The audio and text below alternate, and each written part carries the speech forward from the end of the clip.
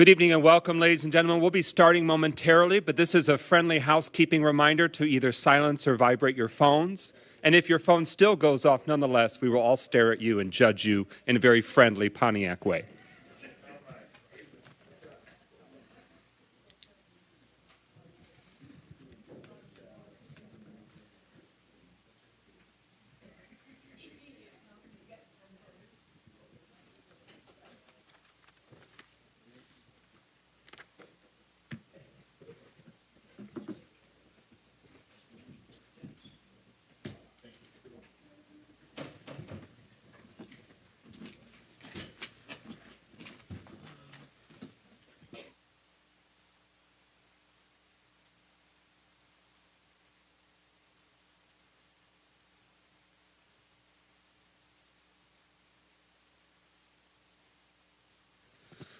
Good evening, ladies and gentlemen. This meeting of your Pontiac City Council, the most interesting and fascinating city in the world, is hereby called to order. We give the floor to Councilman Parker to introduce this evening's invocation.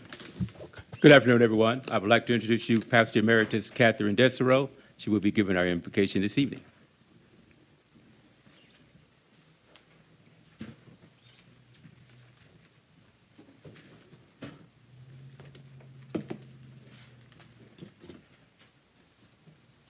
Bottom right. Finally.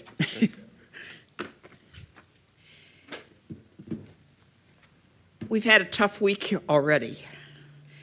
And so I feel like when we pray tonight, we might want to ask for healing for our city. Because there's so much, the city's broken. The people are broken. And tonight, hearts are broken. And Father, we just ask tonight that as this council sits and makes decisions to help all of this hurt and all of this anger, that you would fill them with your wisdom, your guidance, and your love. For we ask it in the name of our Savior, Jesus. Amen. Amen. Amen. Please rise for the Pledge of Allegiance to the flag of the United States.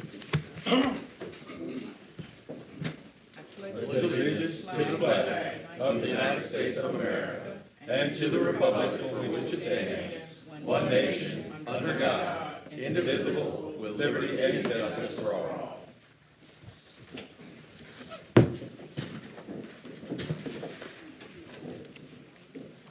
For our moment of silence this evening, we're joined in the chambers by Shaquana Davis Smith, and she's recently said goodbye to her beloved mother, and we want to send our condolences to her and the entire family gone too soon. And in recent days, news has reached the community about Robert Lee, whose life was taken in recent days at the intersection of Martin Luther King and Perry and Montcalm. So we please join us for a moment of silence for Ms. Davis Smith's mother and Mr. Lee as a community.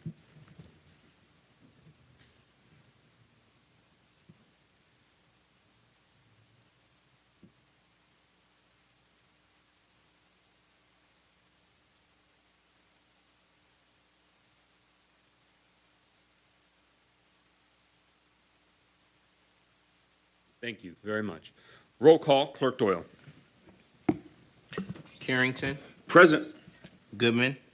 Here. James. Here. McGinnis. Present. Nicholson. Parker. Here. Rutherford. Mr. President, you have a quorum.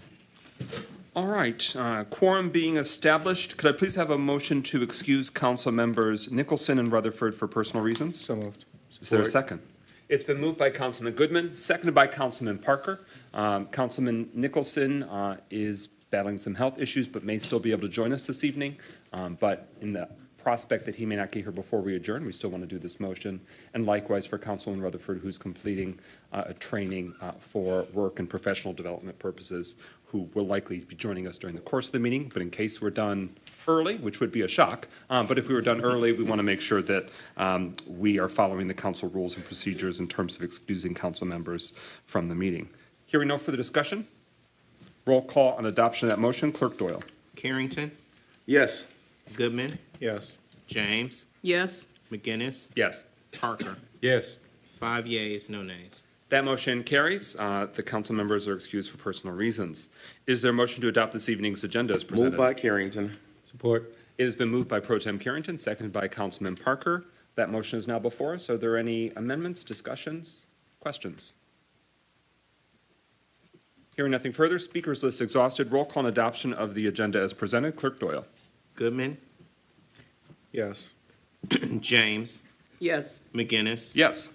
Parker, Yes. Carrington. Yes. 5 yeas, no nays.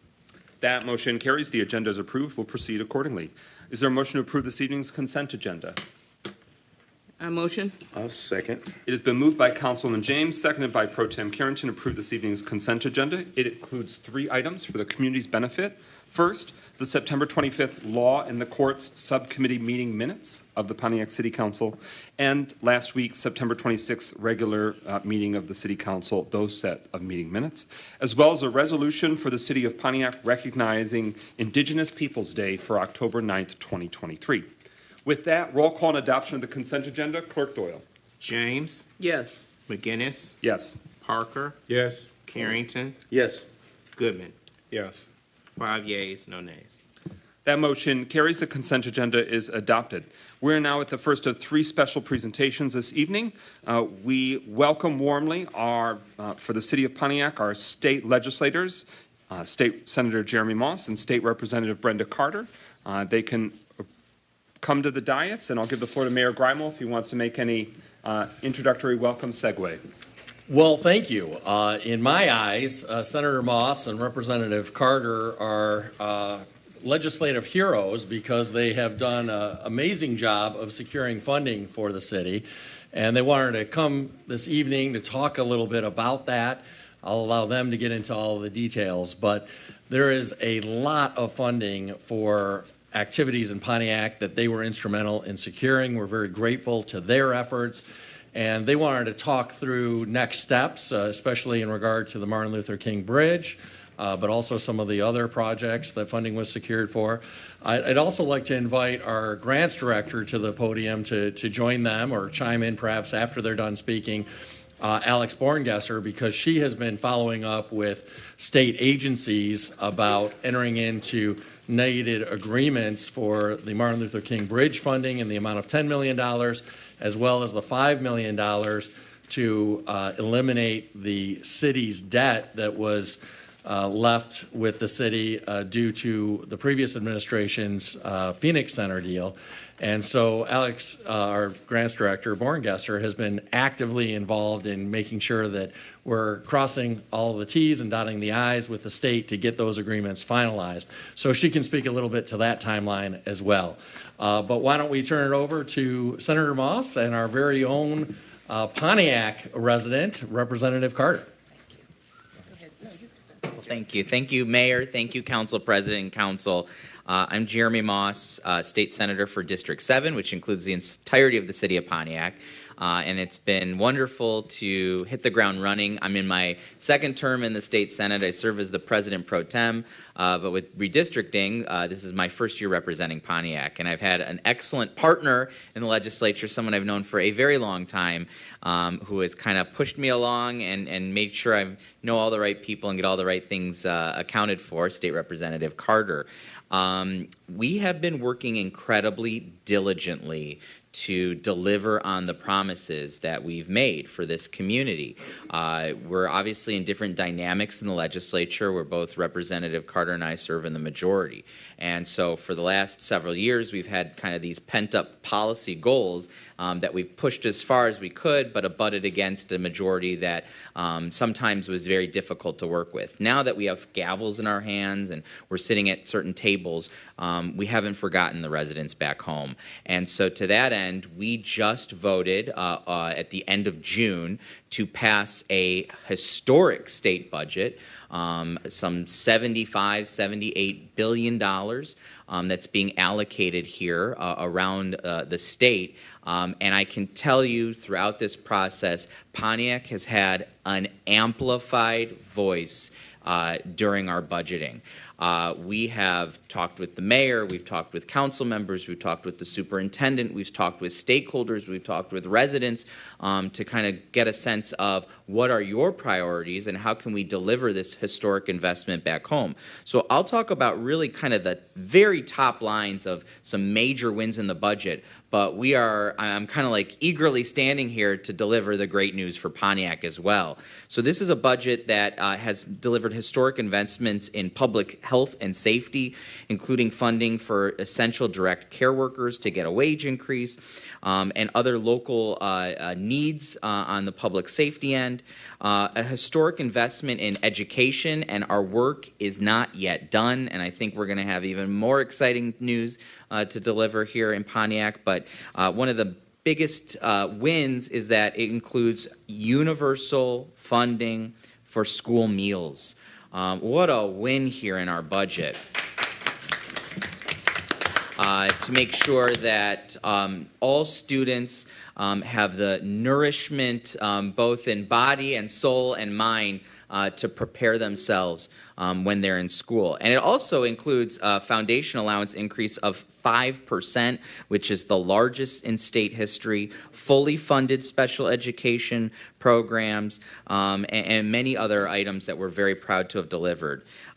We've also delivered on workforce and talent, including expanding the successful Michigan Reconnect program, which allows folks for retraining purposes, adult literacy and other scholarships, building trades, and more, and then diversity, equity, and inclusion. You don't need me to tell you that many communities over the last several years of our budgeting have been left behind and have been excluded from the state budgeting process. We've pushed forward on many measures, including funding to support this racial disparities task force that was born out of the pandemic. We know people of color were over-impacted by that, and the lieutenant governor led a task force with recommendations to reduce those racial disparities, and as well as including racial equity and community health plans, grants to support business owners and entrepreneurs of color in agriculture and other industry. So the lens of equity has been very important for us. Now I get to really announce the fun things, and maybe I'll pass it over to Representative Carter if you want to talk about more.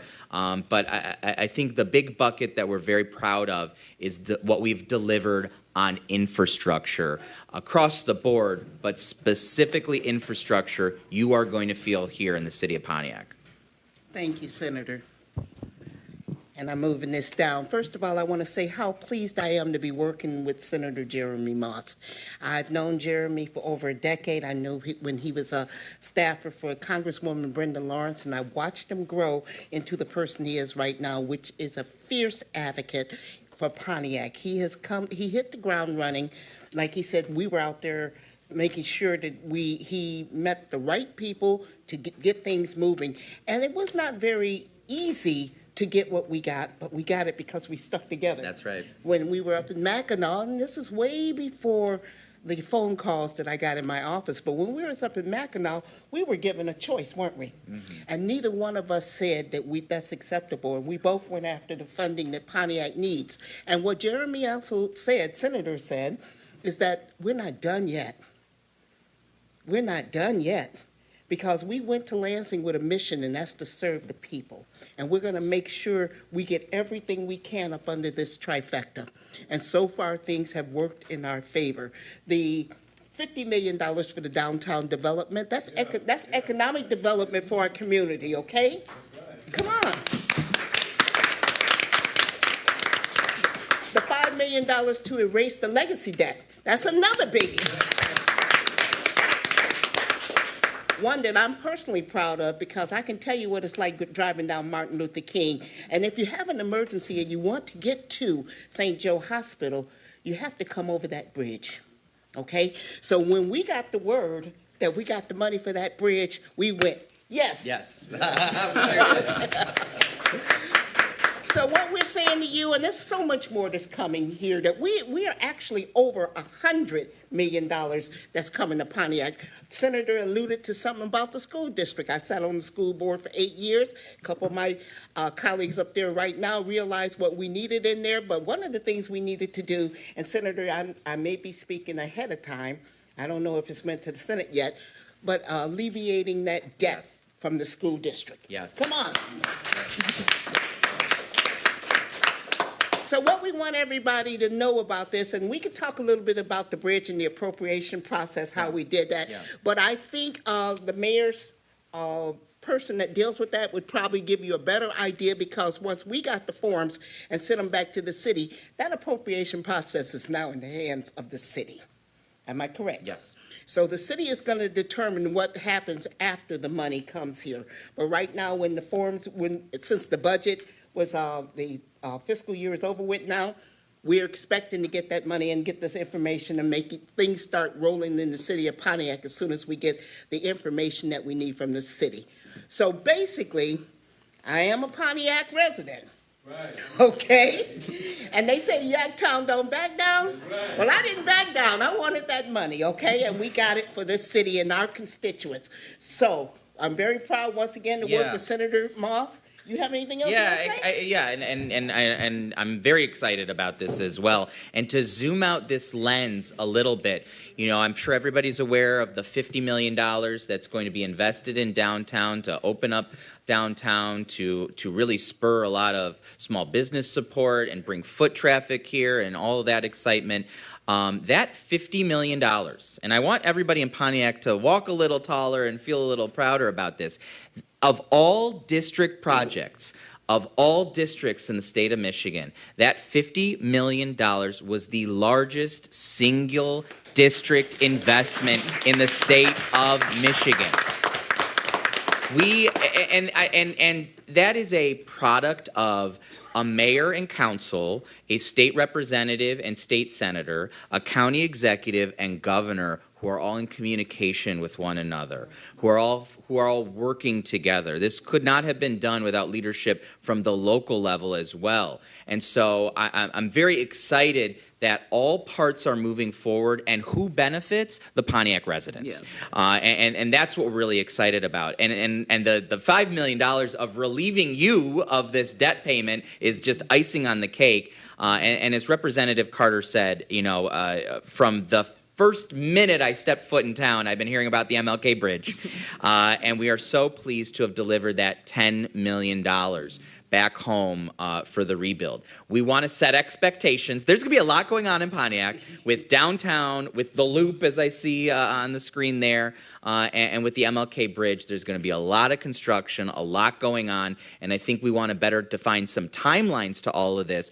But when you see cranes here, when you see shovels in the ground, when you see people working on the infrastructure in this community, this is everything that Pontiac has deserved.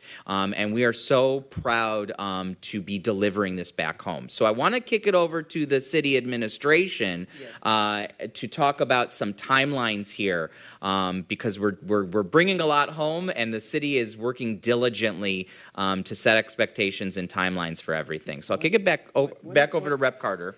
Just very quickly, I'm sorry, I'm going to have to leave to go back up to Lansing, but Senator Moss is handling this. Thank you, Jerry. You got it. Senator. You got it. You got it.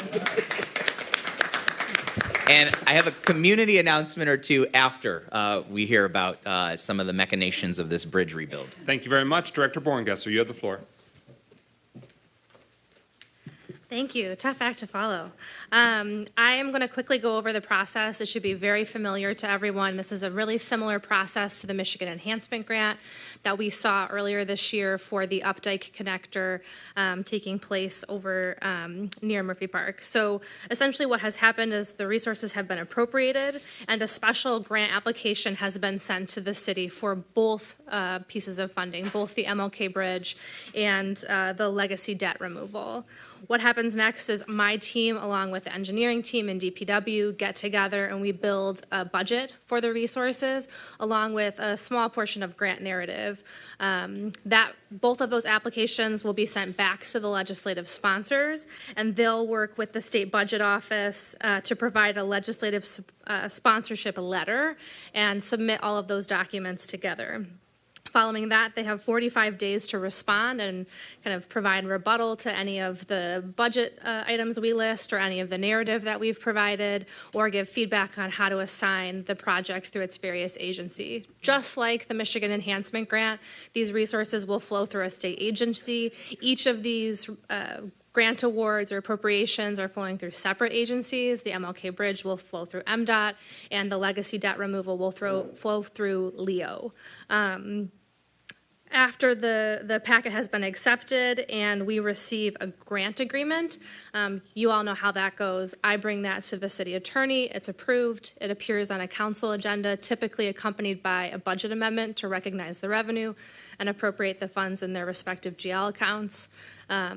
I'm not sure how quickly this process will happen. I've been told from legislative staff that this could take up until sometime in November to receive a grant application. So I am appreciative of everyone's patience as we walk and work our way through this process. Once the resources are appropriated, with the MEDC enhancement grant, which is again for the Updike project, we did receive 50% of the total project cost up front.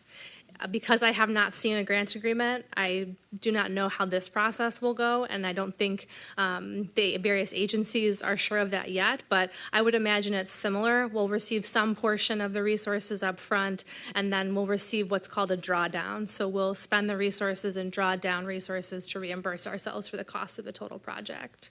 The MLK Bridge project is unique because it is going to be coupling state resources with hopeful federal resources to fulfill the full and total cost of the project. And so we'll work out our budget understanding that there are both sets of resources and funding allocated towards that activity.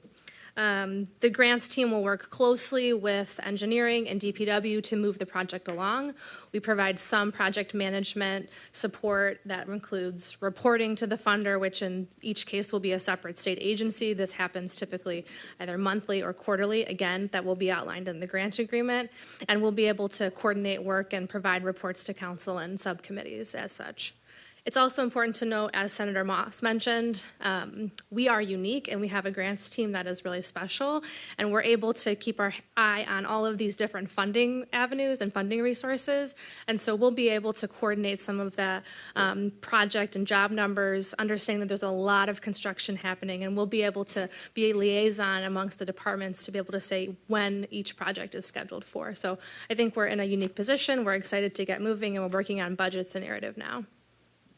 All right, now we'll have some discussion and questions. Just first question, there had been reports to City Council about the city's effort to secure additional federal funding for the remaining balance of the MLK Bridge construction project. Obviously, a lot of instability and uncertainty on the timeline with the federal government and their budgetary process. But is there any preliminary update you can provide the City Council and the community about the securing of additional resources? Sure. A congressionally directed spending request was submitted earlier this year, I think early spring, and the total amount of that is $3.5 million. That was submitted through Congresswoman Haley Stevens' office.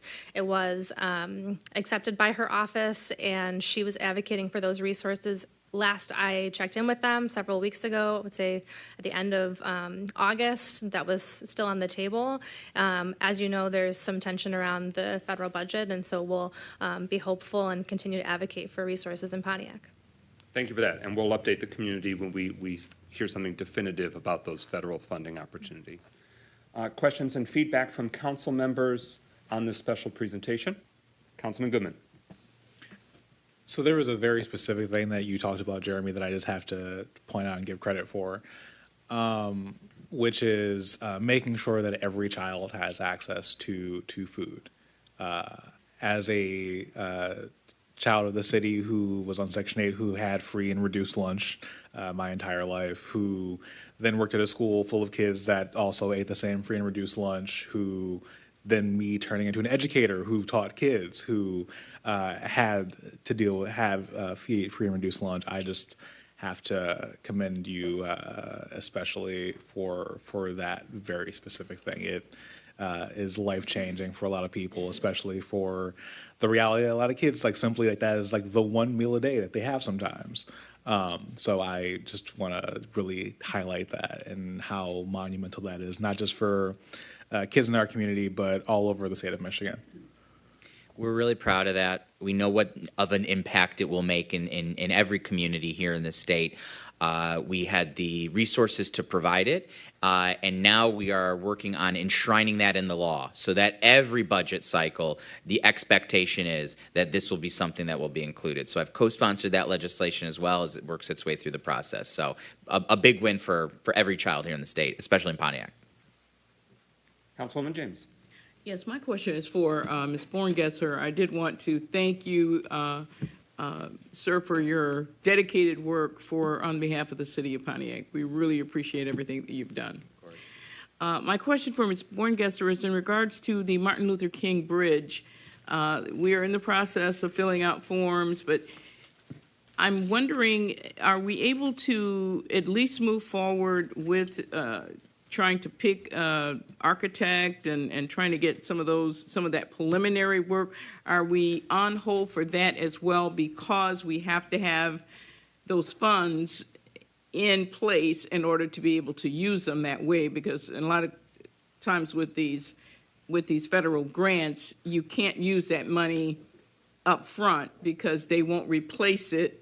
They won't replace it unless you use the funds that were there. So. You're exactly right. So Okay. we are not permitted to begin work, and that means completing the competitive bid process or any RFP or going out to bid for any of this work until we have a signed, executed grant agreement from both parties. So we will have to wait until we get the paperwork. That is correct, and that is true of, I would say 90% of the grant awards we have, and specifically at the federal level. Any work done before the time of the execution of the grant agreement cannot be considered a part of the total project cost. And so we're on hold until we get a grant agreement in front of us.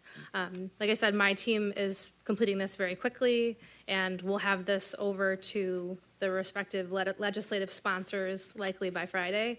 And then it will be a matter of getting a response from the state budget office and then a grant agreement sent over to us. And everything that we can do to move this along as quickly as possible and get a grant agreement before council, we will do. Okay. Any further discussion?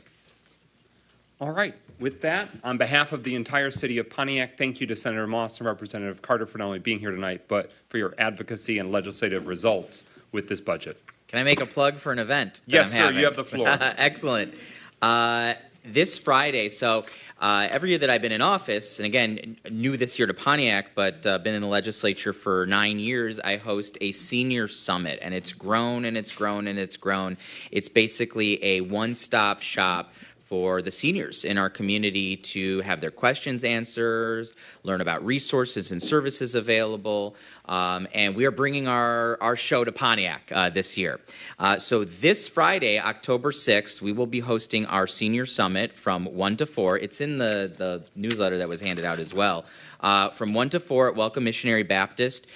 We will have Mayor Greimel and members of council are invited. State Representative Carter will be there. We'll also have county officers, including the new Senior Services Liaison, Jim Ellison.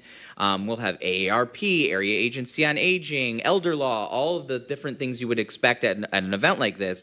But our special guest will be Attorney General Dana Nessel, who will talk about senior scams to be aware of, other senior services, elder abuse, and all the initiatives that she's working on. So this will be, again, this Friday, October 6th, 1 to 4 p.m. at Welcome Missionary Baptist Church. Put it on your calendar, and if you can't make that one, we're going to have another one in about 2 more weeks in Southfield.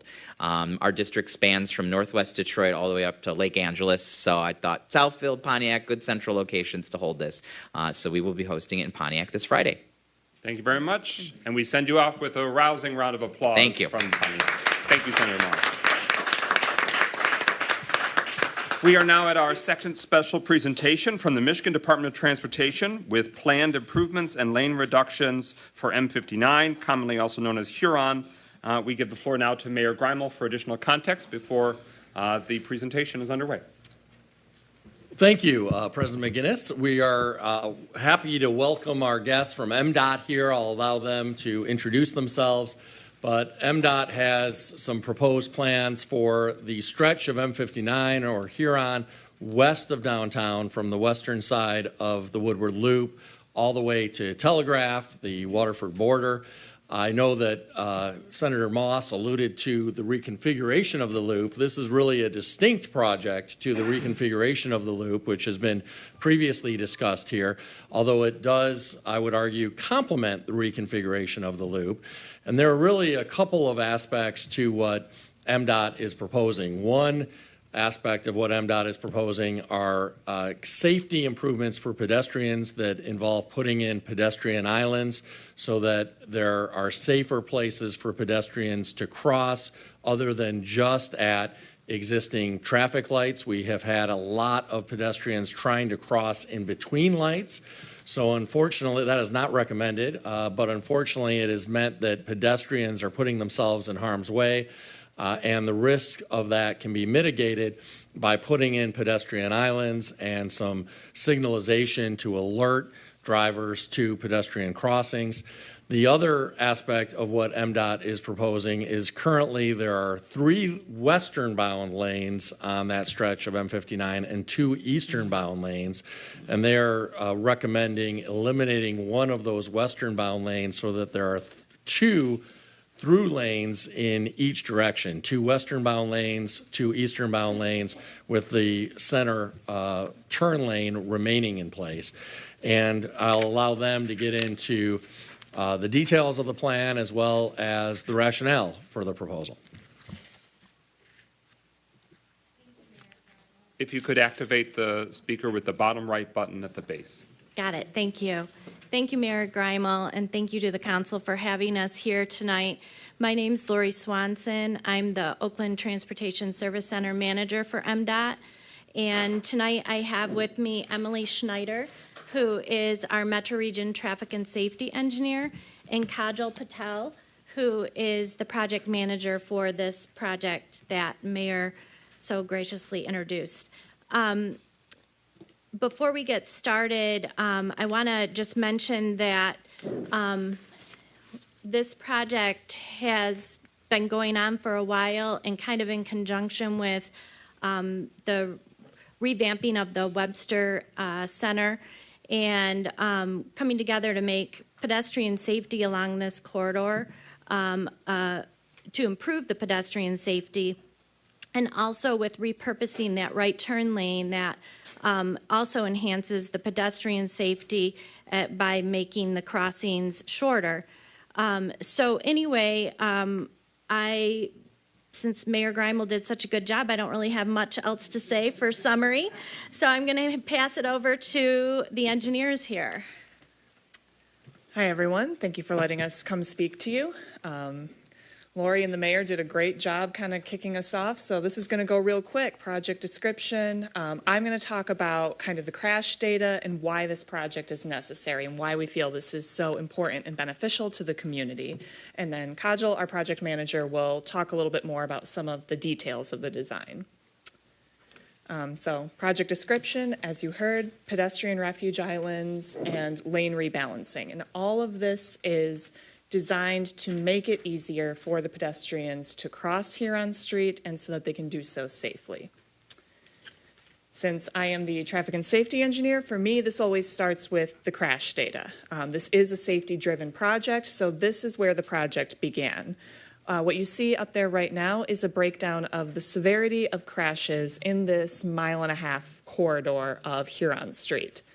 Thankfully, the vast majority of them are property damage only. No one gets injured, that's great, but we are still concerned about that 22% where people are getting injured.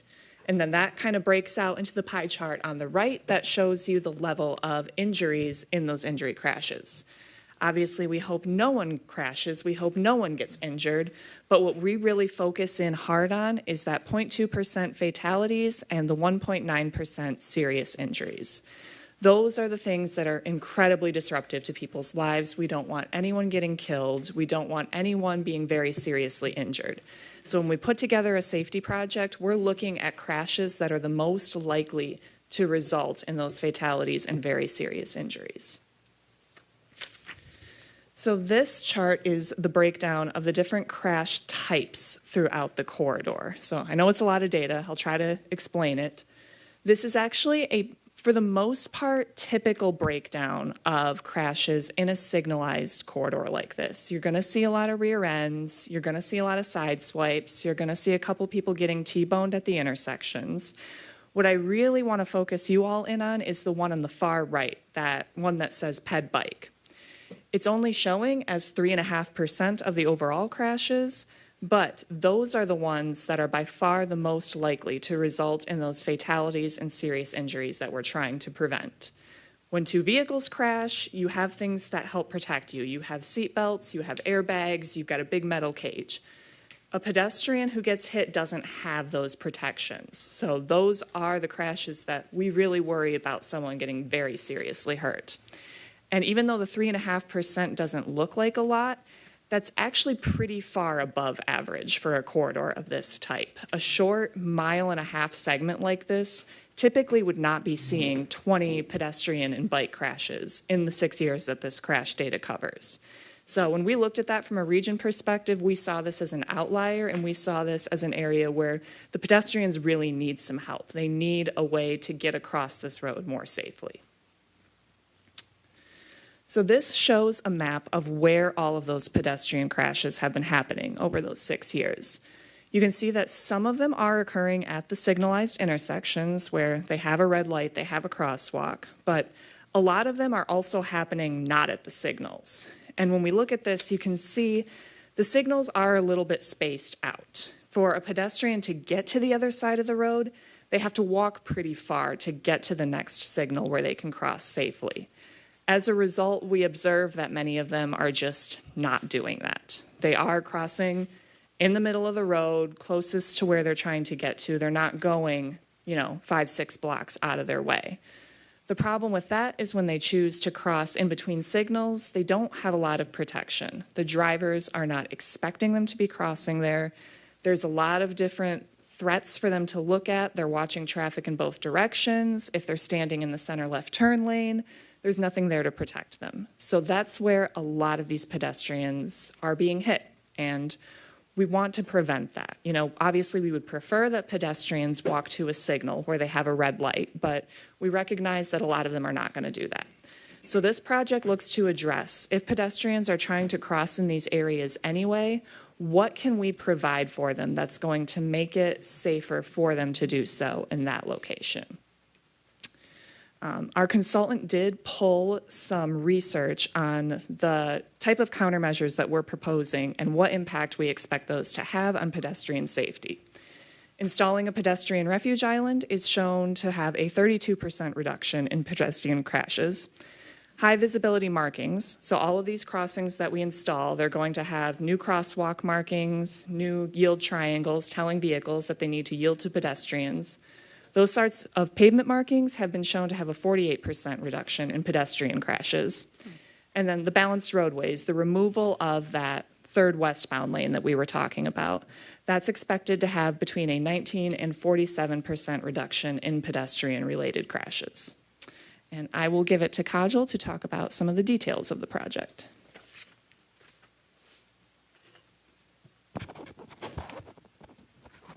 Thanks, Emily. Good evening, everyone. So I will present next set of slides.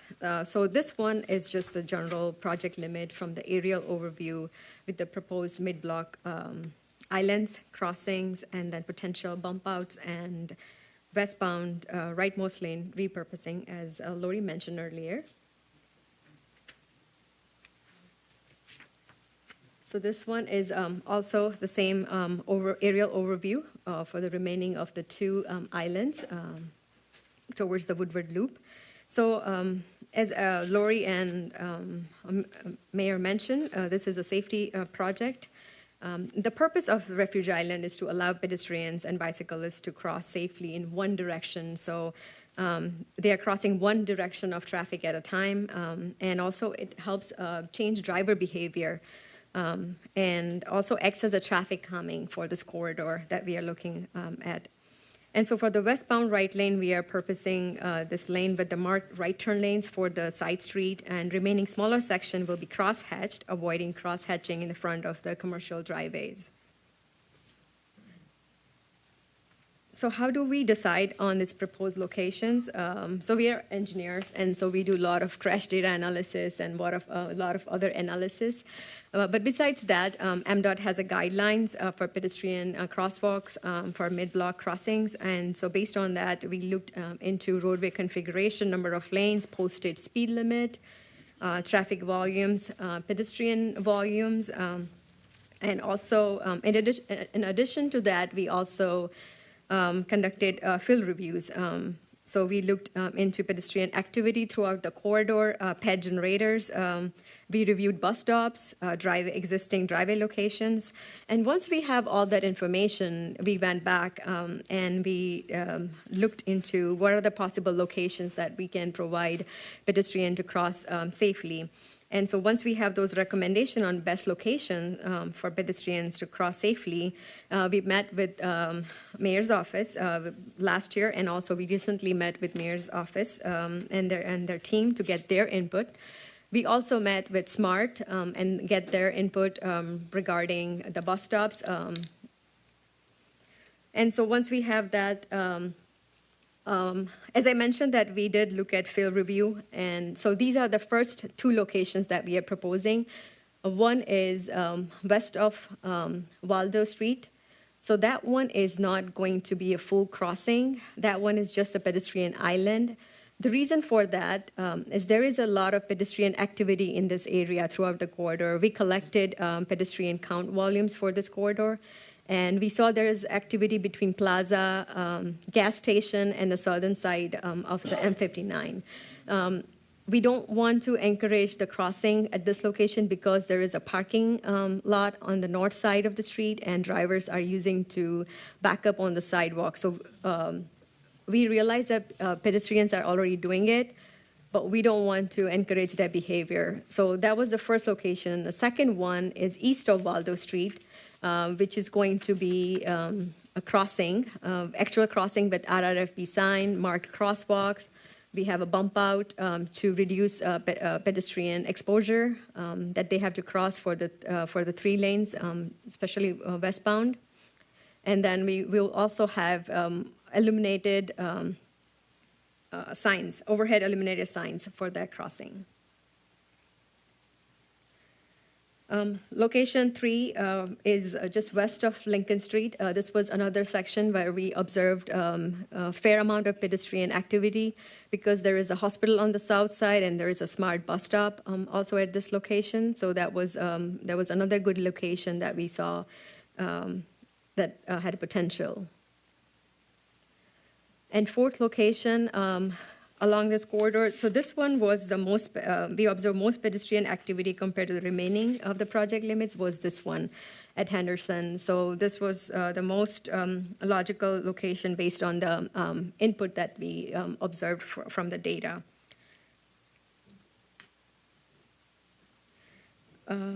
So we did talk about, Mayor also talked about unbalanced roadway. So you know that one section is a 3 lanes, and the other section has a 2 eastbound lanes, so it's not a balanced section.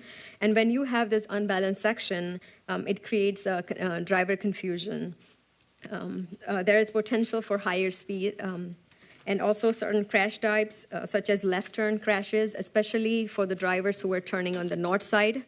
They have to cross 3 lanes, so there's also potential for that, and also for pedestrians and side swipe crashes also do increase in unbalanced roadway section. So MDOT did conduct a road safety audit and also traffic study on this section, and they both recommended that the third westbound through lane is not needed to accommodate the existing and the future traffic volumes, and they both recommended cross-hatching the third westbound through lane for the section, except use at the right turn lane for the side streets. Project timeline, so construction will begin in sometime in spring 2025 for this project. This concludes our presentation, and if anyone has any questions for us. Thank you. There are a few. First is, what is the anticipated budgetary implication for the city of Pontiac? Is the city required to contribute or match anything for the funding of this effort? No. Okay. And just for a frame of reference, how much will this cost the state of Michigan? We understand it's an approximation. I think this project has a 1.2 million. Okay, thank you. Pro Tem Carrington, you have the floor. Yes, thank you, President McGinnis. Just a quick question concerning, I know you said spring 2025. How long will this process take to finish this particular project? So this does include a couple of studies, as I mentioned, RSA and traffic study to evaluate long-term options, for this corridor. So that's why this project was stretched for this timeline. So there's 2 years, I think, from last year. It started last year. Construction will be just one season. If you could use the Yeah. microphone for those at home, Ms. Swanson. Yep, sorry. Construction will just be one season, probably not even all of one season. Okay, thank you. Mayor Grimel? Thank you again for being here, and really appreciate the detailed nature of the presentation. I think, or hope anyway, that the pedestrian islands and the pedestrian safety enhancements in terms of signalization will be non-controversial, and I certainly are all for them. The one aspect of the project that gives me some hesitation or has raised some questions in my mind, and I imagine will among some members of the public as well, is the elimination of one of the 3 westbound lanes.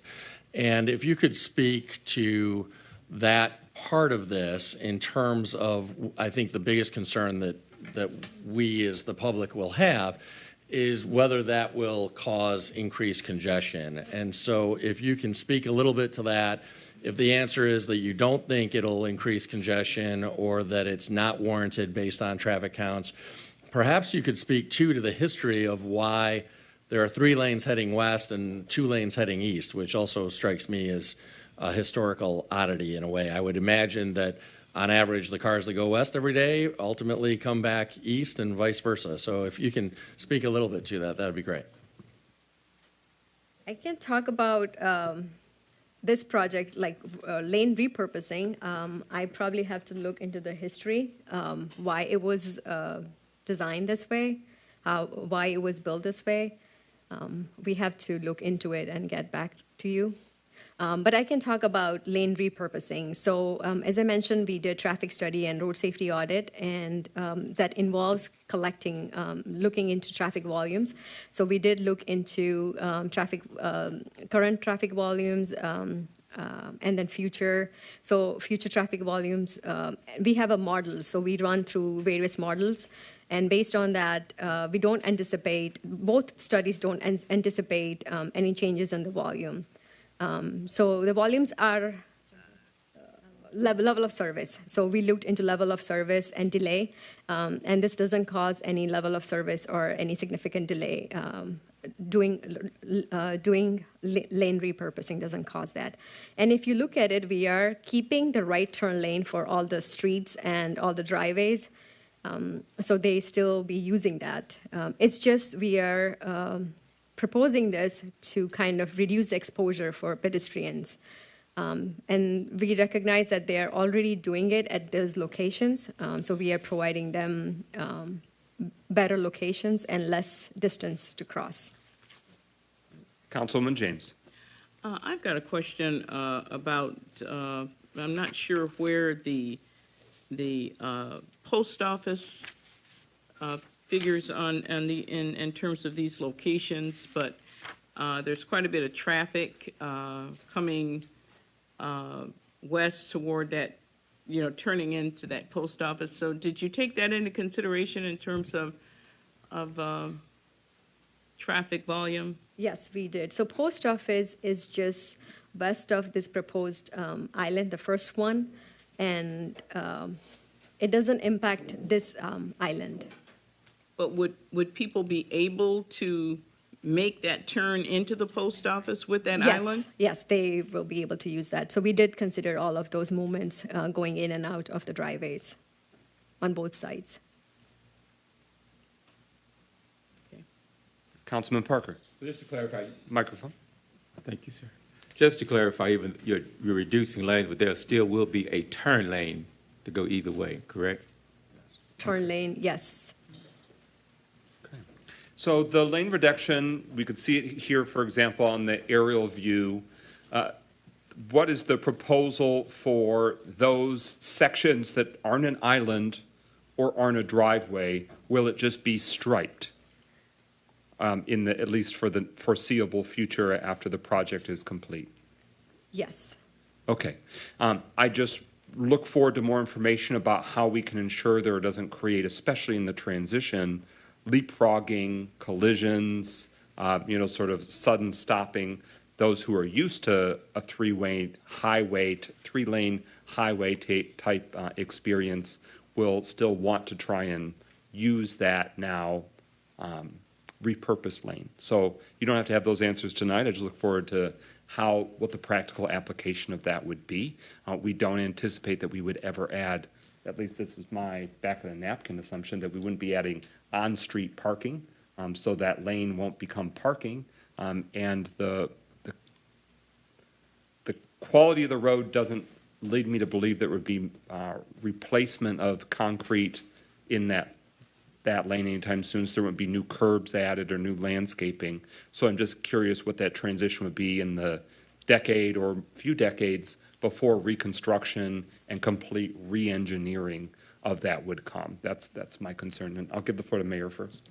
To be a little more pointed about the president's question, because I know I raised it with you as well, I think what he's saying, and certainly what I'm saying is, I at least am concerned that people may try to pass other cars in that hash-marked lane that used to be a through lane and would now be closed to through traffic, but would just be hash-marked. And so that could really create hazardous situations, obviously, if some people are trying to use that lane to pass and other cars and pedestrians aren't expecting it. So I don't know if you have any recommendations about that. I think that's what President McGinnis is reflecting on, and I certainly share that concern. Sure. So I just want to point out in this aerial overview, so if you can see that what we are proposing with that third lane in between those islands, so we are cross-hatching only smaller sections, but the remaining sections we are doing a pavement marking for the right turn lane and also taper.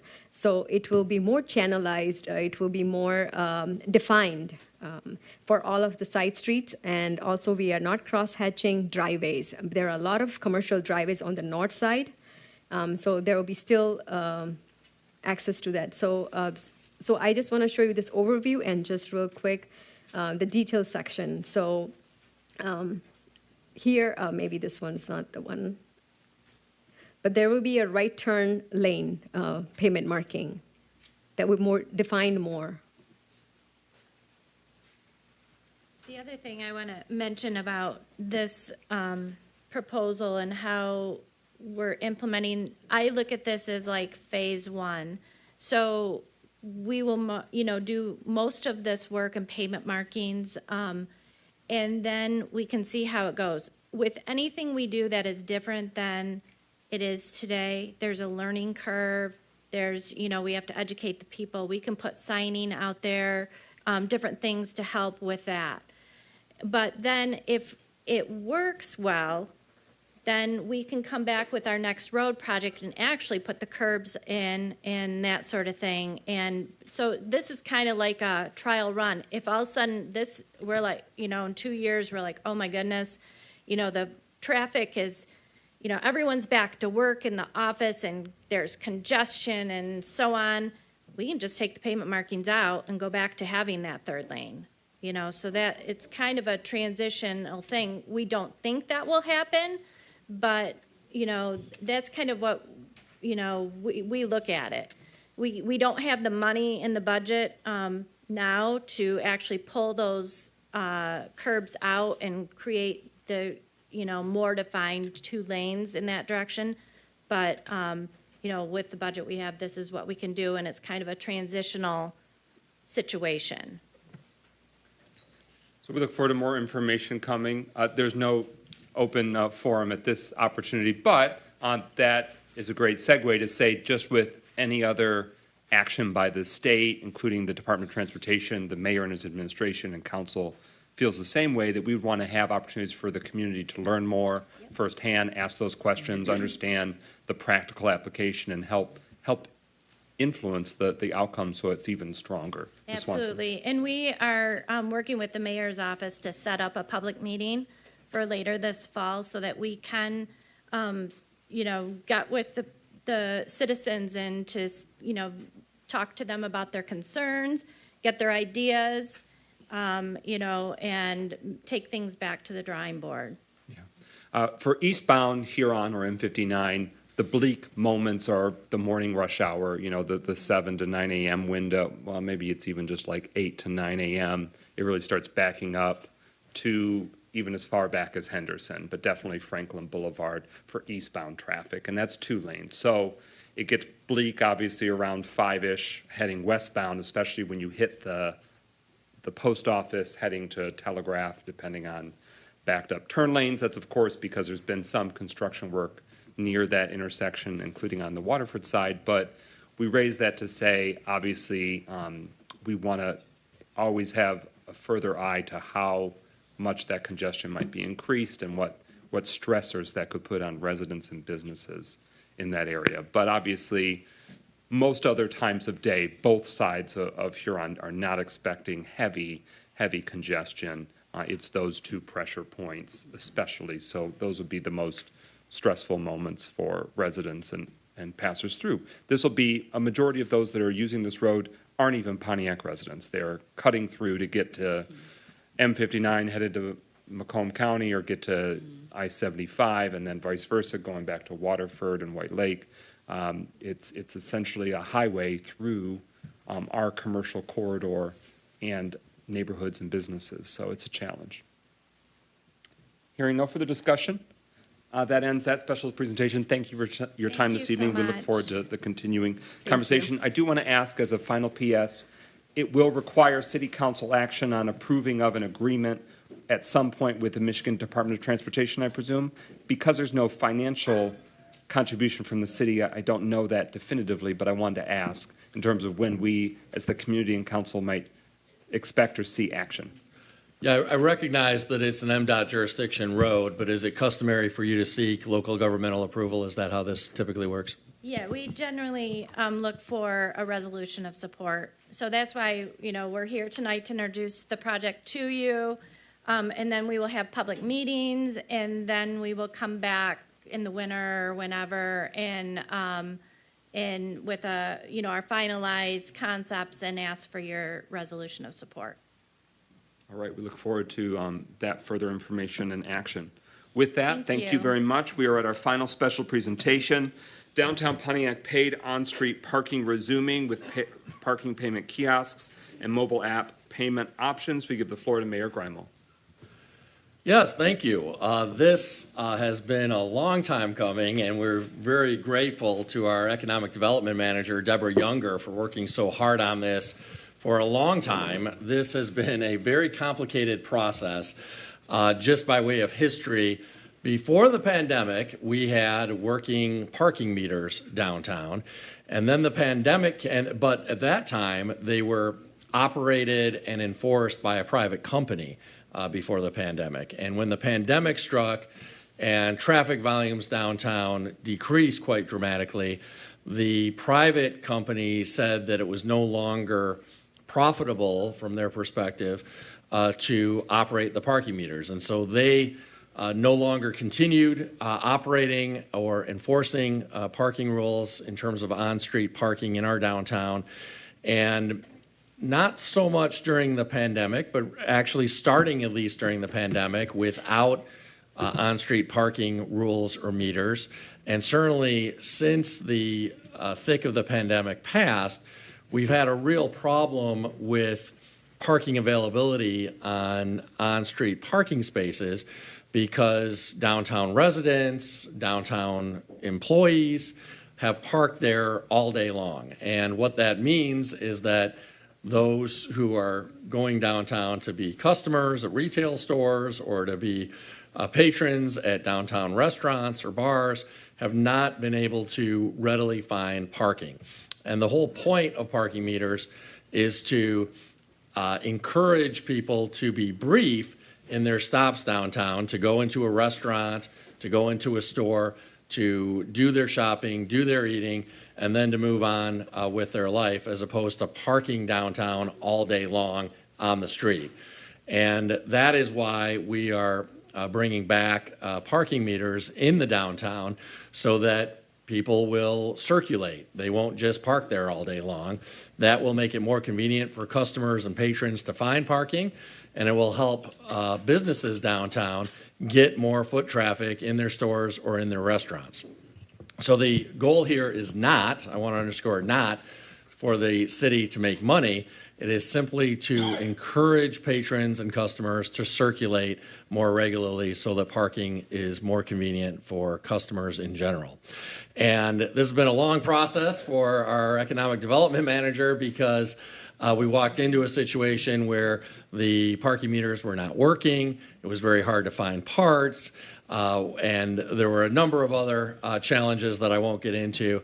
But what we want to do is make sure that we're getting the word out as widely as possible to residents, especially, that parking meters will start to be operational. They're already, in fact, operational, and that they will start to be enforced. So we want residents to not be surprised when they start getting parking tickets, and we want people to know that you do need to start paying to park on the street in the downtown. So with that, we're joined with by our economic development manager, Deborah Younger, who's really been leading the effort to get these parking meters back in operation. But we're also joined by our code enforcement manager, Jack McIntyre, whose team will actually be enforcing parking violations. So with that, take it away.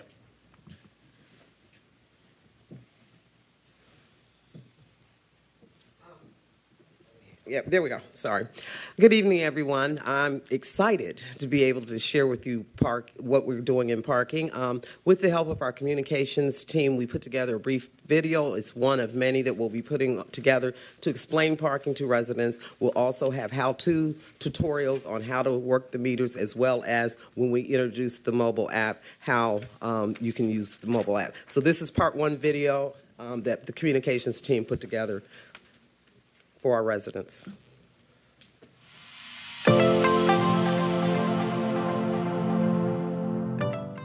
Good morning, residents of the city of Pontiac. I'm Deborah Younger. I'm here to tell you and announce that paid parking is returning to our downtown.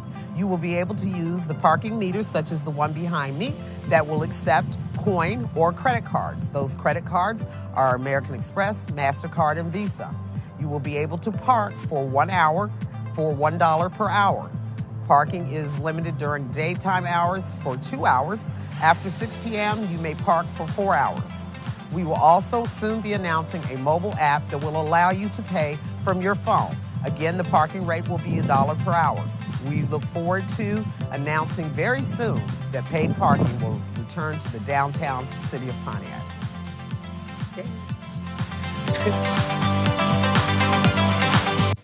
So again, that's one of a series of videos that we'll be putting together to inform the residents about how parking works.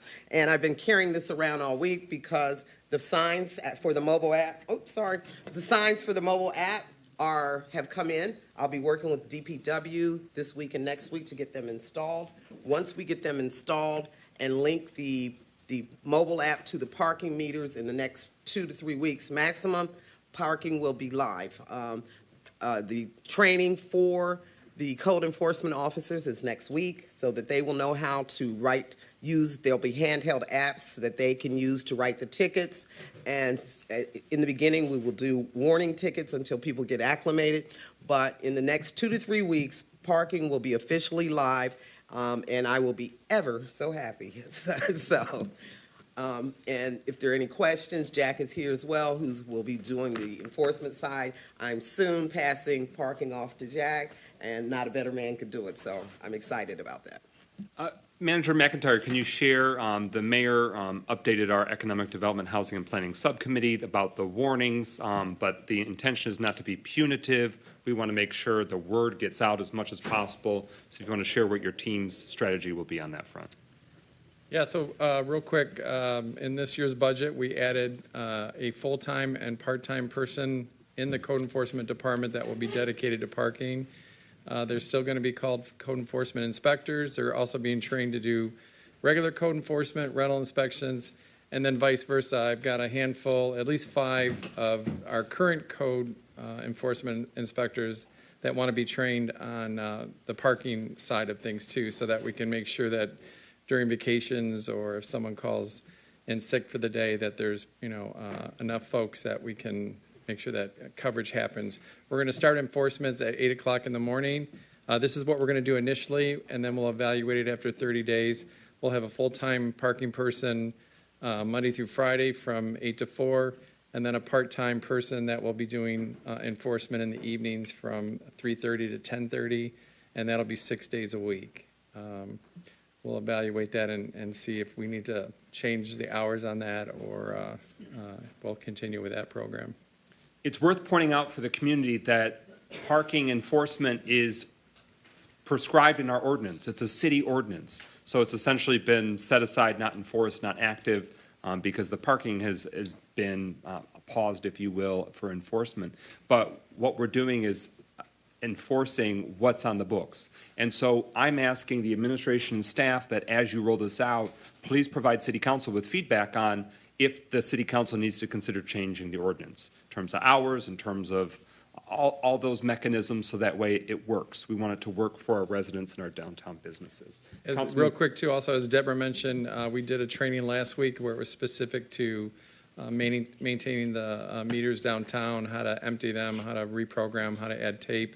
We are constantly, we're hooked up live on our cell phones to the meter, so if there's any issues, if a meter gets bumped, if someone, if they put pennies in, or if the tape is running low, there's myself, Deborah, and a couple of our code enforcement inspectors are getting alerts on their phones so that we're aware that there's an issue with them. But it was, I'll tell you, kind of a funny thing last week. We were downtown doing the training. We had one of the reps on the phone. He was walking us through the process of reprogramming this one particular meter, and a resident walked by and said, "Hey, don't bother putting any money in. They don't work." So I said, well, they will be shortly. We're working on that right now. So, and it's worth pointing out, no pennies can be accepted by the machine, and no Canadian coins, and definitely no wooden nickels. So don't try it. Yes, ma'am. We've been getting a lot of questions about handicap parking and will there be a charge for handicap. If you have a handicap sticker that has the yellow sticker on it by state law, those are the ones right now that are exempted. We can look at that policy. Our ordinance does not specify how we treat handicap parking, but for the state, if you have a handicap sticker, if you are not able to use a kiosk or mobile app, you are given a yellow sticker that goes onto your handicap placard, and that, by state law, is the exemption for handicap parking. Okay. Councilman Parker. Thank you, sir. A couple of questions. One is, how are you communicating that to the residents that currently exist downtown? Are you sending mailings out to make sure that they understand that somewhere in the near future they won't be able to park at those meters anymore? And secondly, because my understanding is there's a lack of parking downtown anyway for those who stay downtown, have we identified alternate parking spaces for those who do stay downtown that they don't have to park at the meters? We will be doing mass mailings to residents and surrounding people with regard to parking, with the notice of parking is going to be starting to be enforced. With regard to parking for residential, I'm working on several options that are looking at existing lots, existing structures that would be such as McLaren Hospital, and how we might be able to utilize that. I don't have a final solution today, But we're very cognizant, and as we bring more residential online to the downtown, that's going to be a big consideration as to how we bring residential developments to the downtown. So we are cognizant that we have to do something about residents that live in the downtown, and I'm working on several solutions for that. Follow-up question. And will there be any, for the businesses, will there be any reserved parking specifically for those businesses? We're not anticipating that at this time, no. So just get in as you fit in? Yes. Okay. Councilwoman James. Yes, my question is on the app. What's the name of the app, and how can residents load it on their phones? Because we can at least get that done before it's Zone 1947. Is that the name of the app? No, the name of the app is Passport Parking. You can Okay. download it now. Okay. It will, all of downtown will be one zone. Okay. With the hope that if we were, say, to acquire a surface lot or something Mm-hmm. else, then that would get another number. But right now, all on-street parking in the downtown will be Zone 1947. And these will be posted throughout the downtown. As I mentioned, there will be a tutorial on the website. The next thing that we're working on is how to actually feed the kiosks, the meters, and then the third video will be how to use the mobile app. So you can download Passport right now, and it's a mobile app that you could download, but it's not live yet. So if you download it right today, nothing will happen. But it'll be live in 2 to 3 weeks. Okay. And just in addition to your question about designated parking for particular businesses, that's not an option, but what will be an option is that local businesses can purchase validation. So if they have a customer that comes in or a client that comes into their office for an hour appointment, then they can purchase in advance, the business can purchase in advance, like comp almost, so that they can present that to their client or their customer and say, you know, when you go out to the meter, you can go ahead and use this and it'll cover, you know, some of the cost of your parking. Councilman Goodman, followed by Councilwoman Rutherford. So I feel like one of the questions that got asked but didn't necessarily get answered. So I know that the limit is 4 hours. What if someone needs to be there longer than 4 hours? What is the protocol for someone who is simply stuck being downtown for an extended period of time? And also subsequently, like, is this in place for 24 hours of a day? 'Cause I know many cities don't have the meter running overnight between, 11 and 4 in the morning, like so on. So the 4-hour time frame starts at 6 p.m. in the evening. So from 8 in the morning until 6 p.m., it's a 2-hour limit per spot. And then from 6 p.m. Until the later evening, it's 4 hours. But after 10 p.m., there is no enforcement? Per the city ordinance, per the ordinance, parking is 6 to midnight, but we won't be enforcing until 8, and we'll adjust the schedule as Jack hires staff, but right now, probably up about till 10 o'clock. So enforcement will be from like 8 to 10 right now, but per ordinance, parking is paid from 6 a.m. to 12 p.m. And again, we're going to evaluate that, and we may need to come back to council to ask for changes to the ordinance. And so, just so I can kind of understand, so the residents can understand, so if someone is downtown for 2 hours and that time has expired, and they need to continue to be downtown for whatever reason, what is the protocol that they would go through so they don't get a ticket or a violation or get their car towed? If you have used the meter, you will have to go back and feed it. We don't have a way to extend on the meter. If you use the mobile app, you will be able to extend it via your phone, as is in most cities. But because the way our meters are and their age and the technology is not in those old meters. So hopefully as parking gets going, and we may be able to upgrade the kiosks that we have. But right now, we don't have an ability to extend time other than you physically going out and putting additional cash in or putting your credit card back in. And in addition to that, the Passport app has a mechanism that about 20 minutes before your meter is going to expire, it'll send you a notice. So what I'm gathering from this is, so after that 2 hours is up, can I just add more time? Not if it's before 6 p.m. The ideal is to get people to circulate. So then, what do I do after that 2 hours is up and I need to continue to be downtown? You move your car and pay more. There's no mechanism now to do anything to go beyond 2 hours. So then the protocol would be that if my 2 hours is up, I go get in my car, move my vehicle to a different parking spot, and then pay for another 2 hours. Order in the we don't have. chambers. Technically, Manager Younger. Sorry.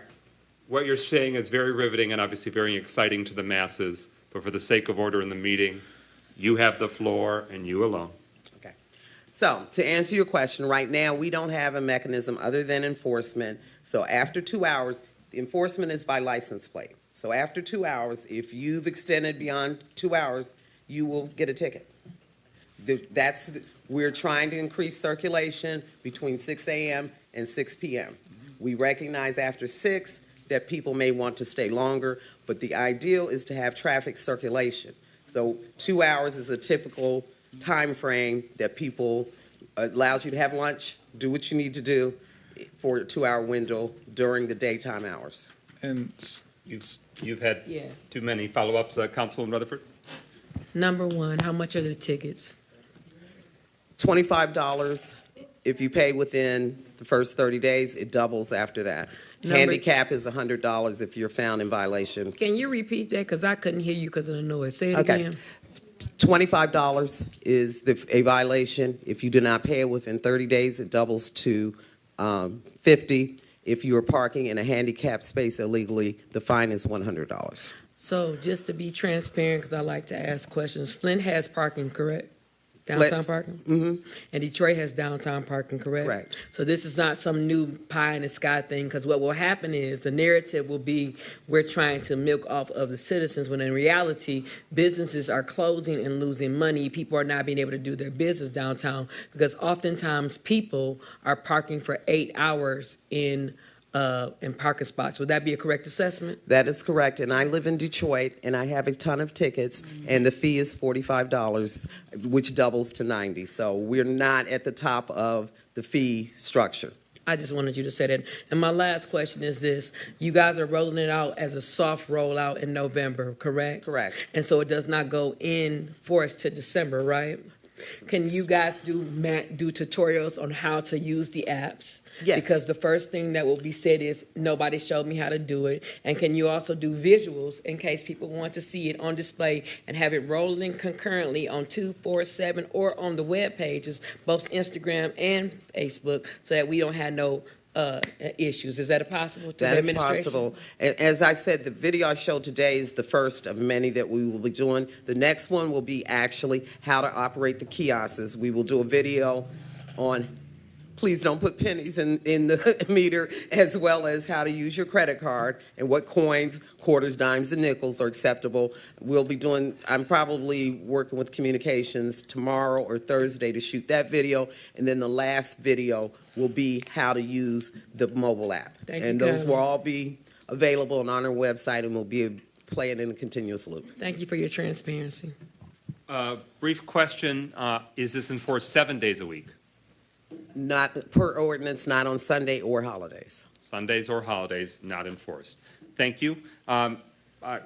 Council Pro Tem for a first time, and then followed by Mayor Grimel, Councilman Parker, Councilman James, Councilman Goodman, if he has further. Yes, thank you, President McGinnis. I guess my first question is, what was previously, before the parking meters weren't operating, what was the cost for a ticket? Because it seemed like the price has been increased by at least $15, if I'm not mistaken. It was $10, and what we found is that would be more than parking all day. So it was, some people preferred to get a ticket than to pay for the meters and circulate the parking. So we wanted to make it not at the top of the rate that other communities are paying, but certainly an incentive to not just stay in a parking space, because at $10, that's cheaper than the ticket would be. So you could pay 10 hours parking and be able to stay. So making it so that it's an incentive to circulate, do your business, and move on so that other patrons can access downtown amenities. I guess my second question, usually when it comes to parking meters or fees for downtowns, usually you're trying to make sure you have enough projected income to pay for that particular cost of providing that particular service. So do you have a projected cost of what this will cost the city?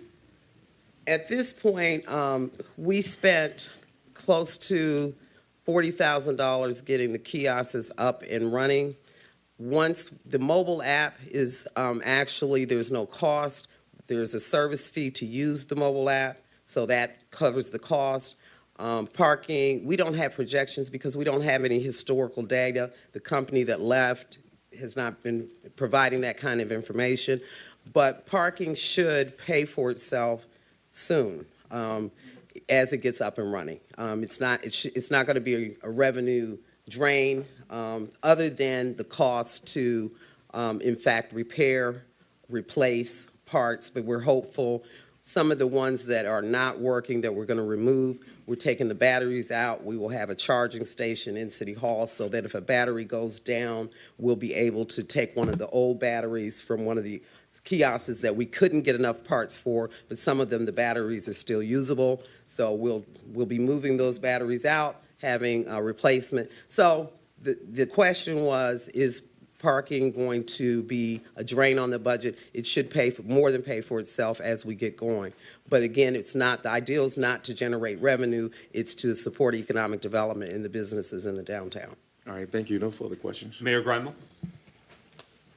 Yeah, I just wanted to make sure that the public had clarity about one of the comments that you've made, Manager Younger, and I think you did clarify it, but I do just want to reiterate it and emphasize it, which is the only thing here that's changing is the enforcement of the amount of time you park, and without, for that matter, paying for the parking. So that's the $25 ticket. The $100 ticket that you mentioned for illegally parking in a handicap parking space, that's always been the case. You could go there right now and park in a handicap space without having a handicap permit, and you will get a $100 fine. That's been the case in the city as a whole, in every single handicap space in the city forever. I mean, forever is a long time, but for many years. So that's nothing new. That's just, again, a reminder to people that it is illegal to park in handicap parking spots if you're not authorized to do so. And that fine in every community all across the state is a very heavy penalty because obviously able-bodied people should not be occupying those spaces that are reserved for disabled folks. Councilman Parker. Yeah. Ms. Younger, got a question. You said that if my 2-hour time runs out, I can go back and put more money in. No, I can't go back. No, you need to move if you need to go because it's going to be enforced by license. So the code enforcement officers will know what licenses were out there. It's in all computerized. After 2 hours, before 6 p.m., you should move. After 6 p.m., you can extend to 4 hours. Thank you. Councilwoman James. Yeah, I just had that comment that that's the way it is at Wayne State, because I had to go to a conference there and got into that scenario of the meter would not extend, and I had to literally, drive around to find another parking space. So this is the way that these systems work. And it's not the most pleasant, but this is the reality. This is the way they work in Detroit. This is the way they work, in other cities. So, Order in the chambers. Councilman Goodman, anything further? So, just to ask a question, let's say that I need to be in downtown for 3 hours. What do I do? I don't know. Go ahead. I can tell you, I used to have a lot of appointments downtown Detroit, so sometimes it's, they're so on it that even A&E even has a parking show. We haven't reached out to A&E, so folks in Pontiac, we're not going to try to do a parking show, but oftentimes with appointments in Detroit, I'd have someone go with me, or I'd find a parking structure in the area or some other place where I could pay for longer term parking. But this is designed for all the parking spots that are in front of our businesses and in front of our restaurants and in front of our social media places or our gathering places in downtown. We're trying to encourage parking. We're trying to encourage a lot of people to come down, and in order to do that, we have to regulate parking this way. Okay, and then my other just comment is, I mean, with like to Pro Tem's point about the cost, I'm not saying that there should be no cost for violations. I'm definitely not going to be that person, but I am just going to point out that of other cities in Oakland County who have more money, who arguably should be paying higher fines, have lower fines than the one that we're recommending, like the city of Ferndale. Be it their scaling's a bit different, but like, because is the cost $25 for the ticket that's in Pontiac? Did I understand that correctly? The initial ticket is $25. So like, again, not really trying to drill too much on that, but it's just an astute observation. Councilman Rutherford. Okay. So tickets in Birmingham are $45. Tickets in Detroit start off at $50 and up. And the first thing people say is we're not Detroit, but we are a city. And we have a downtown, so we have to charge. At the end of the day, this is what it takes to make sure business have an opportunity for people to be served. So the resistance that people have, would you rather have a downtown that has no place for you to park or a place for downtown businesses and your business, if you bring a business downtown, to thrive? I think it's important that we keep pointing out facts instead of emotion. So the fact of the matter is, it costs to park. That's it. All I'm asking y'all to do, and I'm saying it because the naysayers will continue to talk, and I'm with it, is this. Please do it so simple so that no one can try to say we're trying to be like Detroit. We're not trying to be like anybody, because at the end of the day, this is a city, and we have to charge for parking. That's it. Mayor Greimel? Well, I did just want to note that what happens in other cities, if people need to be downtown for a longer period of time, there probably aren't going to be a lot of circumstances like that, but there will be some circumstances like that probably. For example, the 50th District Court, there might be attorneys or others who will be working there for a few hours or something. But what happens in other communities is that those individuals go and they pay at a surface lot. We don't have a lot of surface lots that currently are active in terms of taking money and allowing people to pay there and stay there for a long period of time. But there is at least one, and I'm not talking about Lot 9. We all know about the challenges there. But there's one at the southwest corner of Huron and Saginaw. So that is an example of a surface lot where if somebody needs to stay for a longer period of time than 2 hours during the day or 4 hours in the evening, there will be another option. The city, as City Council is aware, has been exploring the city requiring some surface lots and or a parking structure. Certainly City Council knows, but as many members of the public are aware, the city at one time owned a lot of surface parking lots downtown. All of those were sold on the cheap by the emergency managers. You can add that to the list of many ways in which emergency managers destroyed the city. But obviously having more accessible surface parking lots that allow for some longer term parking is important. We recognize that, and we are working to provide those options. Any further discussion? Hearing no further discussion, that concludes the third and final special presentation. Thank you for your time this evening. We are at recognition of elected officials. Throughout the evening, I saw a number of elected officials currently serving our community. I see the member of the Pontiac School District Board of Education, the Honorable Kenyatta Bowman. You have the floor. Good evening, everyone. Good evening, Council President, Pro Tem, Mayor. I'm here this evening because I want to thank the citizens of Pontiac for electing me to serve on the Board of Education. When we are elected into these positions, we are servants of the people. That's what these elected positions are. We are the voice of the people in the community.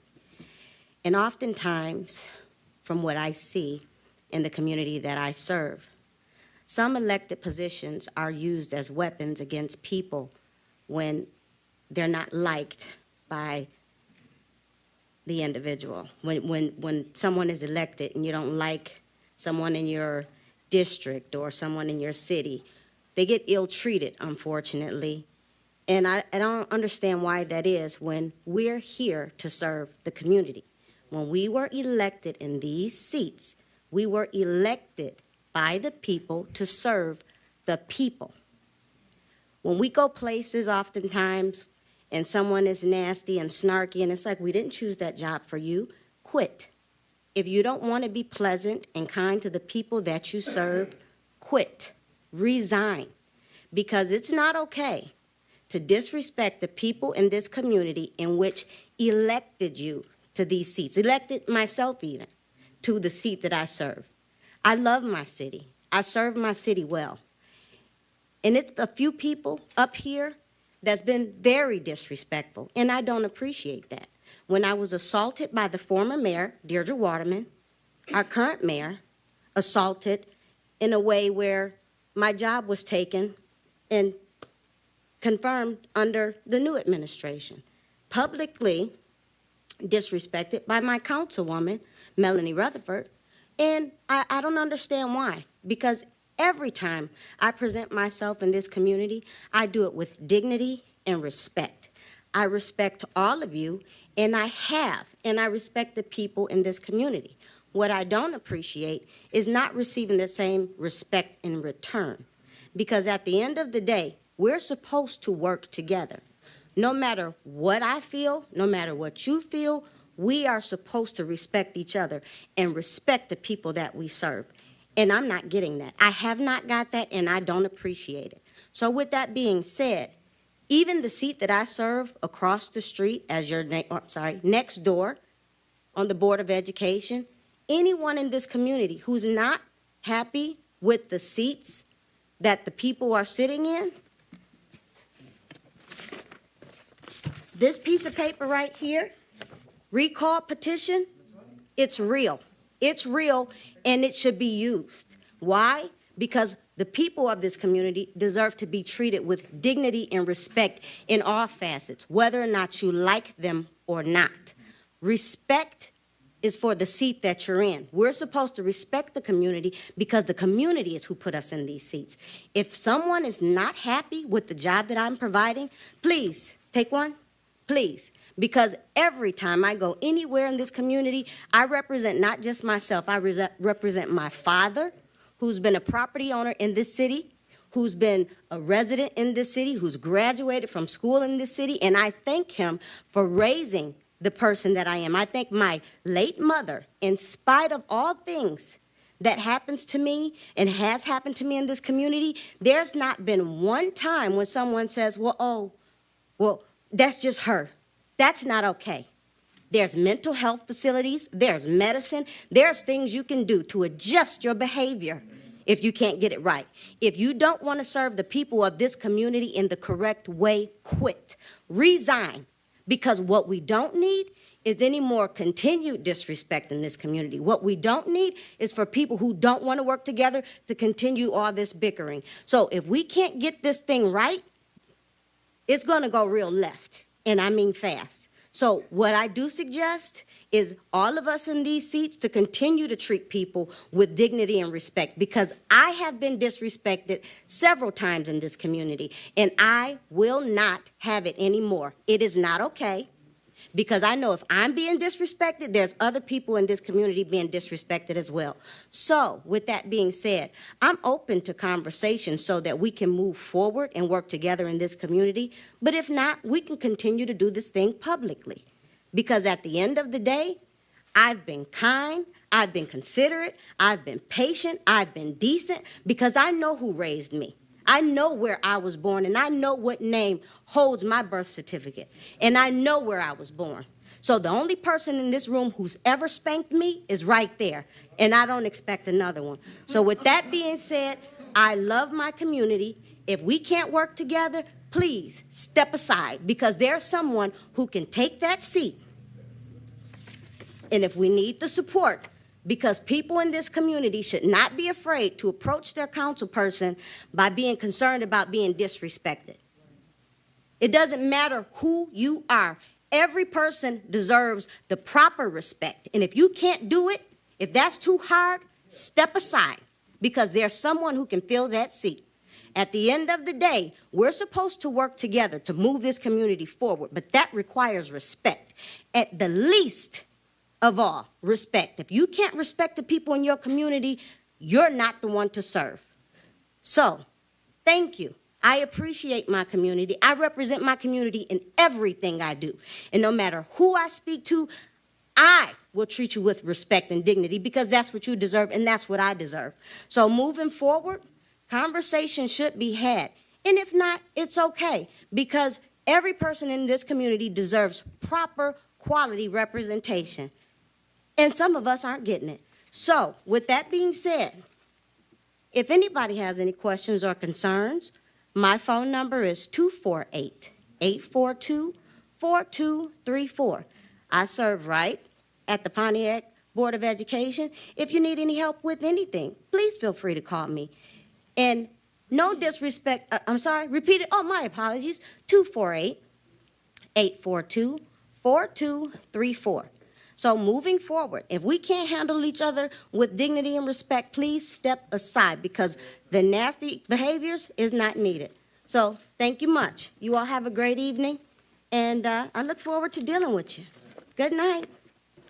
Are there any elected officials that wish to address the City Council regarding their current elected role? All right.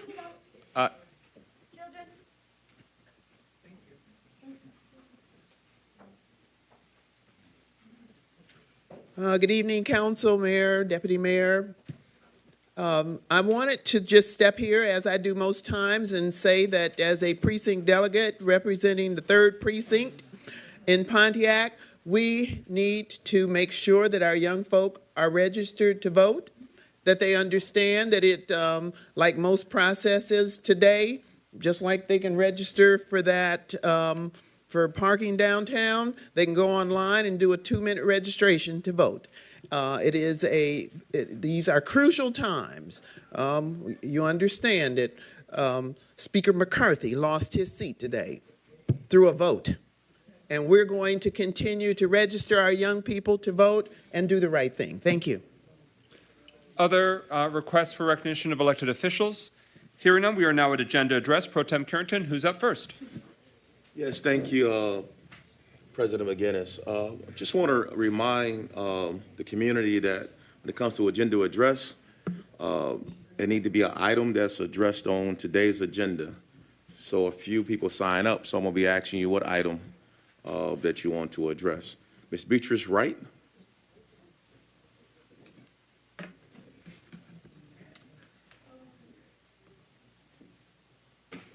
I think I put the item on there, Yes, didn't I, no, sir? Yes, ma'am. You're fine. I was talking about Okay. everybody else.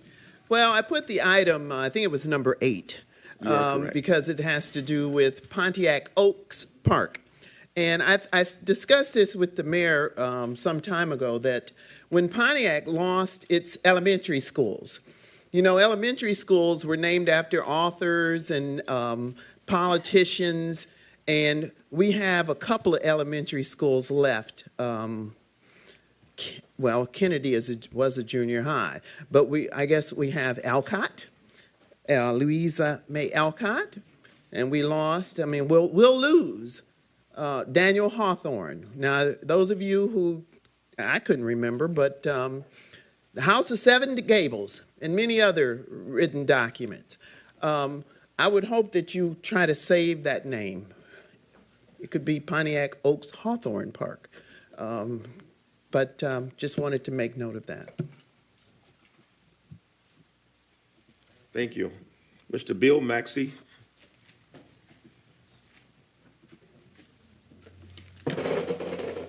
Good evening. Bill Maxey, elected person on the library board. The seniors in our city, please take note.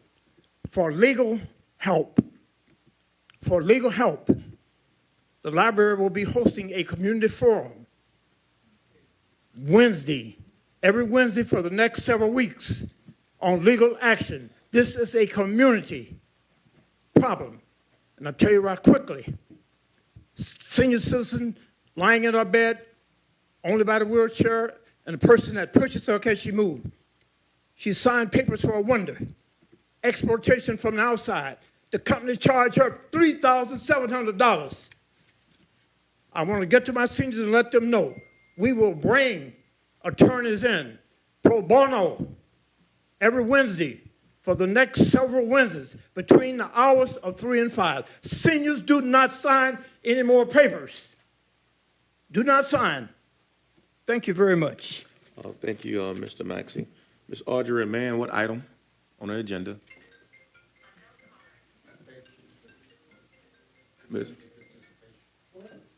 Ms. Audrey Mann, what item of discussion for the agenda address?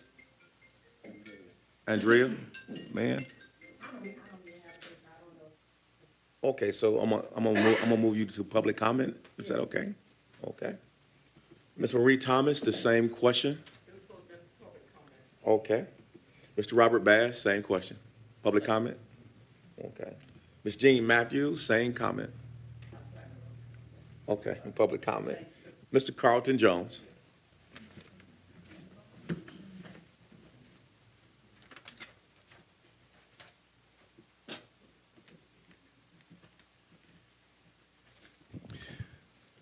Yeah, I got a couple items. I just want to say, I said this before, you know, I really commend that elected official for coming forward and saying what she had to say, because it's very true. But what I want to say, and I talk to people, you know, we have 8, 9 items on our agenda, and we got 2 minutes for speaking to them. And you guys really need to understand that we want to have some input, especially us who are active. 2 minutes for all these items, you can't do it. And if we really truly want engagement for the city, we got to spend more time to let citizens have participation when we have items on the agenda. But the bridge, I want to say that we really want to commend, I want to commend Senator Moss and Representative Carter. We have been sitting around not knowing what we're going to do with a bridge that's so crucial to our city that finally the state stepped up and did something. We're making a habit of waiting a long time and asking for somebody to come help us. But do we help ourselves? Now, I'll say this. State Representative Carter was very instrumental in supporting workforce development for the seating.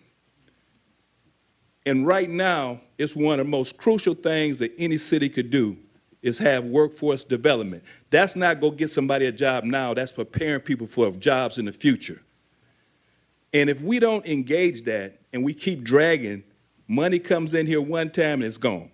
Okay, the other item I wanted to speak about was also when we started talking about the recreational marijuana or marijuana issues, community benefits was built in to medical. We should make sure that those community benefits are done up front. We should not let them wait. They should be done up front. Thank you. Thank you, sir. Dr. Deirdre Waterman, what item? Actually, ma'am, doctor, it's not. So please let me know. Okay. Well, I couldn't hear it. Actually, I put down 5 different items, but I don't have time for 5 and 6. These are HR matters, and we'll start out with the fact that I did ask a question last week, but we'll start out with the fact that you are approving raises for several city council employees and staff, and there are actually 3 now. And I did ask last week that the third one, the chief of staff, didn't have a salary when you created the role. That's an HR matter. Generally, when you create a position, which the charter allows the council to do, you set a job description and a salary. But Council President, you asked me to go look in the budget, I knew it was in the budget, and it's all grouped together. There's $329,000 for council salaries, but it doesn't specify the chief of staff. So that's just a simple question. It's not a big point, but it shouldn't be a hard point to find a simple answer like that. And it's just wanted to know, you have 3 city council staff. This is the first time you've had that many. And interestingly enough, you haven't filled the seat that so many councils have had, the legislative auditor. It's the attorney who helps to give you answers and to give you your own personal city council review about issues that are brought before you, rather than being spoon-fed what comes from administration, which sometimes is a way of you don't always agree with. So it's just interesting that you haven't filled that seat of the legislative auditor, which has generally been an attorney that allows you to have those kinds of insights into important issues. I just wanted to say that. Also, Eric Brim, I brought up, 27-year employee who was fired after he had served so many mayors and so many department heads. I found out a few days later the HR director was fired 5 days after she was supposed to be approaching and telling him his rights. That's too close to be a coincidence, and that's kind of shocking. Wonder what that's all about. All right, thank you. Ms. Karen Jurgensen, okay.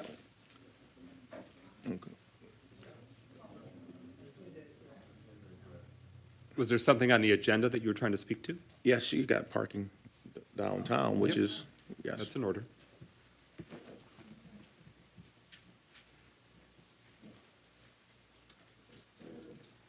Good evening. I'm Karen Jorgensen, owner of Pontiac Art Theater and the Green Room Cafe, which unfortunately I had to close the cafe of October of last year, almost a year ago, because the downtown is a ghost town. And I'm so glad to know that we are going to start reinstating parking. I know that nobody likes to pay for parking, but I think that that's the only way to start some redevelopment of the abandoned buildings that are downtown as well.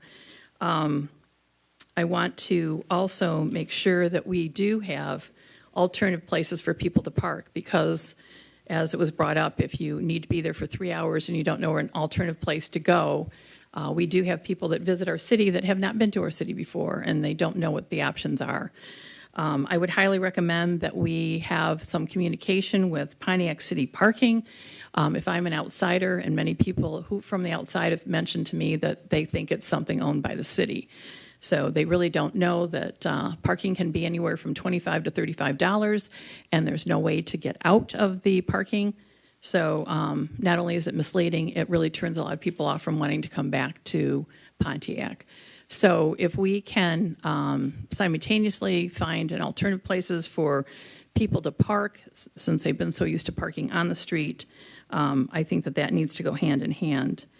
I would love to thank Deborah Younger for her diligence to get this parking in order. That's been paramount for me as a business owner.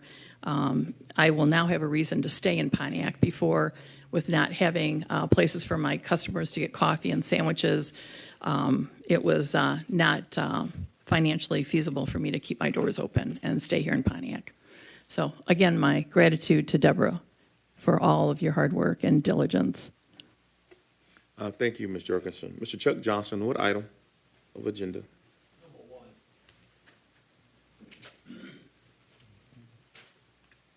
I'm concerned. Well, first I want to start by kudos to Brenda Carter and her efforts to bring dollars to the city for replacement of the Martin Luther King Bridge. But my question tonight is, does that bridge need to be replaced or does it need to be repaired? I asked through my FOIA the city of Pontiac for the information regarding the bridge. And I got the information, at least some of it. The engineer down there gave it to me. And I've been toiling with this for quite some time, and I've questioned engineers regarding the pictures that I took. I went underneath this bridge and I took pictures, examined things from the knowledge that I have with bridges, and certain individuals would say that the bridge should have never been closed. It could have been reduced weight-wise, and repairs could have taken place. This document is not foolproof. I don't know how many of you up there read or looked at these pictures and or this engineered study. You only got it from one person. You need more than one study. You need to hear it from engineers who are really, really knowledgeable of this situation. And that gave the mayor an opportunity to close the bridge. But none of you even looked at the pictures, looked at the documents. So how do you know that the bridge needs to be replaced or repaired? Do you understand that CN Railroad and Amtrak train company, they will not send their trains under a bridge that is in deplorable condition or may even collapse for some reason? Trust me, this is bogus. This is money that Brenda has wasted her time to bring to the city of Pontiac, because that's just going to be extra money in somebody's pocket. And Mayor, you should revisit this with a better engineered study. Get our city engineers. I talked to the lady at administration at the hospital. She's ready to go to war against this closure because it has hampered the hospital's business. I've talked to several other individuals regarding this bridge closure. Y'all better wake up and find out what's really going on here. Thank you very much. That's my 2 minutes. And thanks for the extra seconds. Thank you, sir. Ms. Darlene Clark, what item?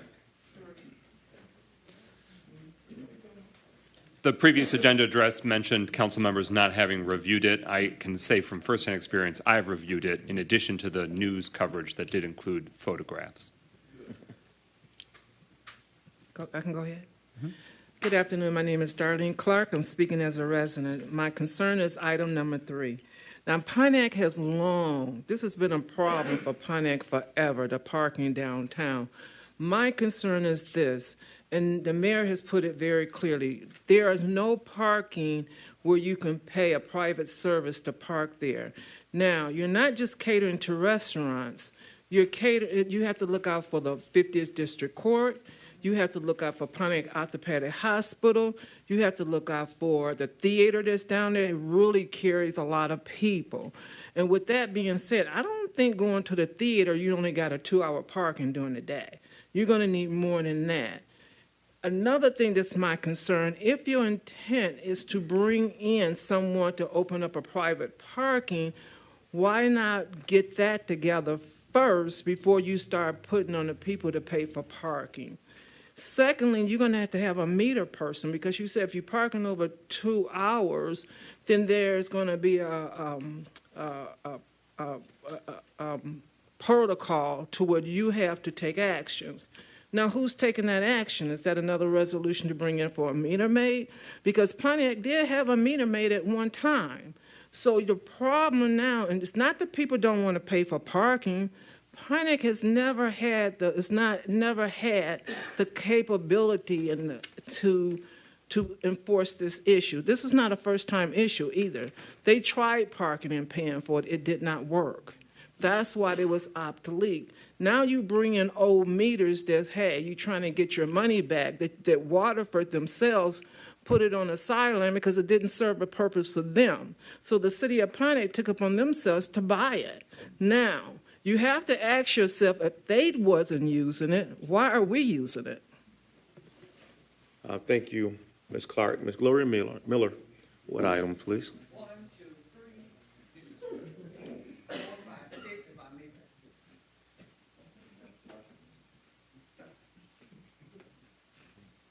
may. Okay, I want to start, first of all, I want to start with the bridge. When I was on council, we received documentation that that bridge was not in this. Now, the mayor has some issues going, but I think she wouldn't have let us drove on a bridge that would have crashed us. The bridge need repairing, but not replacing. And it's just ironic the new administration comes in and shuts the bridge down. Now, my question also is that before, and no disrespect to Brenda Carter, love her, she did her job, because I went to her and begged and pleaded her to get that bridge back open for us. But with that being said, We're missing the big picture. It won't be done to 2025. 2025, keep that in your head. So that's what I'm going around telling. That's what I tell them. See, I want my people to be educated. I want you to know what's going on. And then so we got all this money sitting there, gaining interest. Woo! And then we already had 10 million prior to that, because the mayor had said he had 10 million, because I was at one of his meetings at Bowen Center. He said he already had 10 million. So we got 20, but we got about $25 million. So you're thinking, wow, okay. All I'm gonna say, people, you know, Kenyatta Bowen went down. I gotta throw marvelous Kenyatta. That's what I'm talking about. Everywhere you go, I'm not even elected anymore, and everywhere I go, I respect people. Now, people know don't you come at me, because I'm gonna come back at you. That's who I am. But I'm not disrespectful. I help my constituents. I still help my constituents. I'm still working as a council person. But that's okay. I did that way before I got on council, because I'm a servant, and you serve people. Yes, there are many of you that I hear people out in the public say you are nasty council they ever met. You don't know how to talk to people. You're arrogant. That's something I was not. I did my job, and I still do it to this day. So as for the bridge, baloney. All right, thank you. President McGinnis, that concludes agenda address. All right. Mayor Grima, would you like to set the record straight on the irrefutable engineering requirements about making sure that no one dies in our city on navigable streets and bridges? Well, yes, I would actually, because it's a very serious matter. And the last thing any elected official wants to do is shut down a road or shut down a bridge. Obviously, that's not a happy occurrence for residents or elected officials alike, and everybody gets irritated when there are road closures. So there's absolutely no incentive for an elected official to needlessly shut down a bridge. If anything, the incentive would be for elected officials to unsafely keep a bridge open. And I can't speak to what happened during the previous administration. What I can speak to is that during a bridge inspection last year in 2022, an engineering firm said this bridge is incredibly unsafe. It's so unsafe that it needs to be shut down, not just to vehicular traffic, but to pedestrian traffic. And why that wasn't caught in previous years, I can't speak to. You'd have to ask the previous mayoral administration. But we didn't just take that one engineering firm's word for it. We had other engineering firms look at it. We had our own in-house city engineer employees do an assessment of it, and they all came to the same conclusion. And I don't know where this notion of $20 million came from, but that is simply inaccurate. There's only one pot of $10 million, and that was just made available through the current state fiscal year that started 2 days ago on October 1st. And when this bridge had to be shut down, we did estimates about how much this bridge would cost. It does need to be replaced. And the estimates ultimately, given the construction cost inflation that's going on right now, the numbers came back at $12 to $15 million. There is no pot of $10 million other than the money that was recently provided by the state. That is $10 million. Now, with the estimate being from $12 to $15 million, we'll also need some additional funding, and that was alluded to earlier. Congresswoman Haley Stevens has likely secured, it won't be finalized until later this year, but she has likely finalized an additional $3.5 million. But as soon as we get this agreement with the state, which our grants director, Alex Morngesser, has been working diligently toward, we can then commence engineering of the new bridge, and we will do so even if that $3.5 million from the federal government hasn't been finalized. I have long been talking about the need to pursue $10 million from the state, because a budget of $12 to $15 million for the Martin Luther King Bridge far exceeds far exceeds our total annual road budget in the city. And so it's always been the case that we would have to seek funding from other sources, whether the state or the federal government, and we've been diligently doing that ever since we learned of the dire situation with the bridge. So for over a year, we've been actively pursuing funding from the state and federal government. We've been talking to Senator Moss. We've been talking to Representative Carter. We've been talking about this at this and many other city council meetings for over a year. So it's interesting that now all of a sudden people act like their bridge doesn't need to be shut down. I've never heard that before tonight. Or that somehow there's an additional $10 million pot of money somewhere, which obviously has not existed.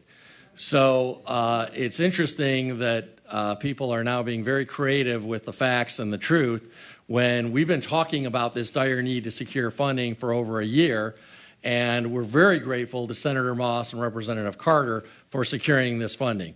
No, we did not take one engineering firm's word for it.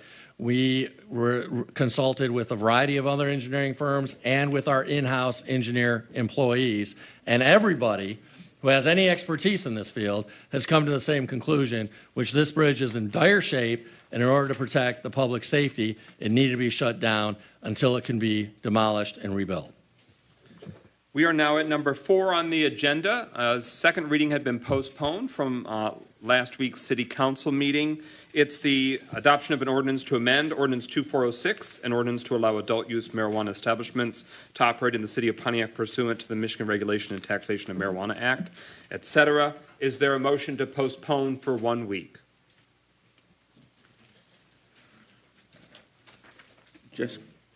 It's been moved by Councilman Parker. Is there a second?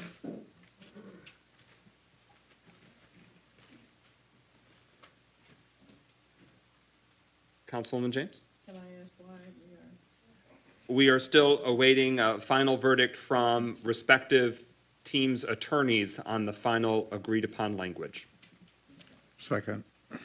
It's been moved by Councilman Parker, seconded by Councilman Goodman, that we postpone for 1 week, so it'll be at our next regular meeting agenda, October 10th, if my math is correct.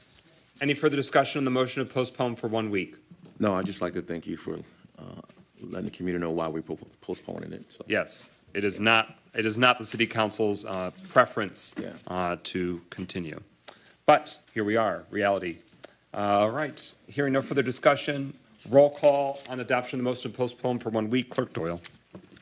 McGinnis? Yes. Parker? Yes. Carrington? Yes. Goodman? Yes. James? Yes. 5 yeas, no nays. That motion carries. It will be back when the postponement comes up at next week's regular meeting. We're now at number 5. Is there a motion to adopt the council resolution to approve this proposed budget amendment? Moved by Carrington. Is there a second? Support. It's been moved by Pro Tem Carrington and seconded by Councilman Parker. This proposed budget amendment for the current fiscal year 2023-2024 established budget appropriations in the amount of $16,895 for GL account number 101-101-702.000. Salaries and wages shall be increased by $15,000. The appropriation for GL account 101-101-715.000. FICA city contribution shall be increased by $1,150. The appropriation for GL 101-101-715.500. MERS contribution shall be increased by $600.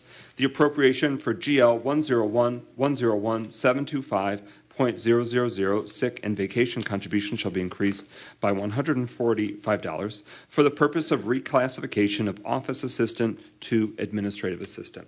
So a little bit of background and rationale. We shared, you saw this come up 2 meetings ago where we authorized the publishing of this budget amendment and the one that follows. But for some context, the Pontiac City Council has positions to serve that department, that branch of our city government, and we want to be as effective and efficient as possible. So historically, over the years, there have been many different positions that have been in the city council offices, including many number of positions, different titles, different focuses, as their needs have evolved. And so we, as we worked through this budget year, and adopted the budget, we had these placeholder positions as we finalized the staffing. How do we want to build out the city council operation to serve you best? So now that we have a year and a half under our belts, we're assessing where are the needs the strongest. What's the biggest volume and deluge we get? And so we had put in there as placeholder an office assistant, and now learning more about how the classifications of these positions are in the city government, administrative assistant fits the role more appropriately, where we can provide administrative support not only to all 7 city council members, but then the staff and operations of the office as well. This particular role is the front-facing position and the person, so that way now at all office times of the day, we are staffed where if somebody physically visits city council offices, you can be helped. And not only that, the position is filled by somebody not only is a Pontiac native, but is bilingual, so that way we can continue to serve the very substantial Spanish-speaking population that we have in our city, of which there are approximately 18,000 residents where English is not the first language, but it is Spanish. So we want to be able to not only support the 7 city council members, but more importantly, get you rapid, immediate response and assistance. And we know that's not limited to just our department. We're helping residents connect to other city departments. So this budget amendment essentially on the back end facilitates the funding, the financing of reclassifying that office assistant placeholder to administrative assistant. It is a full-time position and in-person position as well, so that way they can fulfill the administrative functions of the city council offices. For context, the 3 positions that we will have is chief of staff, administrative assistant, and outreach specialist. And the next budget amendment deals with outreach specialist. And that's in addition to the 7 city council members, which has a much lower stipend and is handled, their compensation is handled through different legal mechanisms per the state of Michigan. So this is about reclassifying from office assistant to administrative assistant, so that way it aligns with all the many other departments in the city of Pontiac City Hall, and that's why we've taken up what was a placeholder, and now we're trying to make it tight and right and align with the rest of City Hall. Is there any further discussion on this particular motion? Councilman Parker. Do we know what the salary would be after this increase? That's right. It would land, I don't want to misquote, but I believe it would land at, let me look that up for you really quick, but I think it lands, it's somewhere in the range of 40 to 55, and I want to make sure I don't misquote. We did the sort of lowest possible before it was reclassified and filled, so it may be at the higher end, 55,000. So that fills not only what the salary change will be, but then of course what that means for contribution for healthcare, for dental, for retirement, et cetera. So all in, that proposed budget amendment has a financial cost of $16,895. Hearing no further discussion? Hearing no further discussion, speakers list exhausted, roll call and adoption of that council resolution to approve the proposed budget amendment. Clerk Doyle. Parker, Yes. Carrington, Yes. Goodman, Yes. James, Yes. McGinnis. Yes. 5 yeas, no nays. That motion carries. The resolution is adopted. The budget's hereby amended. Following up on a similar related item, is there a motion to adopt the council resolution to approve this next proposed budget amendment? Moved by Carrington. Is there a second? Support. It's been moved by Pro Tem Carrington, seconded by Councilman Goodman. This is for the current fiscal year, 2023-2024, to establish budget appropriations in the amount of $8,450 in the following accounts. GL account number 101-101-702.000, salaries and wages shall be increased by $7,500. The appropriation for GL account 101-101-715.000, FICA city contribution shall be increased by $575. The appropriation for GL 101-101-715 718-500, MERS contribution shall be increased by $300. The appropriation for GL 101-101-725.000, sick and vacation contribution shall be increased by $75 for the purpose of salary range modification for the outreach specialist. For the outreach specialist position, we had a placeholder position, and we wanted to update the range to reflect the workload that will be assigned. That this position has not been filled yet, but is in the process of being filled. And when that position is filled, we would be introducing you to all of these employees, so that way you, from the user, the resident, can know what support that the city council could provide, and you getting solutions, and the city council receiving support. But the outreach specialist, this position, is about handling the many hundreds of inquiries and requests that we receive in, but also ways in which we can engage with the community and make sure that the services and the opportunities and the activities of the city council are reaching you as well. So for one example, Pro Tem Carrington in District 6, they have an informational community meeting that's happening next week that he'll share you about later. So as somebody who works full-time with multiple jobs, but has does a very proactive job, there's only so much time in the day. And so the important information about a potential development in the Knowles neighborhood in District 6, we need to make sure that that word reaches out more, so that more residents can be more informed, more engaged, and make decisions accordingly, and provide feedback to City Council. That's one example of many where the outreach specialist will have a great workload and will be nights and weekends, a lot of demands on time. And as we mentioned, we want to make sure our team is serving the Spanish-speaking population as well. And that's something that we're really putting a priority on, so that way all residents in Pontiac can make sure that their city government works for them. So that's the motion before us. It's updating this particular position now that we have built out the team and we have expanded roles for each of them. We intentionally waited to make some of these decisions until we had the chief of staff in position. And our city council chief of staff is Sharika Hawkins. As we shared with you at last week's meeting, that salary range for that chief of staff position was publicly voted on and is part of the fiscal year budget. And that salary range has a max of 107. We're not going to 107, but each of those positions have salary ranges, and then depending on who occupies them and what their experience, qualification, education, that's what determines where it lands. So that's what we have before us for the outreach specialist specifically. Any discussion?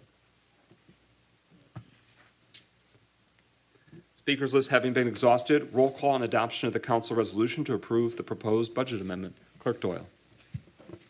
Parker, Yes. Carrington, Yes. Goodman, Yes. James, Yes? McGinnis. Yes. 5 yeas, no nays. That motion carries. The resolution is adopted. The budget's hereby amended. And sorry to put you on the spot, Pro Tem Carrington, but I saw that flyer and I thought, wouldn't it be great when we have our outreach specialists and the entire team helping reach the residents, so that way everyone can know about that, because that's going to be a lot on your shoulders. I know you'll do it, but want to make sure we're penetrating all residents and neighborhoods with the outreach and activities that we have going. All right, we are now at number 7. Is there a motion to adopt the resolution approving the right-of-way use agreement with United Wholesale Mortgage? It's moved by Councilman Parker. Is there a second? Second. Moved by Councilman Parker, seconded by Councilwoman James. We now give the floor to the administration for context. Thank you, President McGinnis. We received a request from United Wholesale Mortgage some time ago to locate some flock cameras that are license plate reader cameras in the public right-of-way adjacent to the United Wholesale Mortgage headquarters. These would be paid for entirely by United Wholesale Mortgage without any cost to the city of Pontiac. And we have 2 visitors from United Wholesale Mortgage here with us this evening to talk about why they are seeking the use of the public right-of-way for this purpose. We also have joining us remotely, if the city council has any questions for her, our city attorney, Beth, who may answer any questions as they arise. So with that, I'll like to turn it over to the representatives from United Wholesale Mortgage. Thank you very much. For Mayor, Deputy Mayor, distinguished council, and all the citizens of Pontiac, thank you for allowing us to come here tonight and give this presentation to all of you. It's a very important initiative for us at United Wholesale Mortgage, as we are one of the largest providers of employees for the city of Pontiac, and we have an outstanding program there. And we just kind of want to let you know why are we bringing this forward to you tonight for the flock cameras.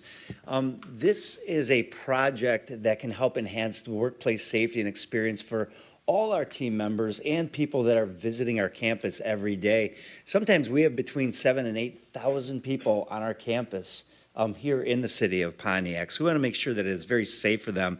It also allows us to have a partnership with the Oakland County Sheriff's Department in case there's any need from them, if they need to use any of the data that's provided us in case they need to catch maybe a very violent felon in the area. So we're going to also provide information to them for that if it is needed. And the biggest thing with this is by reading the license plates of the vehicles that are coming around and onto our campus, it's just really an early warning system. And this is only for license plates that we put in, that is maybe a separated team member that has maybe made violent threats against our team members or people that are on the campus or working on our campus every day. And it's only used to detect and investigate these activities and really nothing other than those. What this does, and just a little context about how this operates, is this camera system is equipped with automatic license plate readers, and they're put around the campus, and they allow the license plate to identify just the plate vehicle and who the plate vehicle is registered to only. That is all it is, the vehicle type. And then any information that we have is maybe one of our team members drives that vehicle that is coming back onto campus. And it'll be really very clear that this does not provide us with any facial recognition capabilities. We're not out looking for anybody in the neighborhoods or anybody else driving around. It is only for the license plate that is registered to that individual. We just have a couple more slides. I'm going to bring up my partner. By the way, my name is Darcy Lutzinger. I'm the security director at United Wholesale Mortgage. If you have any questions about any of this further or at a later time, feel free to give me a call at any time, and I'd be happy to speak with any of you fine folks. I'm going to turn it over to young John Adams here, who is the Vice President of Security, and he has just a couple more slides to talk about. Thank you, Darcy. And my name is John Adams. And again, thank you on behalf of UWM, Darcy and I. We appreciate your time, and it's an honor to put this presentation on. So I'm going to walk you through our proposed camera locations that are really going to enhance the community and campus safety. So we have a map of our campus to orient everybody, MLK, South Boulevard. Our campuses, our main building, the north building, is almost in the upper left-hand corner there, kind of near the number 1 camera that's yellow, the yellow circle. Our sports complex that's closer to South Boulevard and Updike is farther towards the right upper corner of that picture. And then our south building is almost right smack in the middle, at the bottom center of that picture. And you'll see color-coded circles that pretty much outline our campus perimeter, and those are our proposed camera locations. We want to keep these cameras discreet, so we're proposing to use a majority of city-owned light poles to mount these cameras, and you'll see the picture to the left. That picture is a flock-provided pole with the camera and solar panel attached. We are only proposing to use 6 of those flock poles. We're proposing to use 13 of the city-owned poles in green, and then we're going to use 2 of UWM poles, which are highlighted there in yellow. At UWM, we're a financial institution, so we take data protection and security and privacy. It's very important to us. So we've drafted a template policy, hopefully in anticipation of our proposal being adopted, which addresses these things. So at UWM, only certain people within our security team are going to be allowed access to the flock dashboard, which would provide them the ability to look at these pictures that are collected by the cameras. There's very clear left and right limits for our team members to use that data, for a legitimate business need or a safety or security type of investigation, as Darcy mentioned. We are also going to share this data with the Oakland County Sheriff's Office to create that public benefit that that Beth, outside counsel, so graciously kind of introduced to us. So we need to share that data with the Oakland County Sheriff's Office, from my understanding, to give that benefit so we have access to the right-of-way. So our partnership with Oakland County is incredible, and I don't want to speak to their policy or procedure, but my understanding is they have very rigid left and right limits with what they can do with that information that our flock system will provide to them. Flock never sells or shares data to third parties. We are not going to sell or share our data with any third party. We're going to share it with Oakland County, and the data that we gather will be used by our team only and Oakland County Sheriff's as well. So with that said, we really appreciate your time. What questions can we answer for you all today? All right, discussion from city council members.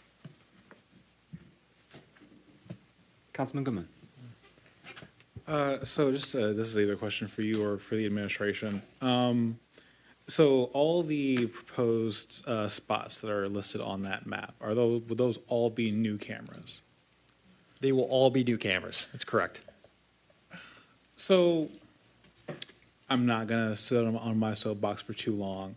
I voted against the flock cameras last time for the city multiple times because I do not believe in expanding our security estate, especially on a side of town that has a lot of black and brown people who likely would be adversely affected by this, in a corridor that is not just UWM employees, especially being so close to a school. Not only any school, the school that I specifically worked at, where I went to, went to class with all of those kids and their families.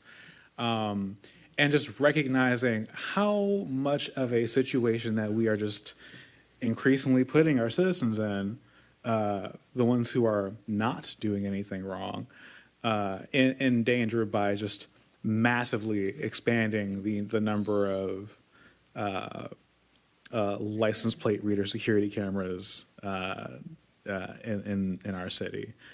So I'll be voting no. I just wanted to leave that one there. Councilman Goodman, if I could respond, you highlight a great issue, and we take that kind of thing very seriously. Part of this technology, it's not used to automatically query the license plate and provide the user with registered information, driving record, et cetera. And again, I don't want to speak to our law enforcement partners' ability to use this information, but from my understanding, they've got very rigid left and right limits in place. The information they're looking for are for serious crimes. So what they'll do is they'll input a license plate into their list, their hot list, let's call it, maybe for an Amber Alert, right? If somebody is kidnapped. If they have a license plate, they can put that license plate right into their flock system. If we grant them access to our cameras, which we plan on doing if this is adopted by the council, Oakland County Sheriff's Office will have immediate notification as to the location of that wanted Amber Alert suspect vehicle and be able to dispatch deputies to that location. We aren't going to use these cameras for any law enforcement purposes on our end. These are just on our end to enhance our campus safety, and we're really looking forward to being able to provide this benefit to help secure the community. We're not looking for speeders. Oakland County Sheriff's Office, from my understanding, is not looking for misdemeanor traffic warrants, things like that with this system. Does that help address your concerns, sir? Goodman, you have the floor on follow-up. So, I mean, realistically, the comments that I'm making are kind of through the thing that you're asking for. You are relating back to a larger problem that has been discussed before, because as you mentioned, this data will be this system is currently maintained and housed by the Sheriff's Department. So again, it kind of still comes back to we are giving an additional 21 cameras in a very hyperly specific area that I am very aware of the demographics of. So it's less about your use of it, because I do understand the need of keeping your employees safe, given what you do and just simply just the nature of your job. But it goes beyond you. That is the issue that I'm speaking to. Again, not directly discussing your purposes for it. Understood. Councilwoman Rutherford, followed by Pro Tem Kern. So, first, the administration, are you in support of them receiving the flock system? I yield to the mayor. We supported, as you know, and a majority of council supported implementing the flock camera system through the Oakland County Sheriff's Office, and a majority of council, and we supported actually paying some city dollars for that effort. This would have a similar benefit to public safety because the Oakland County Sheriff's Office would be tied into these cameras, but it would not cost the city a dime. So yes, just as we were in support of the Oakland County Sheriff's Office utilizing these cameras at city expense, we think that this makes sense because it would have a similar benefit because of the Oakland County Sheriff's Office's access to the data without the city being charged a dime for it. So Councilman. I can't support this simply because it's one thing to have sheriffs have control of it. It's a different thing to have a private entity support it. I think that it's policing overkill. And what I mean by that is this. What he said earlier about that area, it all is absolutely true. But if you want to go deeper, it feels as if you're going to be targeting certain people with that system. Now you'll say you aren't, but you can't control the other people who are going to be monitoring that. And because you have no control of who's going to be monitoring, because there was no real background being told who's going to be on security, I simply can't support it. So, Councilwoman Rutherford, I appreciate your position. I just want to be crystal clear about what data we are privy to, right, as a private user compared to what law enforcement's privy to. We don't get any information regarding wanted vehicles that are in connection with a crime. We don't get any information from those law enforcement sensitive databases. So what we're privy to by virtue of these cameras is we're only privy to the actual picture of the vehicle and the license plate, make and model. That's all we're getting. We have a very extensive camera network currently at UWM to help keep our team members safe. These cameras could potentially be used to do the same exact thing, but they're not in the right positions to be able to afford us that benefit. So you just said you have the cameras already to keep them safe, so why then do you need to use the flock system? Because, ma'am, we don't have flock cameras to be able to capture plates.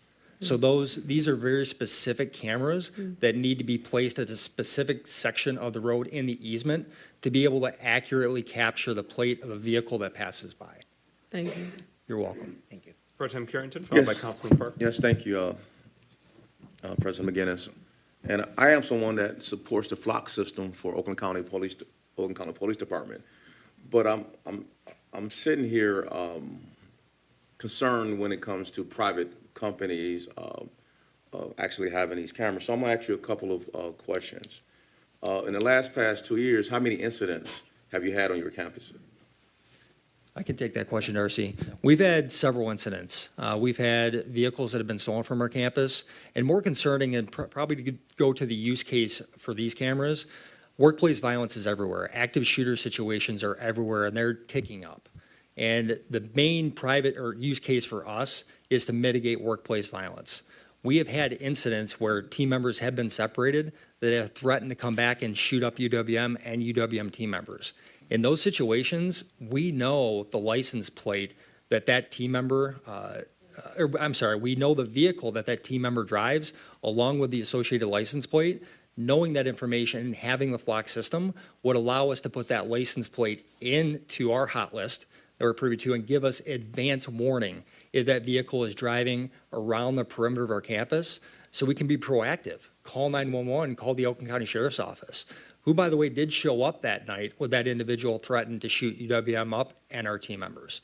They showed up because they received a 911 call to a suicide hotline. They were very gracious, took a report. So we're trying to give not only our security team the tools to keep our people safe, but also give law enforcement the tools to keep our people safe, as well as enhance community safety by virtue of expanding the network to catch those Amber Alert vehicles, the homicide vehicles that are wanted by law enforcement. Yeah. And Even you mentioned, and I agree, because I'm one of the biggest proponents and trainers in the country for school safety.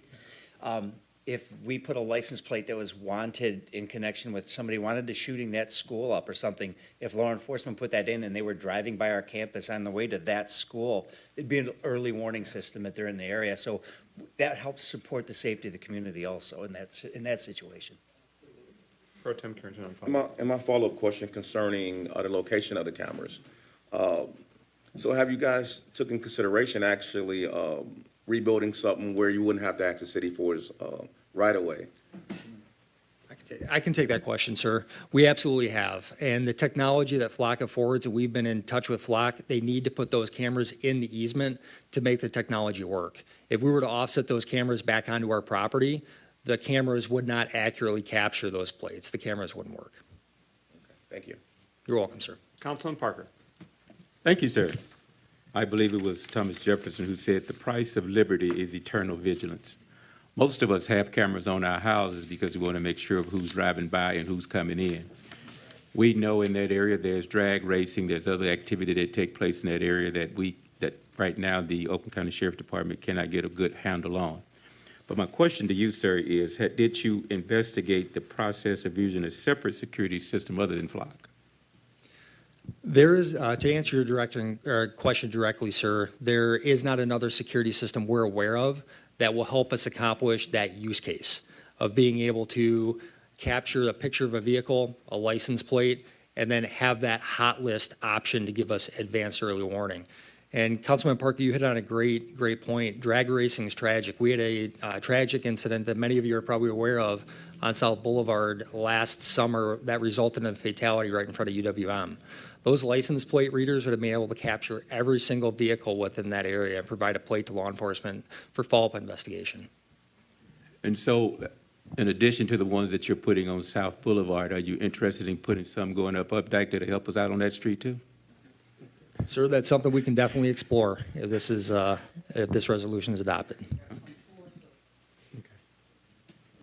And one last follow-up question. As you mentioned, adding 21 cameras that the Oakland County Sheriff Department would have to monitor, I assume on some level, someone said it won't cost the city anything? It's completely free to the city, sir. UWM is paying the full bill for this. And how this system works, envision, a website. You log into the Flock website. We as a private user are only able to look at the pictures that these cameras grab. Oakland County Sheriff's Office, once we share on our website, the ability for them to also grab and see those pictures, has the ability to be immediately notified if one of their law enforcement only wanted vehicles is captured by our camera. Okay. Thank you. You're welcome, sir.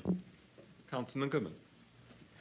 So I want to go back to a very specific thing that's kind of been touched on because I didn't want to drag into it a bit. This opens the door to a slippery slope of just allowing businesses to be able to just massively open up the surveillance state and do things that are just not in our best interest. I'm going to say, like, we start with UWM, and again, there is no personal animosity towards you, but then it comes to, okay, well, Jen, do we extend this to Amazon? Do we extend this to whatever next big organization comes in the city of Pontiac that wants to then install a bunch of cameras that, yeah, they're free. Free does not necessarily mean good. I think we've all established and gotten to that point. And again, it's not, to say anything about the safety of your campus, but all of these things extend beyond.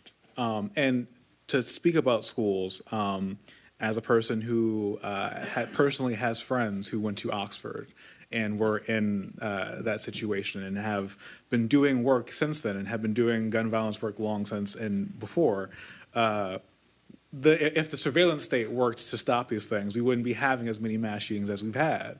That's not the crux of the issue. So I have an extreme amount, well, not even extreme amount of caution. I'm not going to vote for this, but I very much tell the community and my other colleagues to really question, yes, we have the Flock security cameras, and yes, this would be a free extension of very large proportions. But like, where does it stop? Is truly my question. Because do I believe in keeping our community safe? Yes, but this definitely does not feel like the way to do it by any means. And expanding this ability to businesses, again, just creates a very slippery slope that I am not going to openly allow ourselves to go down, at least with my vote. Pro Tem Carrington? Yes, I'd like to call for the vote, President McGinnis. There's no other speaker. So are you supporting that? I have a comment before we. So he's moving to say no more comments. Is somebody seconding that? Okay, so it's been moved by Pro Tem Carrington and seconded by Councilwoman Rutherford to end debate, to call the vote, even though the guy who represents District 7 on the east side hasn't spoken yet. But that's the motion, to end debate. And so now council gets to decide, do we call the question, do we move into voting? We're ending debate. So it's been moved and seconded. Any clarification needed? This motion is about ending debate and moving into voting. It's not the decision, it's about ending discussion. Understood? All right, roll call, Clerk Doyle. Carrington, Yes.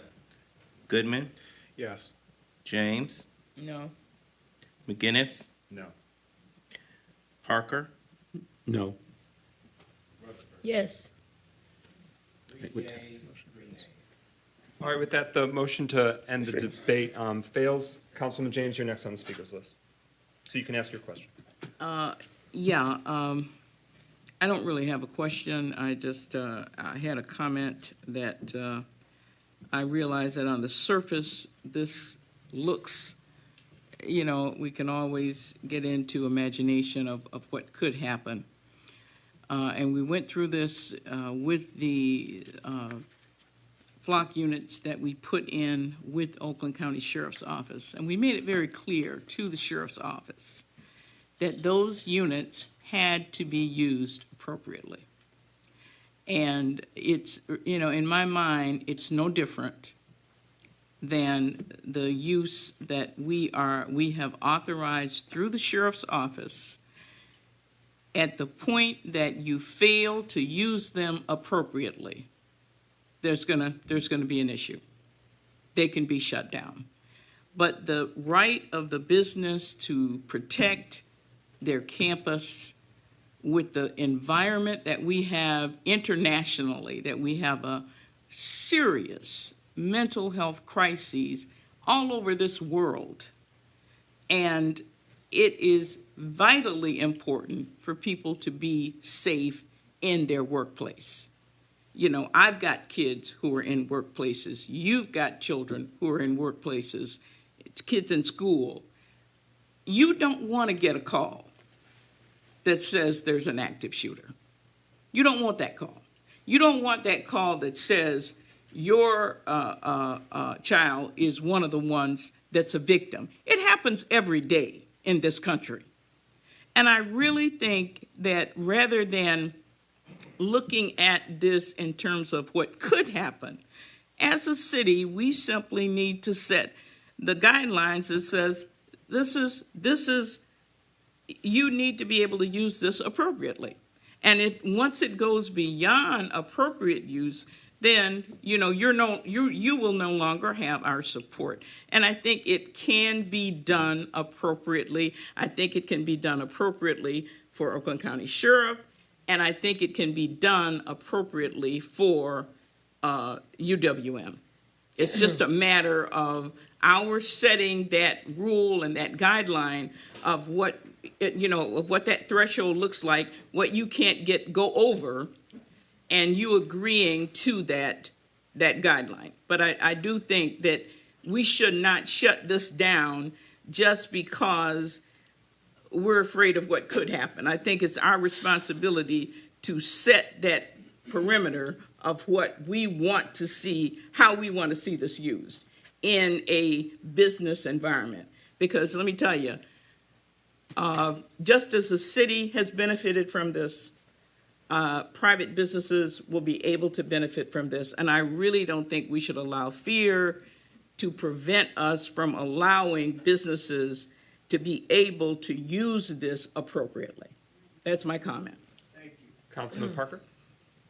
If I recall, these gentlemen have said they've had instances where people have threatened to come in and shoot up and blow up and do all the other damage they can do through their place because of issues with family members.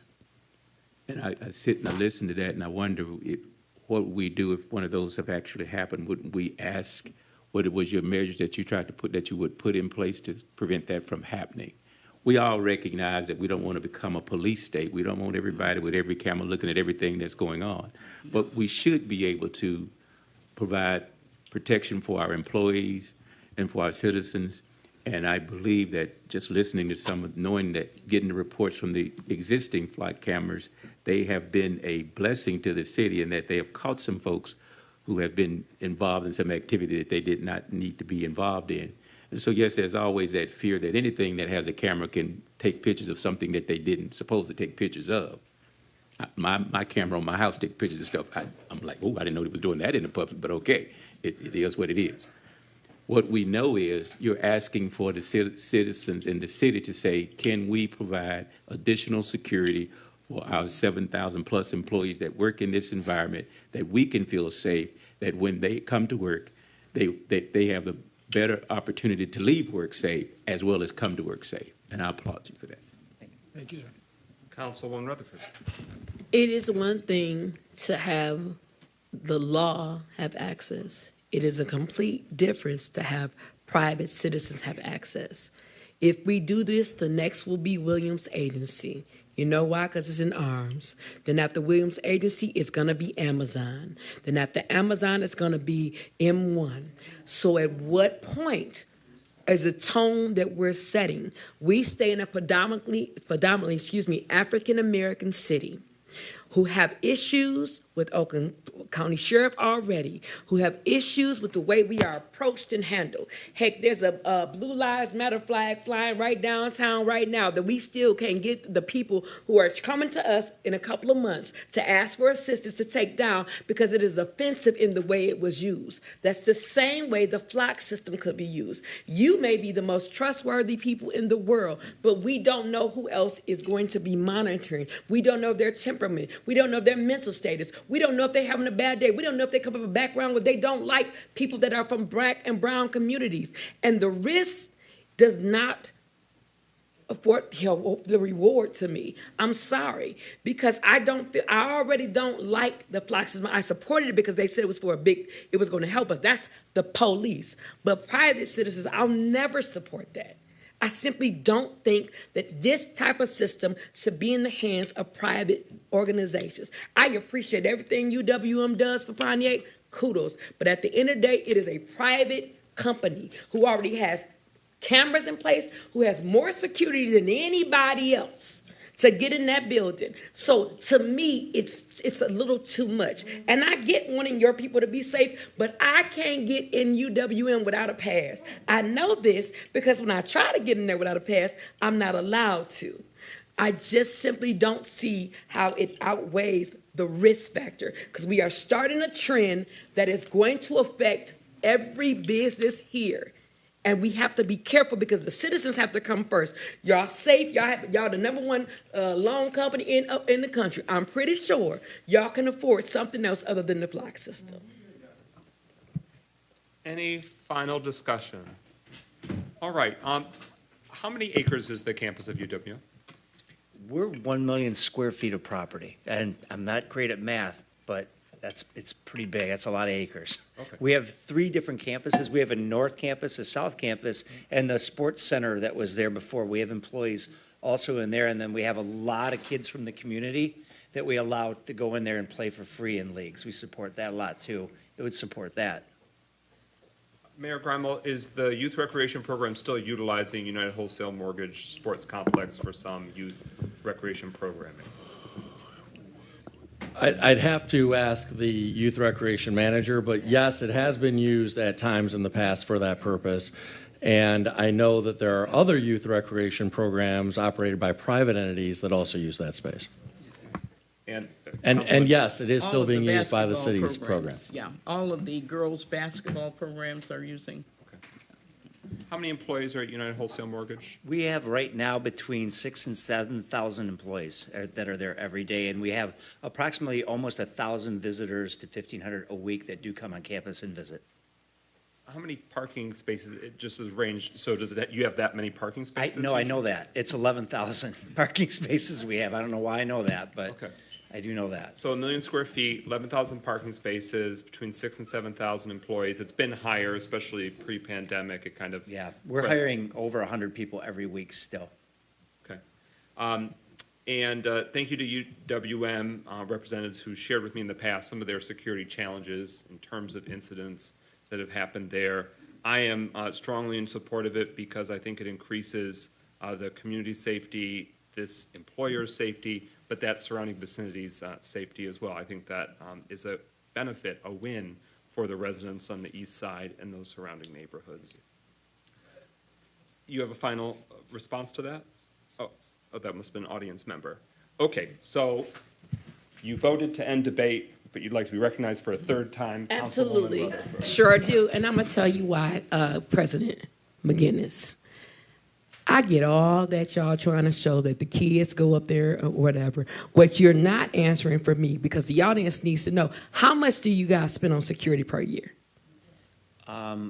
First of all, I don't have that exact figure, but I can tell you we have 111 security officers we employ on 3 different shifts that have to cover the whole campus. So you have 111 officers. How many? So I'm gonna yield this to the mayor. Mayor, how many people from the Oakland County Sheriff police the city of Pontiac during the day? The different times. So you have the different routes, the different times. You know, the morning, the midday, and the evening. How many police sheriffs are actually in the rotation doing the 3 shift changes that we have in the city? Well, not very many is the short answer. So it's less than 20. So you have 111. Not every day. I'm sorry if I misspoke. They're not working every single day all the time, 111. So you have about 60 working. And we have about 20 working.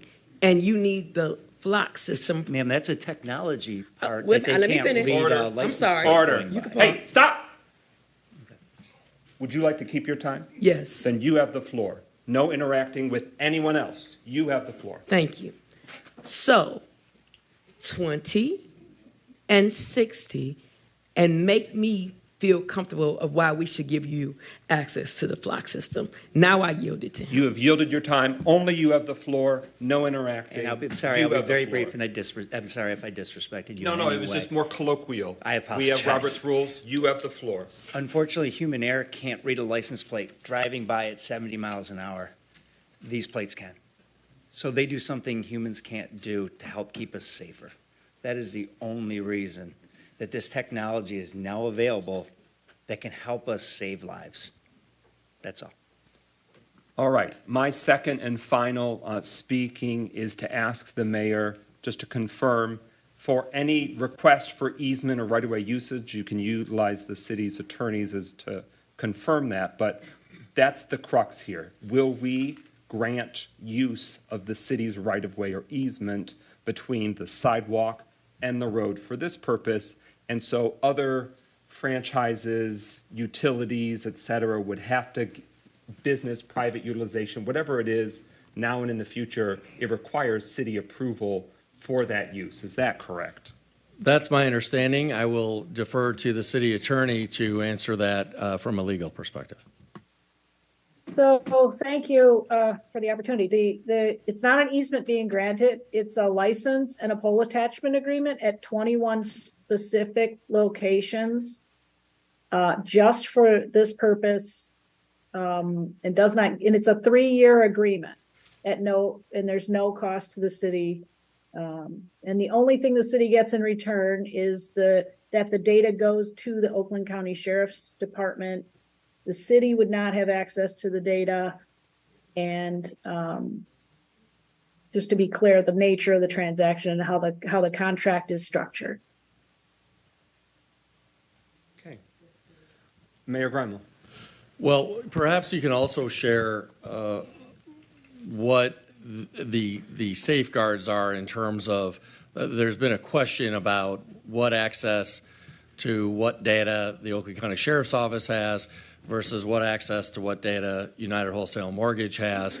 I think what's been described by United Wholesale Mortgage is that United Wholesale Mortgage would get the license plate numbers themselves, but they wouldn't have any access to a database identifying who those are. They could simply compare that to a list of concerned former employees who they believe are at risk, but they wouldn't have access to the law enforcement information network or any access to any other confidential database that the Oakland County Sheriff's Office has access to. Is that accurate?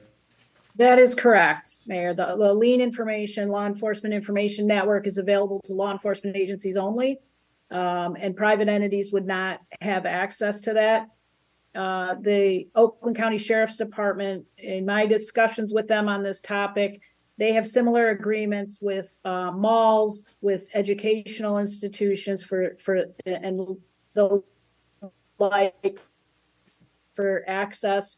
Are an authorized user of the access by permission of the data, and then they can use it for law enforcement purposes. But the user of it, the United Wholesale Mortgage, would not have access to that. They would have access to images that are in the right of way in the public realm. I don't know if you want me to get into the expectations of privacy for people walking down the street. Someone can take your photo or take an image of your license plate, and that's permitted under law in the state of Michigan, wherever you go.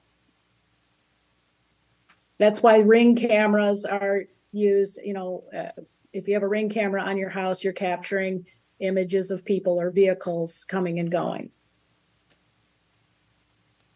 All right, I think that the speakers list is exhausted. Everyone who's been able has spoken for at least 2 times.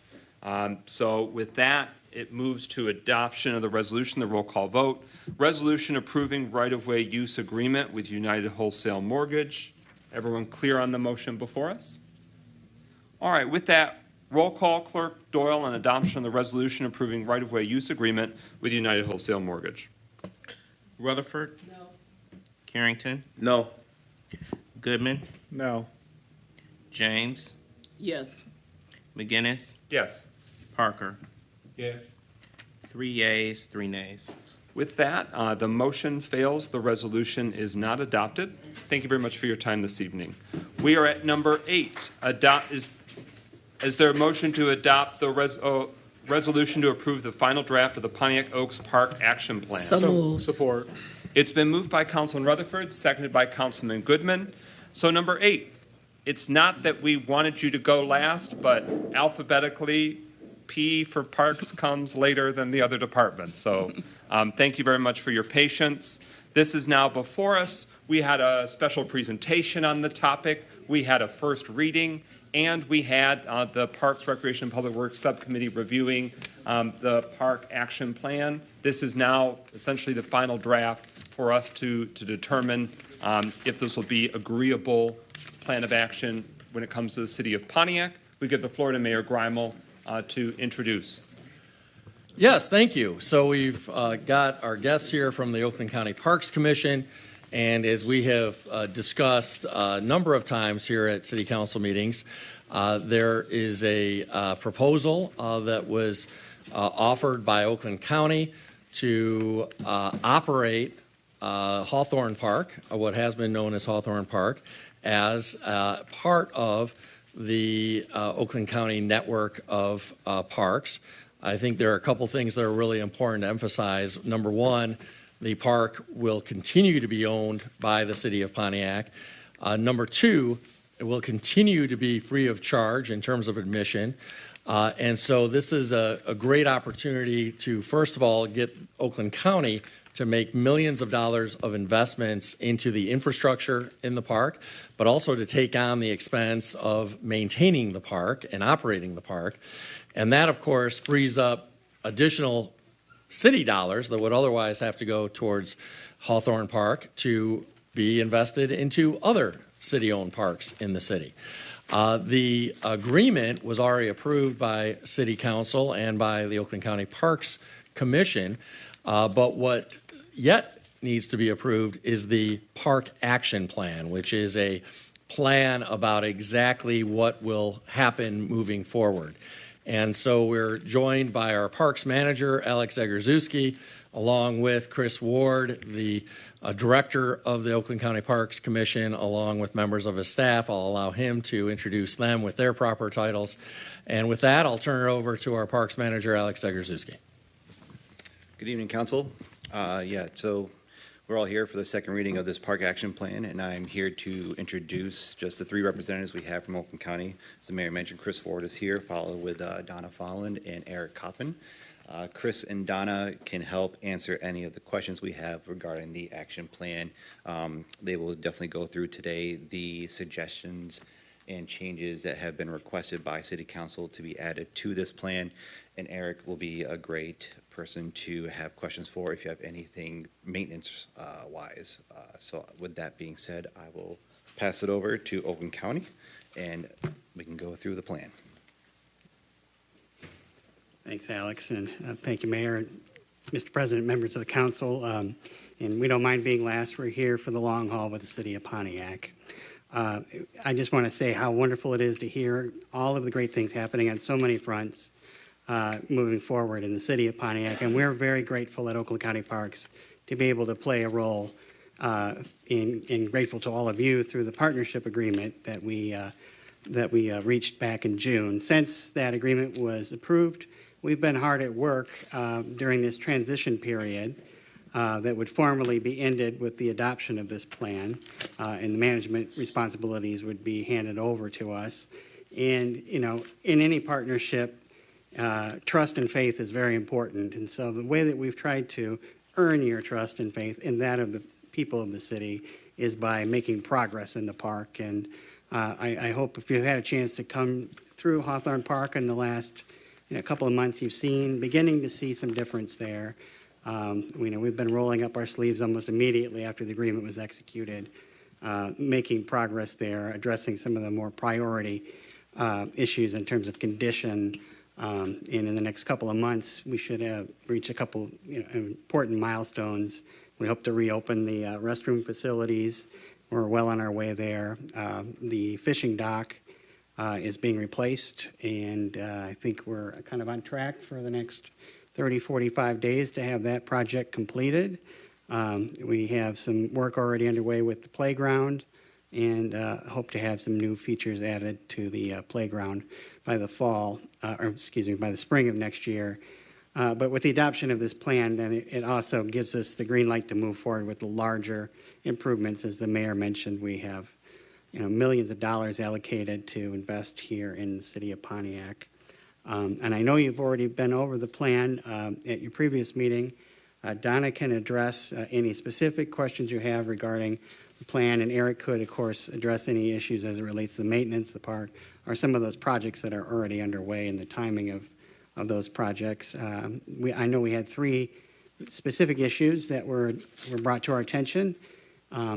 We have tried to address that with the updated language. And I'm hopeful that, we found something that would be workable for both parties.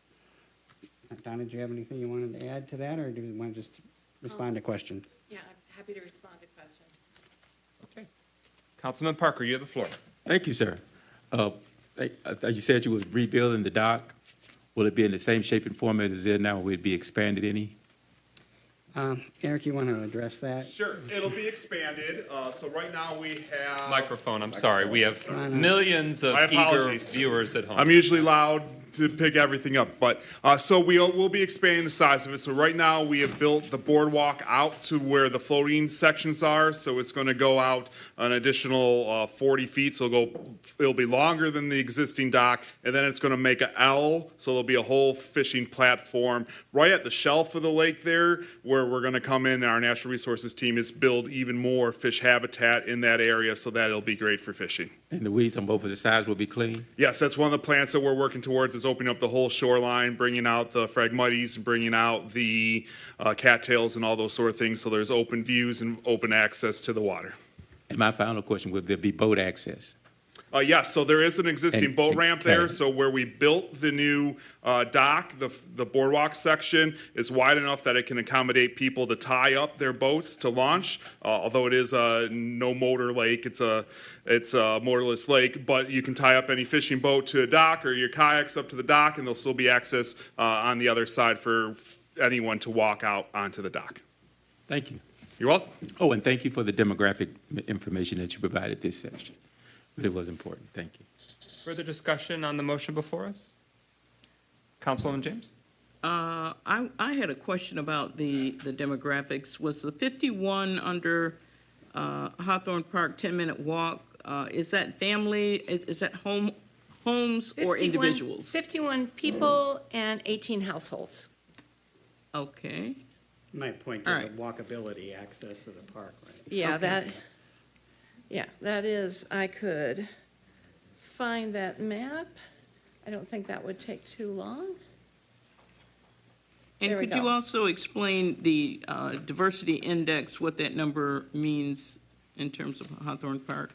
The diversity index is a calculation that's done by ESRI, which is the mapping program we use, and that's the likelihood of that you will meet a person of a different race or ethnicity than you are. So 78 for Pontiac is quite high. Okay. Further discussion on the motion before us? Well, I would just like to say that I'm satisfied with the changes that were made, and I particularly like the fact that you added the county's core values into the plan. I think that was a good add.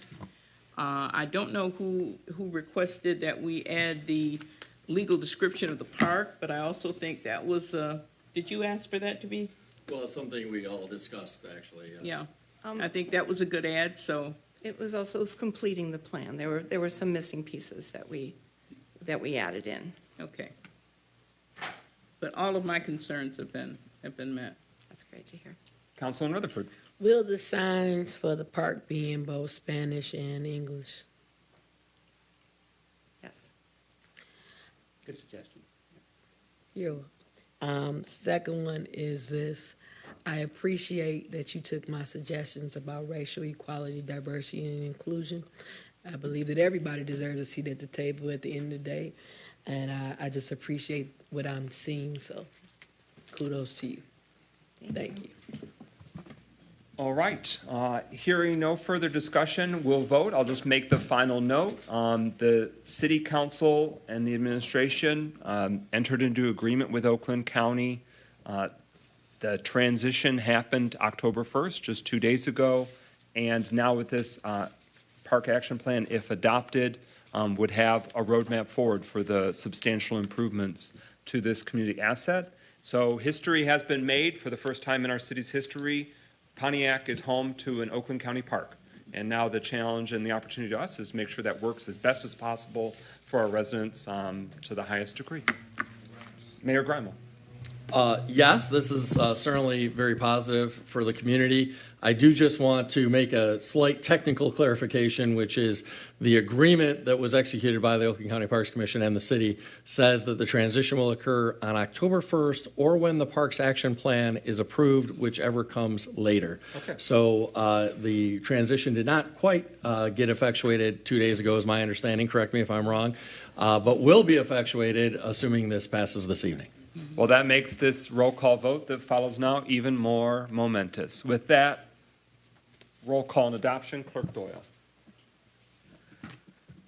Goodman, Yes. James, Yes. McGinnis, Yes. Parker, Yes. Rutherford, Yes. Carey. Yes. 6 yeas, no nays.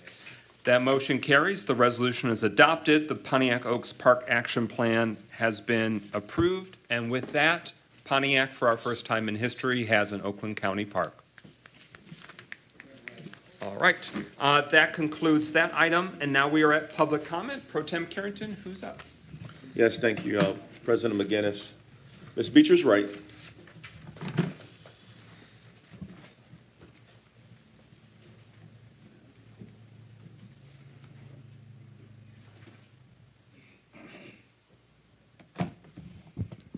Good evening again, Council, Mayor, Clerk Doyle. I wanted to, all of you should have had a gift from me today. Maybe it was missing. There should have been a golf ball up there for every one of you. I Well, didn't see it. somebody confiscated the golf balls. Maybe they rolled. No, they didn't roll. They were in, but that's okay. Deputy Mayor and Clerk Doyle got theirs in their hands. But I just wanted to make note that we haven't stopped our campaign, or I haven't stopped my campaign, and we're going to take it to another level too, with a league that hopefully will become a club, a golf league that presently operates at the links of Crystal Lake, a misnamed golf course given to a gentleman at the expense of the citizens of Pontiac.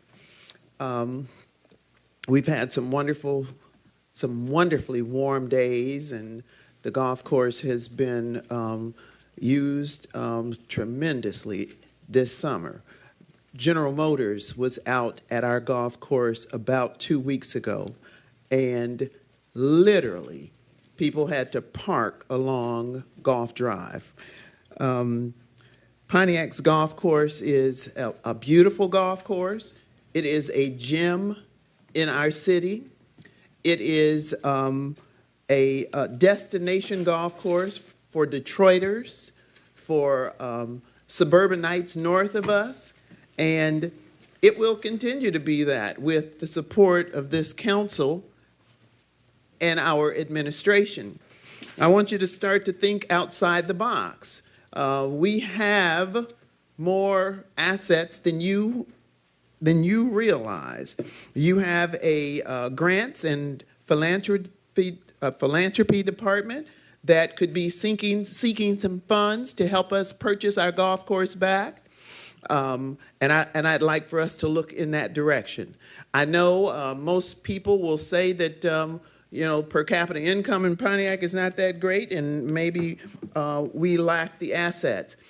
We may lack them currently, but we have the potential for far more than we say we have. And so with that, I want to let you know that Pontiac Golf Course, now called the Links of Crystal Lake, a links golf course is a golf course that requires a great deal of travel from one hole to another. That's not the case with Pontiac.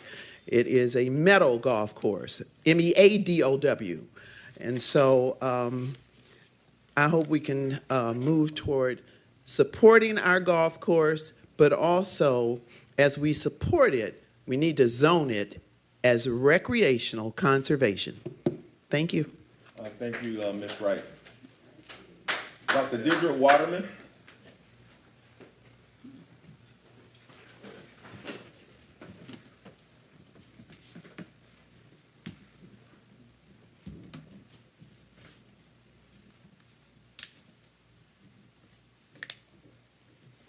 First, quickly, I would just like to say I commiserate with those of you who had a little trepidation about the block camera system at UWM. And I say that because of just my experience in knowing what municipalities handle when private companies have access to surveillance, things that prevail upon public property. So one of the things we didn't hear was, what is the range of those cameras? You know, many private entities have surveillance cameras on their own property, and private owners too, homeowners. But Updike is not private property. South Boulevard is not private property.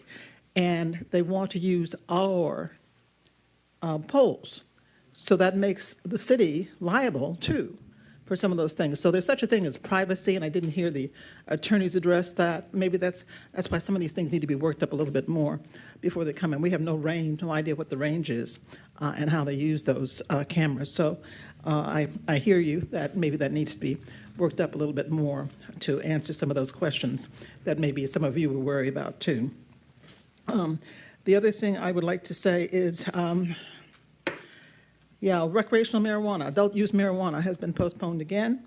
And one of the things, as Carlton Jones also reminded you, some months ago, when you looked at the awards that have been given to the medical marijuana for community benefits, many entities said that they were not considered for community benefits because there is no standard that's been set by this community for what is an organization that should be eligible to receive a community benefit. Some churches and nonprofits said nobody ever asked them. And I remember very well that Councilman Goodman said, hey, it looks like it's just the usual suspects again. So at that time, some of you did promise that you were going to come up with some kind of community benefit standard that can be used that would be not arbitrary and not subjective. And so we just want to remind you that that still should be done because we want to be able to have this be an economic benefit for all the organizations in town which deserve to benefit from this and to bring that to us. But just don't want you to forget that, to do that, because you had said you would. And time is coming near for that. The other thing, well, last week I asked a question which has been prevailing up in me. Now we got this huge lawsuit, and there's been so many special sessions or private sessions in council that some things we're not really aware of. But I had asked, in the newspaper they wrote there were two public officials who kind of got us into the problem with the $60 million lawsuit. And I asked, who are they? Is somebody stepping up? I mean, the silence is deafening on this. So I'm just wondering when we can get some straight answers on that. Thank you, Dr. Waterman. Ms. Linda Watson.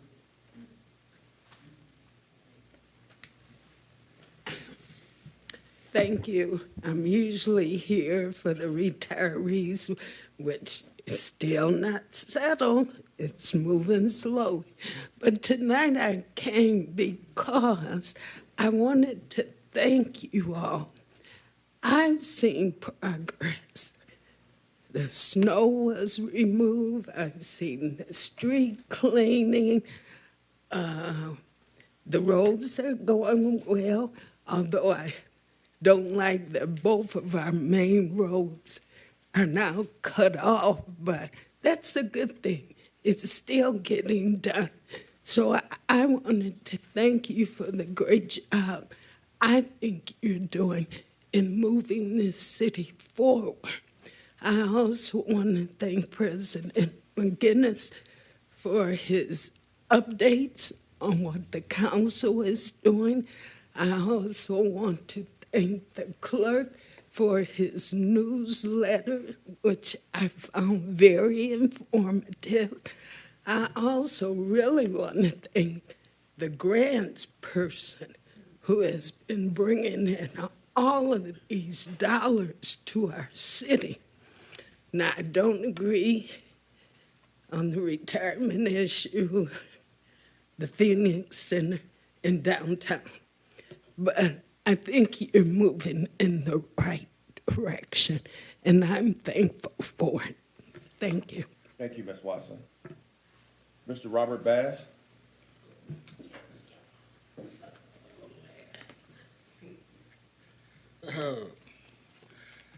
Good evening, everyone. My name is Robert Bass, President of the Assistant District Council in District 1.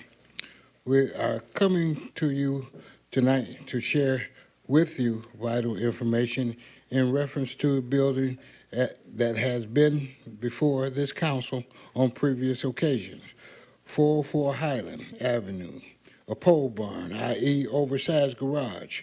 On Friday, September 15, 2023, the CDC leaders and residents met with Mayor Grimal and the attorney from Kelly's law firm. This building will be going before 50th District Court on Monday, October 9th, or soon. We are in all agreement that the building is out of compliance structurally with zoning code violations and several other code violations that they have refused to address in over 4 years. The investors have tried to move this hearing to Oakland County and failed. However, our chances are better served in district court. It is of vital importance that you know if we lose this case and they are allowed to make minor modifications and keep this building out without bringing it up to all the ordinance standards or regional standards for a single-family home in an R1 district such as ours, and is consistent with the homes that presently exist, then everyone with money will continue to come into our neighborhoods and buy property and build whatever they choose to, regardless of our city and residential standards. We are asking for you to your help to stop this deliberate disregard of our rules and regulations for development in our community. Thank you. Thank you, Mr. Bass. Mr. Bill Maxey.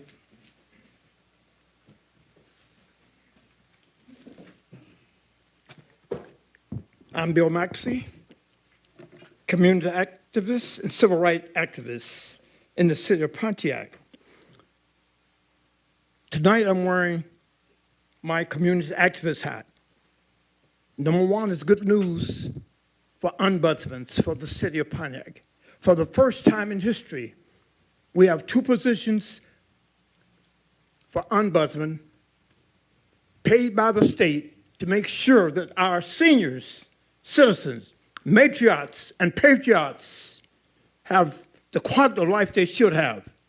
It should be in about approximately a month and a half. It's all about good living, health and wealthy, initiative. Very good news. We've never had ombudsmen before. I found out Wednesday in Lansing that the ombudsmen were north instead of coming this way, south. Secondly, the rats and roaches and the holes in the wall at Phoenix Center is just about come to a halt.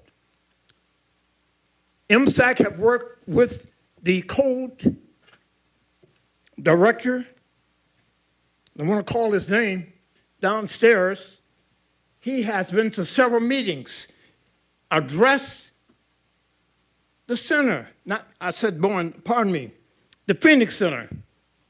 The holes are being repaired, the elevators are working, and the exit signs are working, all because we seniors went face to face and we are helping ourselves. Not the council, not the city, because the service in this area from the both are really not adequate. The other part of good news is that immediately, one of our seniors paid, not immediately, but paid $4,700 down payment on an apartment. I don't know why. And then after she could not make the raising of the rent, the word got back to MSAC. And again, code enforcement was on the case. Went down, and I believe that the landlord wasn't even registered. These are the type of issues we have.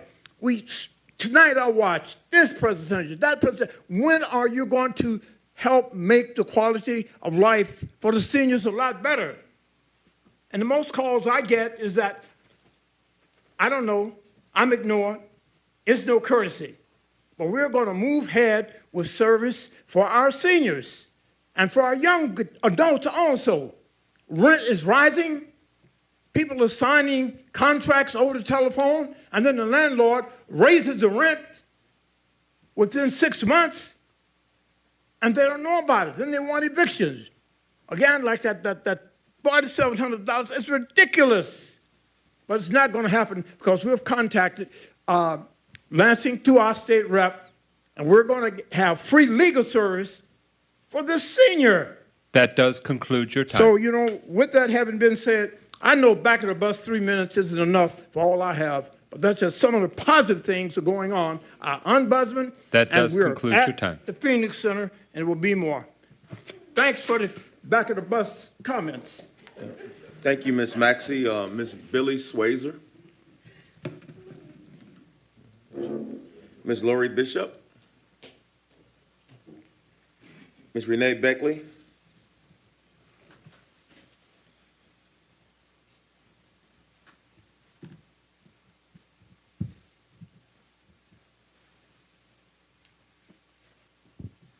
Here, Glenwood Plaza now got to fight for Mark Twain School. I mean, why are y'all bringing this trash to the Pontiac nose? Marijuana, now you're going to bring a car charger or that bike charger place in Mark Twain School. That's a school. We asked for a community center, a daycare center, or either school itself. Why are you going to put a factory in the middle of the neighborhood? So you're going to compromise our property values. Who wants to look out the window and see a factory out their window? The lady on Vernon Street, you like to take pictures of her yard. She keep that driveway nice and the yard nice, and you're going to put that in front of her. And I know, William, I know we were talking about you all over the nose. I heard you telling people you're going to vote for it because the man put a lot of money in his investment. So you're not from here. And see, my father moved over there because it was quiet. He worked in the plant to get away from the plant. That's why he moved to the nose. It was quiet. It was nice. Been there since 1968. He's dead now, but I got the house. I don't want to hear any noise. I don't want to see any trucks. I don't want to hear any smells. And those batteries, and I watch a lot of TV with the news and everything, those bike batteries catch fire. So you going to blow us up? So we don't want that. Look at me. We don't want that. Don't you vote for that. Because if you do, you're going out. We have enough support to get you out. If I have to run against you myself, I will. So I don't want a car factory in a Mark Twain School. That's supposed to go in the industrial park. All these industrial parks. And you want to vote for that to put in the middle of a neighborhood. Mark Twain School is not the place for a factory. Where are they going to park? How are they going to do business? They can't park. That parking lot is so small. I mean, it's like we couldn't even vote. They would have to go down the street when it was open, the park. It's really small. I went there to school. So why quit bringing us trash? We want either community center, we want just a grocery store. We didn't want that marijuana. Now that's a fiasco. Everybody done got caught up. The article is Crane's August the 3rd about the Glenwood Plaza. And it says, what's up of cannabis projects, now federal court cases, not the sect title, but look it up. Quit pushing those projects the other cities reject on us, please. And you probably got your hands greased and stuff from these investors. That's why you keep coming to us with this. I don't trust this council. This is the worst council ever. It is. It is. I can't take it. It's something. One thing after another. That concludes your time. Right. So you don't like that, do you, Mike? That concludes your time. Ladies and gentlemen, the statement that hands are greased is a patently false and legally damning lie. But you called the District 6 Representative William. His name is President Pro Tem Carrington.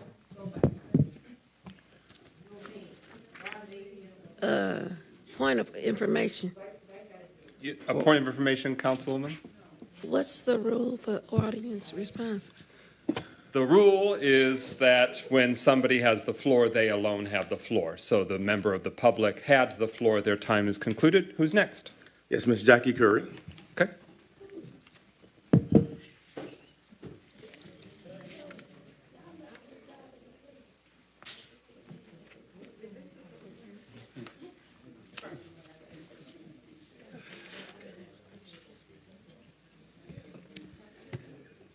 Hello, everyone. Sorry, I had knee surgery, so I'm going to try to make this so I can get out of here. First, I want to say this. Today, to me, has been a fiasco. I'm just going to be honest with you. It really has, because you're not going to, I don't care, you're never going to satisfy everybody. I'm going to be honest with you. Council, mayor, you're not going to satisfy everybody. Like I said before, I think you guys are doing a great job. Because the previous council people, except two, they were horrible. I don't care who it was. I don't care if they're even sitting in here. They were horrible, except for Kermit and Everett C. But the rest of them, I would never want to see them sitting up there again. But let's get something here. Let's bring something positive to Pontiac. We, as Nation Outside, I'm the engagement specialist for Oakland County, we will be giving $20,000 free gas, $5,000.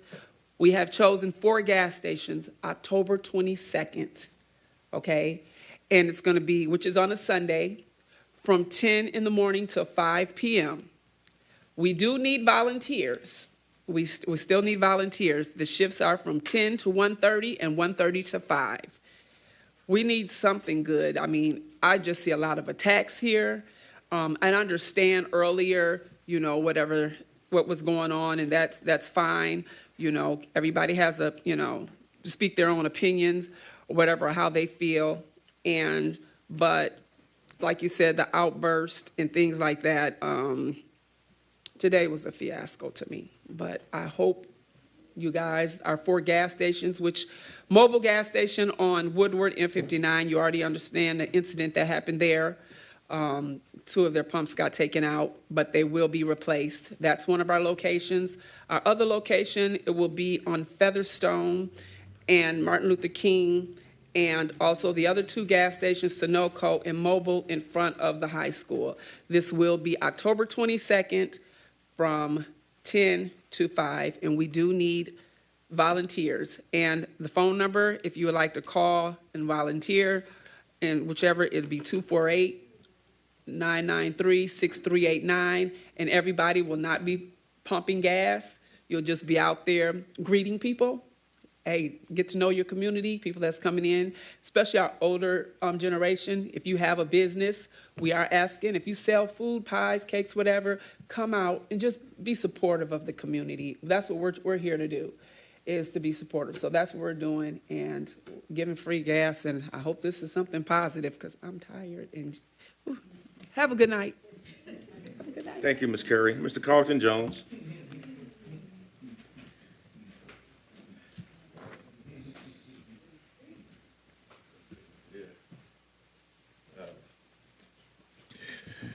Yeah, community engagement work is kind of tough. Everybody needs to realize that.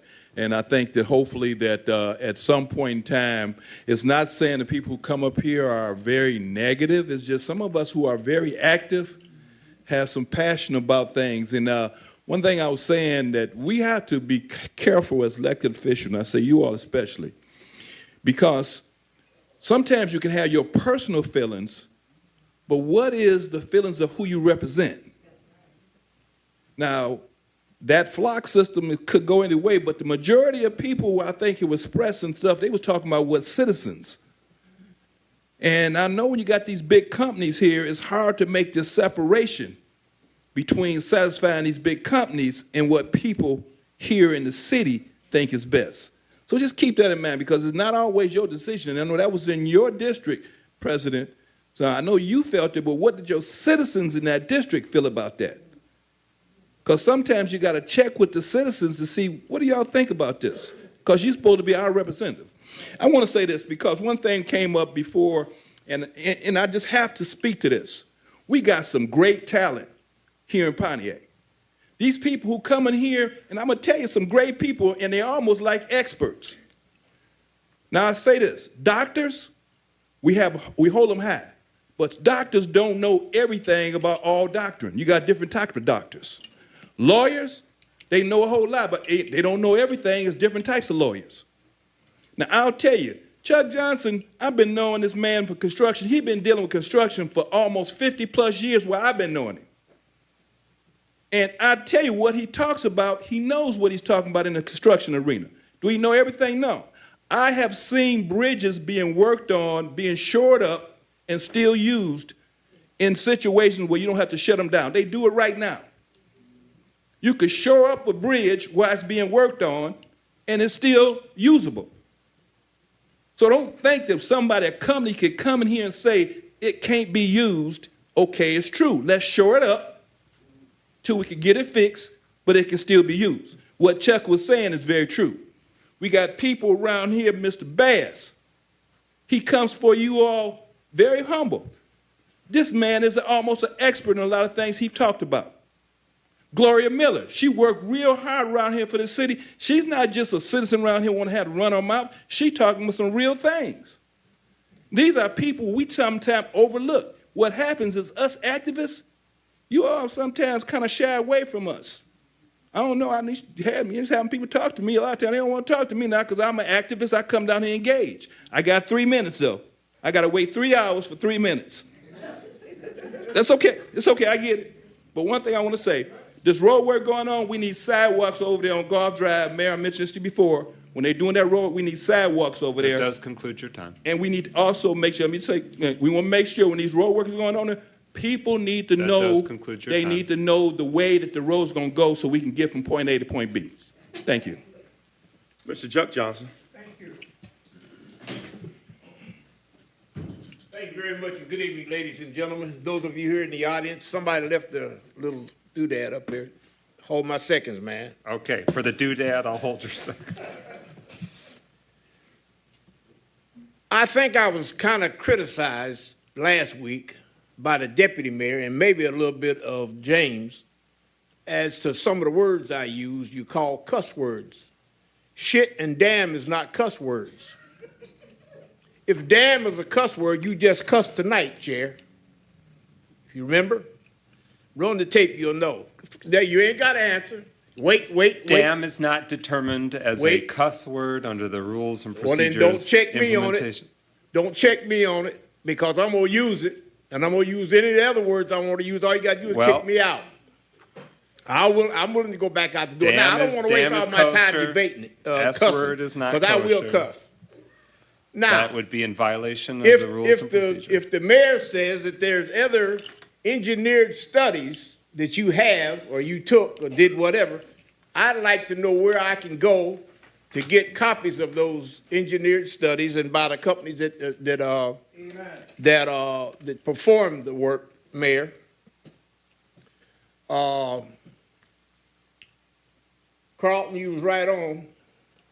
You was right on with your comments. It's not always what you guys want. You got to think about what the public wants. The public is important here, even though you were put up there by some select public individuals. But we need that, just like the mortgage company, they have a reason for wanting those cameras down there.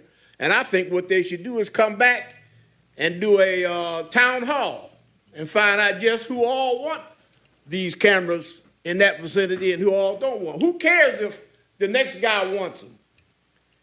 This mortgage company is trying to protect themselves. So much for that. And let's stop using this color situation up there, council, you and you. This color thing, it's just a roadblock for trying to keep people safe. Who cares if you committed a crime or you're a thief or whatever? If you get caught, you get caught. That's your problem. It's not me and her and him problem because I'm black. Put the cameras up. I want to see them all over the city, whatever it takes, because that's what we need. We need to know what's going on. When we lay down in our bed at night, the cameras is working, especially on my house. Plus, I got a 95-pound German Shepherd dog over there. I ain't worried about nobody coming on my property, because if they do, they done had it. But anyways, I get excited and I miss I highlight my points, but don't check me on the words I use because you don't know what context I'm using them in. And if I cuss, I cuss. If you don't like it, put me out, I'll get out. And quit using this color thing to block the opportunity to get these cameras in place around the city. Carlton Jones, he was right on with his comments. I have to back him up 110%. And I want to know where I can get these engineered studies. And you said you looked at this document, Chair. That does conclude your time. But did you understand what was in there?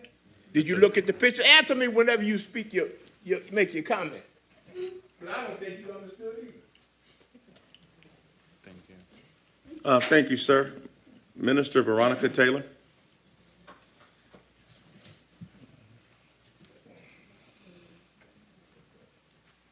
First, I honor God, who's the head of my life. To this councilman, to this district, and everybody up in here, I greet you with love. First, I come to thank this council for Beacon Square, 101 Beacon Square, and the townhomes over there at J. Hubbard Lane. Where y'all did not know, Beacon Square 101 on Mechanic Street, Lighthouse have been trying to get money to fix the windows in that place so those people can keep paying their bills to them and they rent. And J. Hubbard Lane, where I live, the roof and the raccoons were eating me up for 4 years. So I'm here to thank you all for passing that grant to help Lighthouse. And everything else, we got to understand. We all don't get along with everything, but I agree with some of that about that flight because I have a lot of people in prison because of flight, where they look at them and they are not because the color, the pigmentation of their skin. So that do happen. So y'all have to be careful, and y'all keep being careful because it's very important that us as African Americans and as men that I have on my roster all the time get caught up.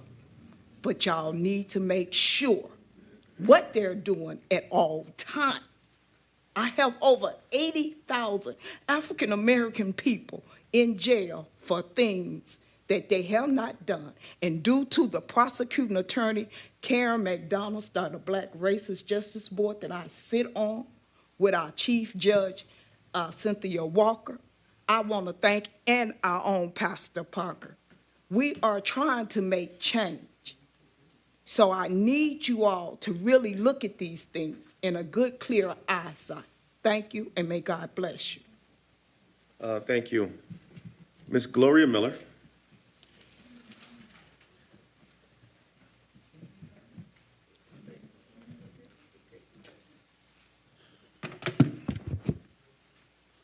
I'm going to be mean tonight. First of all, I want to say this. You know, it's easy to talk when you haven't sat in them seats. I done sat there before. So I don't take anything personally about who I am or what I do. My work speaks for me and my community. Mike McGinnis, I grew up in your district as a little girl. I know it very well. And I want to commend you, Ms. Rutherford, Carrington, and Mike Hill. We don't want to, the elephant in the room is that our color, it's still racism. There's people running and saying racism doesn't exist anymore. Get a life.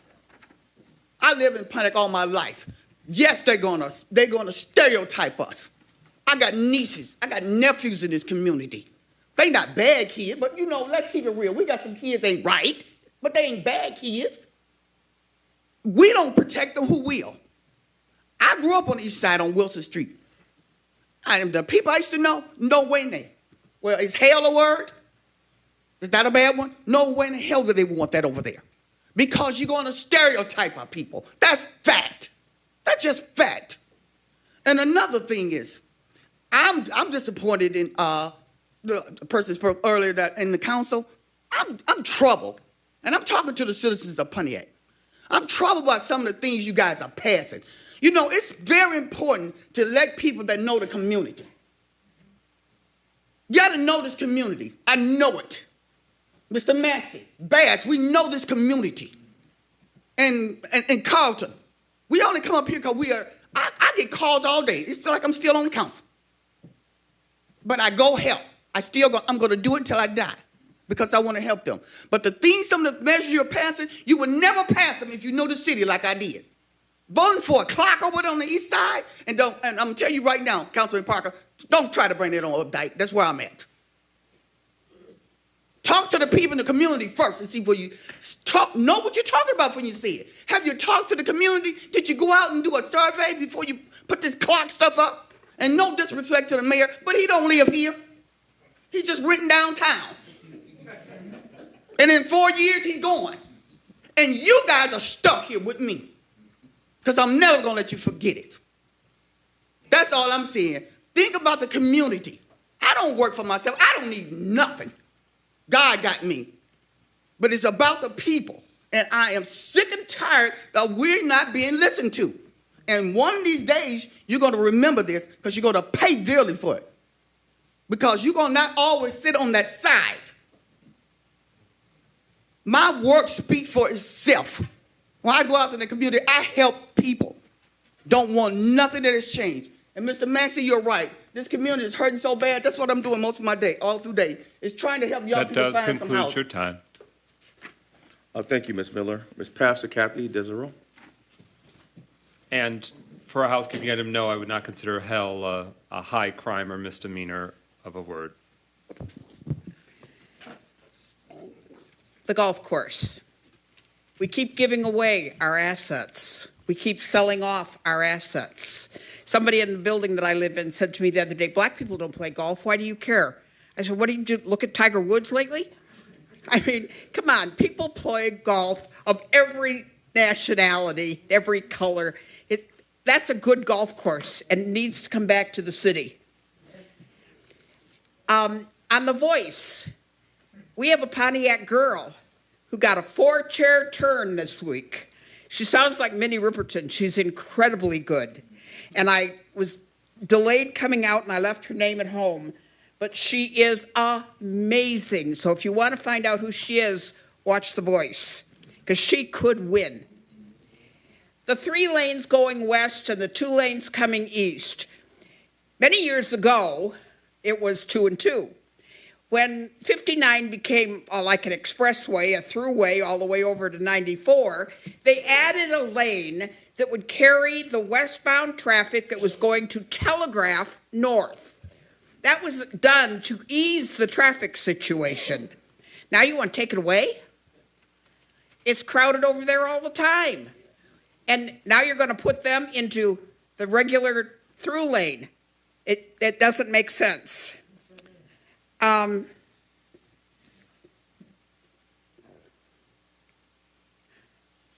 We keep asking for grant dollars for a lot of very good reasons. Carlton brings up a subject all the time that's pretty near and dear to my heart as an old teacher.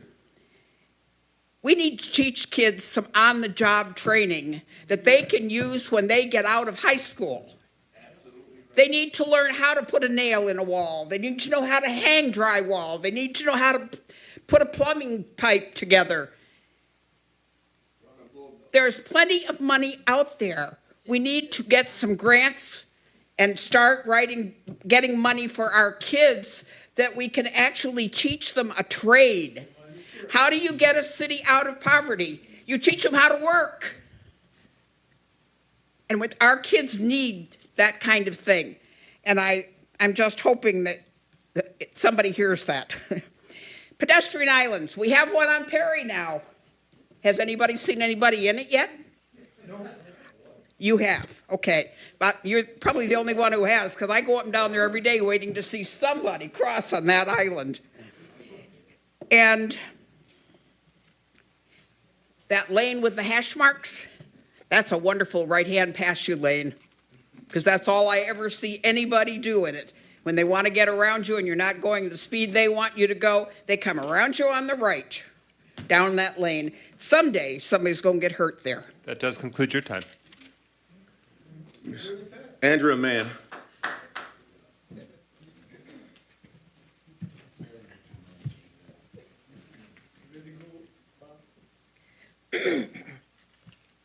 Good evening, Mayor, Council members.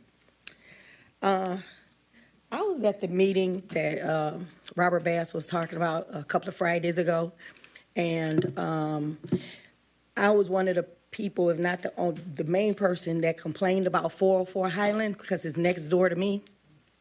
And they came out, got a cease and desist, and my thing about that is it's not within the code that it's supposed to be in, and they already know that. The question was asked, what should be done? Should they have to bring it up to compliance?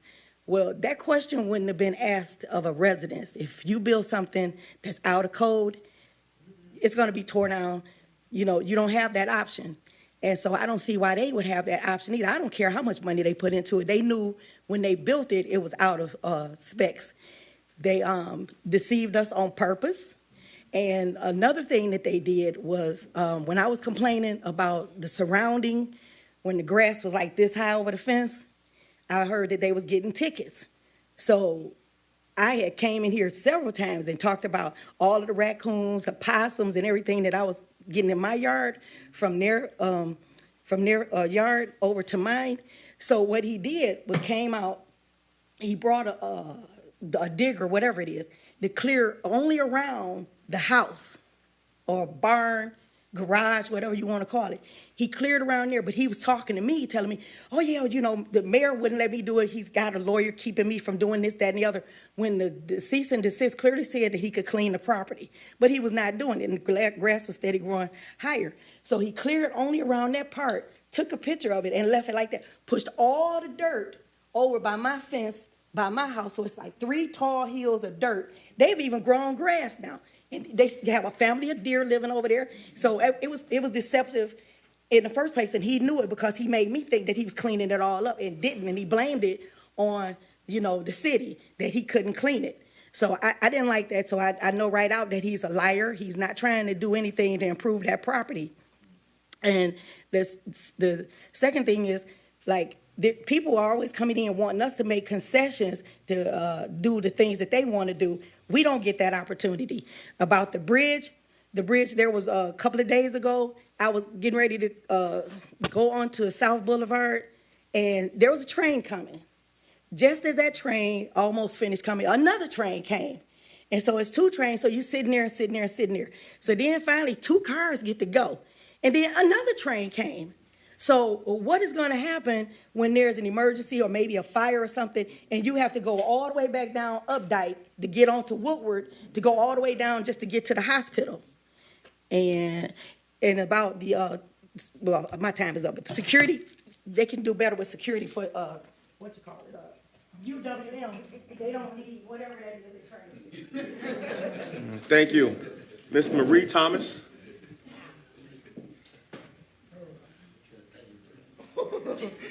Good afternoon, everyone. Good afternoon. I'm here to ask all of the councils to help those of us that live by the pole barn at 404 Highland. How and why this was allowed to stay is a different story. We work hard to keep our property in good condition, and for this pole barn to stand would take down the value of our property. It is unfair not only to me, but to others. 404 Highland said that it says that the city is for sale. We had to deal with M1 without any regards to the residents on that end of the city. 404 Highland is proved, if 404 Highland is proved to stay, then there would be other barns, there would be other pole barns around the city of Pontiac. For those that are listening at home, this goes through your neighborhood. I am asking for your support in stopping rezoning of the south end of Pontiac, whatever for whoever. Let us, the residents, bring back our city. Stop those investors for changing our city without any regards to us. Keep those investors in their own neighborhood, Rochester, Auburn Hill, Troy, Bloomfield Hill, Clarkston. If there's a need for a pole barn, then to store their cars, they need to put it on their own property or else pay the large amount for a garage at M1. Let's do this for our community and for the sake of our loved ones. There was a time that being a resident of Pontiac meant something. Now we are the butt end of all kinds of jokes in Oakland County and other surrounding counties. Things have been done without the consideration of the residents on the south end of Pontiac, M1 sits, where M1 sits. We deal with loud noise in the morning time during summer and fall. There was not any consideration for us when this was done. A pole barn was allowed to be constructed. There, okay. Pole barn, we were told that the pole barn was going to be a house with an oversized garage, but unfortunately it turned into being a pole barn. To allow this to stand is unjust and unfair to all of the residents in the city of Pontiac. I stand here again asking for your support, District 7653-421. Stand with us in fighting this pole barn to have it demolished. South side of Pontiac today, a different neighborhood tomorrow. That you can take to the bank. Let's take our city back for ourselves and for those coming along behind us for our future and present. Thank you, Ms. Thomas. Mr. Robert Bass. Ms. Jean Matthews.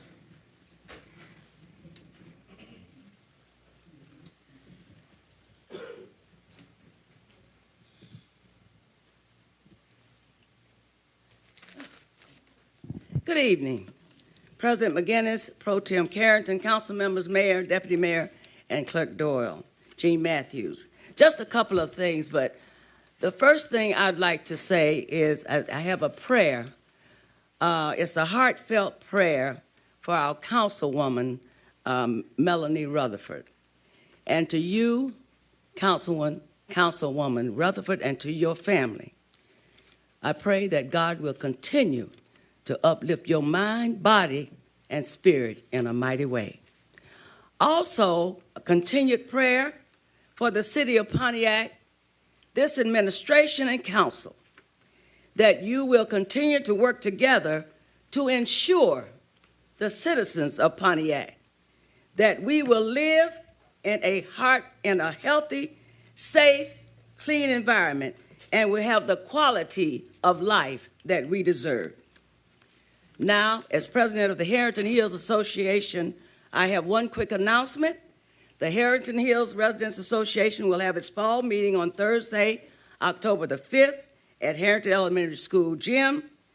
And we will start our agenda with our new election. We're looking for new officers. I've been in it for a while, so I'm looking for new people. And also at this meeting, we will be recognizing long-term senior citizens who have been in our community for 50-some years or more. The community, Harrington Hills, was established in 1957, and we have over one particular resident who have been there at least 55 years. So we want to make sure we recognize those long-term residents. And we also would like to recognize all of our veterans. Sometimes our veterans get lost. They're not recognized for all the attention that they deserve and serving the United States of America. We will also be awarding certificates for most helpful residents and neighbors. A lot of times we in celebration for our pride and beautification of flowers, landscape, but we sometimes forget about those residents who help other neighbors. I was walking the other day and introduced myself to one of the neighbors, and he was new, but he was cutting someone else's grass because he found out that that neighbor had been ill. And that, to me, is what pride is all about, and being a good neighbor, and also bringing together us as a solid community. So I leave you with this, all hands working together to build a better community. Thank you. Thank you, Ms. Matthews. Ms. Darlene Clark.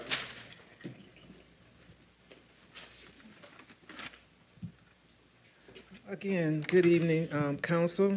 My name is Darlene Clark. I'm speaking as a resident. Please take this in consideration. I'm talking to the Council and to the people that can hear me in the audience. First, let me address Mayor Grimal. If it's possible that because GERS only meet once a month and you didn't settle anything on the 27th, could you give the people an update today of where you stand and what's going on? And thank you for that. But let me say this to the Council, and I'm saying this to the audience as well. When you live in a bubble and not go outside that bubble, you can't see nothing but what's in it. People like me live outside the bubble. I work outside the bubble. I work in 52 cities in the state of Michigan. And I have been to meetings. I have been to the GERS meeting. I have been to some of your committee meetings. I have been to the Board of Education meeting. I have been in more meetings in the last 2 years, actually, than I care to be in. The common denominator with everything and going to these meetings, your conduct. Now, this isn't a bad criticism. It's an enlightenment to see what people on the outside is looking at. Once again, people all over who get YouTube from Washington, Florida, New York, Chicago, to name that's just a few, are looking at the conduct of us as the citizens of Pontiac. I am a citizen of Pontiac, born and raised. I've had many people I have great, highly respect for in the city of Pontiac. But when we talk to each other, a common denominator, we take offensive to making a comment. We're not making progress. We standing still in the same complaints. 2 years ago, well, let's go back 3 years ago from the past administration, you had problems. The problems in this administration, as far as no different, it's just arranged a little around. Now, Councilman McGinnis, you have a tendency to cut people off, which you show the world that you show no respect for the people and the citizens who pay the taxes who elected you in office. But yet you can sit there and let Councilman Rutherford and other good men and those who want to speak on the long term more than 4 minutes, you let them express their frustration when the residents every day go home in frustration because they feel they're not getting heard or respected for what they're saying. Remember, you guys are dealing with well over $50 million of the citizens' money that you say you go out to get the grants for us. These people pay taxes. These people pay rent. The most you can do is humble yourself. Humble to listen. You gain more by being humble than you would been trying to be in charge. Thank you, Ms. Clark. That concludes public comment. President McGinnis. All right, next is discussions. Number 9 on the agenda, we wanted to make sure that the community was aware. Pro Tem Carrington, a member of the public, is indicating that they were not included. Actually, no. What list did you sign, sir? But let him speak. But you actually didn't sign. No. It's not on the list. No. We're gonna follow the rules and regulations. Okay. Because that's what we believe in. Okay. Stick by it. Okay, we're at discussions. Number 9, we want to make sure the community knew about the public hearings that are scheduled for next week's city council meeting. This is October 10th. There are 4 different public hearings. At each of those public hearings, any resident can speak to them. The first is about vacant city-owned parcels that the city is considering selling. So we want to make sure you know what they are. So there's commercial parcels at 172 South Francis, 339 Paddock, 94 Dwight. Those are the commercial vacant properties that you'll be able to speak to before council considering it. Then there's proposals for new home construction, but it's vacant land that would be considered for sale. The project known as the Bridge on Orchard at 447 Orchard Lake Road, 439 Orchard Lake Road, 429 Orchard Lake Road, 469 Orchard Lake, 453 Orchard Lake, and a few other parcels. I also see 505 Luther Avenue as being proposed for a new home being constructed, but currently a vacant parcel owned by the city of Pontiac. Now we're looking at parcels related to the project known as Franklin School. So the addresses associated with these lands that will be for consideration is 494 Bloomfield Avenue, property on Highland, 548 California Avenue, more property on California Avenue with not an address, 586 California Avenue. And I'm referring to the resolution that was adopted last week, so you can go and refer to that as well. The city council office can provide it to you, the clerk's office can provide it to you, the mayor's office can provide it to you, but I just want to make sure that everyone knew because there's a few of them. And then next, it's side lot parcels, meaning a vacant land that's next to another home and that property owner is interested in purchasing it from the city. It's 232 East Wilson, property on Parkdale, 82 Rockwell, 32 Bennett, property on South Jesse, property on Strathmore, property on Stout Street, property on South Sanford, property at 172 South Francis, property on Arthur Street, and property on South Anderson. So I will reiterate that for next week's public hearing as well. The city's economic development manager will present a little more in detail to show where they are or what the rationale is. But this will be the first of more that would come as more residents express their interest in, as they start hearing from the city about, hey, the city owns a vacant piece of land next to your house. Are you up for it? Those kind of things. There'll be more public hearings before council considers it. Any resident is able to speak during those public hearings, ask questions, say if you're for it, against it, indifferent. So I just want to make sure everyone was aware of that public hearing that'll come next week. Council, is there any discussion or clarification on that? Okay, the next public hearing, again, this is all at next week's city council meeting. An obsolete property exemption certificate application has been received for 31 North Astor.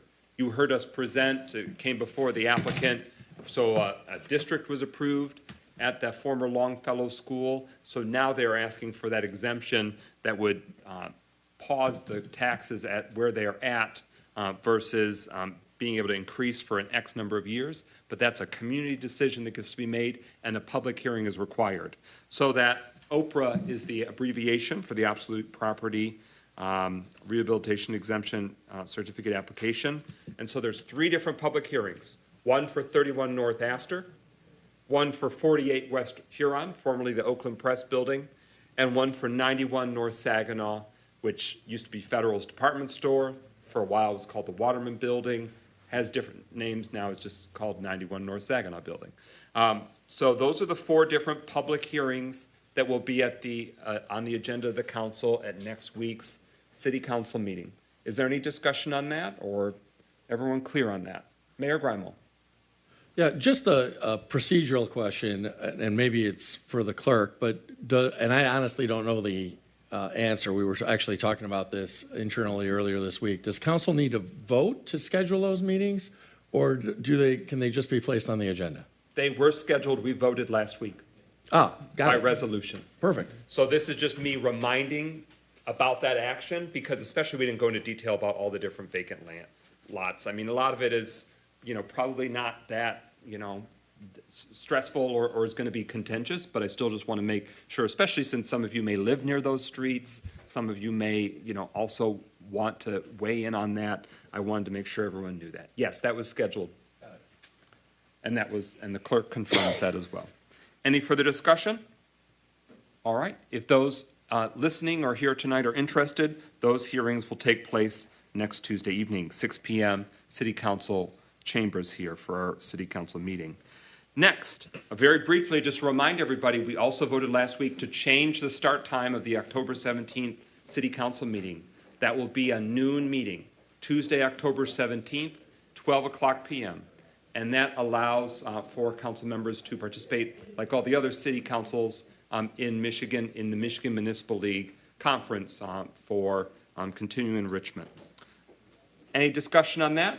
Friendly reminder, and I'll remind you next week too, so that way no one's caught off guard if you were aiming to come to City Council that week. All right, next discussion item. The Pontiac City Council has brought back, with the expansion of the Pride and Beautification Awards, a celebration, a reception for those who were award recipients this year. That is taking place on Wednesday, October 25th, from 4 to 7 p.m. at Goldner Walsh Garden and Home. That is a free reception for those award recipients, and then council members will be awarding the Golden Shovel to the top resident and the top business from each of the council districts, as well as runner-up recognition. But we request that you do RSVP, and you can call. Let me make sure I got the right number for the city council number. Don't want to lead you astray. Please call before a week before the event by October 18th at 248-758-3023. Please call the Pontiac City Council offices at 248-758-3023 to RSVP, so that way we can adequately prepare for those attendees. We'll work to try and communicate that to the award winners, But if you or somebody that you know, or a neighbor, feel free to be an ambassador and let them know, because this is returning item. And that's part of the reason why it's really helpful for us to have an outreach specialist, because they can help run that process in future years, so that way it can be as expansive and inclusive as possible with multiple weeks in advance. So any discussion on that? The awards celebration on October 25th. Did you mention where it's going to be?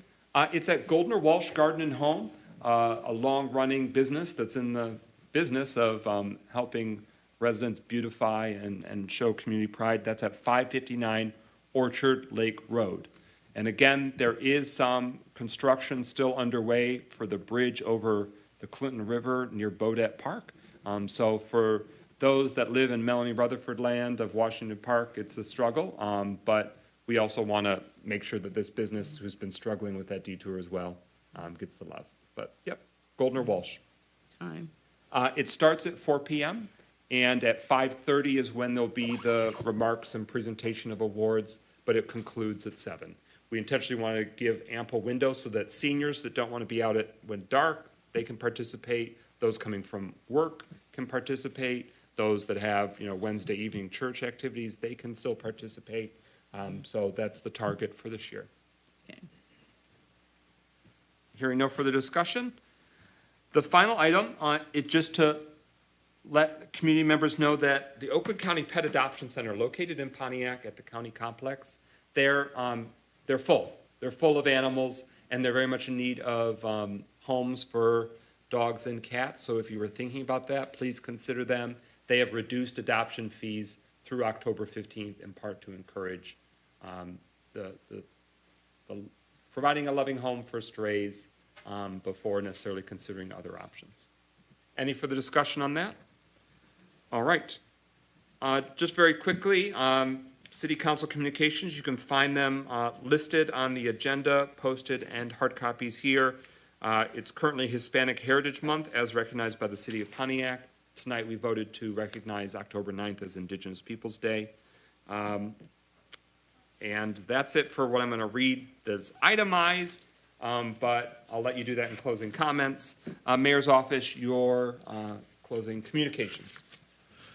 Yes, thank you, President McGinnis.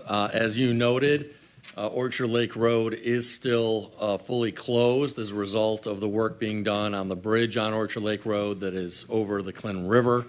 That will reopen in early November. We know it's an inconvenience, but this is necessary as we seek to repair our roads. So I always tell people when it comes to road repairs, there's good news and bad news. The good news is we're fixing the roads. The bad news is it means a lot of inconvenience while that is happening.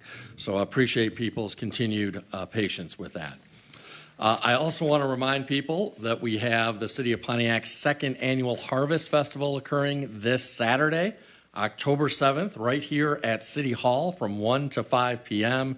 This is a great family-friendly event featuring pumpkin bowling, free apple cider, donuts, rock climbing, bounce houses, and music. So come on out, bring the family. This is fun for all ages. Again, right here at City Hall, October 7th, this Saturday, from 1 to 5 p.m. I also want to just really encourage people to apply for the Making a Difference Scholarship Essay Competition. This is in honor of Fran Anderson, who was a beloved community member for many, many years, and it is an annual event as part of the holiday extravaganza. So please, young people who are looking for scholarships, high school students, apply. You have to write an essay. We would love to have more applications this year. And I do want to emphasize that in the past, the scholarship amount was $1,000. This year, it will be $5,000 per individual. So hopefully that will encourage more people to participate and apply. And of course, I want to emphasize that our holiday extravaganza is coming up. It's really just 2 months away now, which is hard to believe. It'll be coming up on December 2nd, Saturday, December 2nd. The parade will be at 11 a.m., as it always has been, but there will be a couple of additional fun events. At 8 a.m., there is a new event called the Elf Run, which is a I think a 5K event. Don't quote me on the distance, but I believe it's a 5K run. And then after the parade, from 12 to 3 p.m., will be a winter festival in downtown Pontiac. So we look forward to having folks come out and enjoy the fun both before, during, and after the holiday extravaganza parade. Mayor Gramlow, your closing comments. Thank you. So just wanted to try to clarify a few items. This seems like 10 years ago now, but during the agenda address portion of tonight's agenda, there were some comments about parking downtown following the special presentation. And I do want to emphasize there was concern expressed about people visiting McLaren or visiting the theater for more than 2 hours. McLaren does have its own private visitor parking. So people who are visiting the hospital have long-term parking available to them. Theater performances almost never occur during the day. There are some exceptions to that, but generally they happen in the evening. And of course, parking after 6 p.m. is allowed for 4 hours. And we do have a couple of private parking lots that do function, as I said during the portion of the meeting earlier, including the southwest corner of Huron and Saginaw. Also, there was a comment made about, quote, meter maids, end quote. We do have enforcement personnel. That is going to be managed under our code enforcement division. So there are in-house city employees who will be conducting the enforcement. I really appreciated all of the comments that were made about 404 Highland. We agree with the bulk of those comments. That's why the city has issued tickets against that property, and it's why we are going to court against that property to require them to bring that property into compliance with city zoning and other ordinances. That building was built now 4 years ago, I believe, 3 or 4 years ago, under the previous administration. It was half-built, it was never finished, and our administration is seeking to require them to come into compliance. There was a comment made about the hearing this coming Monday on October 9th. That is when that hearing was originally scheduled. But I do also want to note that the judge, our 50th District Court judge who's hearing that case, has adjourned that hearing. It's going to be rescheduled, probably for a Friday, so that more time can be devoted to that hearing. That hearing, I think, is likely to be longer than the judge originally anticipated, and that's why it's being moved to a time slot where the judge can afford more time for that hearing. Speaking of code enforcement and the great work that our code enforcement is doing on 404 Highland, they are also working very diligently to be more rigorous when it comes to code enforcement at Phoenix Place Apartments. I want to thank Mr. Maxey for all of his advocacy there. I know that he alluded to working with Jack McIntyre, our code enforcement manager, and it's in large part because of our code enforcement manager and his staff's efforts that Phoenix Center Place Apartments has started to improve the condition of their premises. I want to emphasize that is a privately owned building that has nothing to do with the Phoenix Center parking garage or amphitheater or the county acquiring that property for redevelopment. The Phoenix Center Place Apartments are privately owned. We have gone to court to require them to allow inspections because they were refusing inspections. Because of us going to court against them, they have just recently, in the past few days, allowed us to conduct those inspections. And so the city will be inspecting every single unit at Phoenix Place Apartments. We take the conditions there very, very seriously.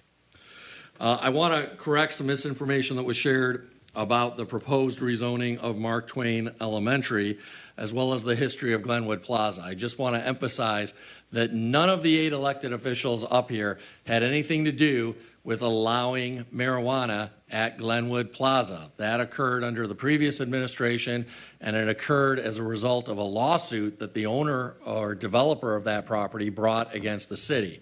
So we understand the frustrations with Glenwood Plaza, and of course, it has become a dumping ground, although it is now finally being cleaned up. And there is now fencing that will soon be erected around that property because, again, our code enforcement team took the owners to court. It was sold in the midst of that court hearing, which delayed things because they had originally gotten a court order against the previous owner and then had to go back to court to get another court order against the new owner. But that is now being enforced. It is currently being cleaned up in terms of the blight at the owner's expense. I want to emphasize that. These are not taxpayer dollars being used to clean it up. We are requiring the owner of that property to clean it up. In terms of Mark Twain Elementary School, it is not, as was said, a car factory that is being proposed there. It is a light assembly facility that is part of a job training facility that a nonprofit is involved in.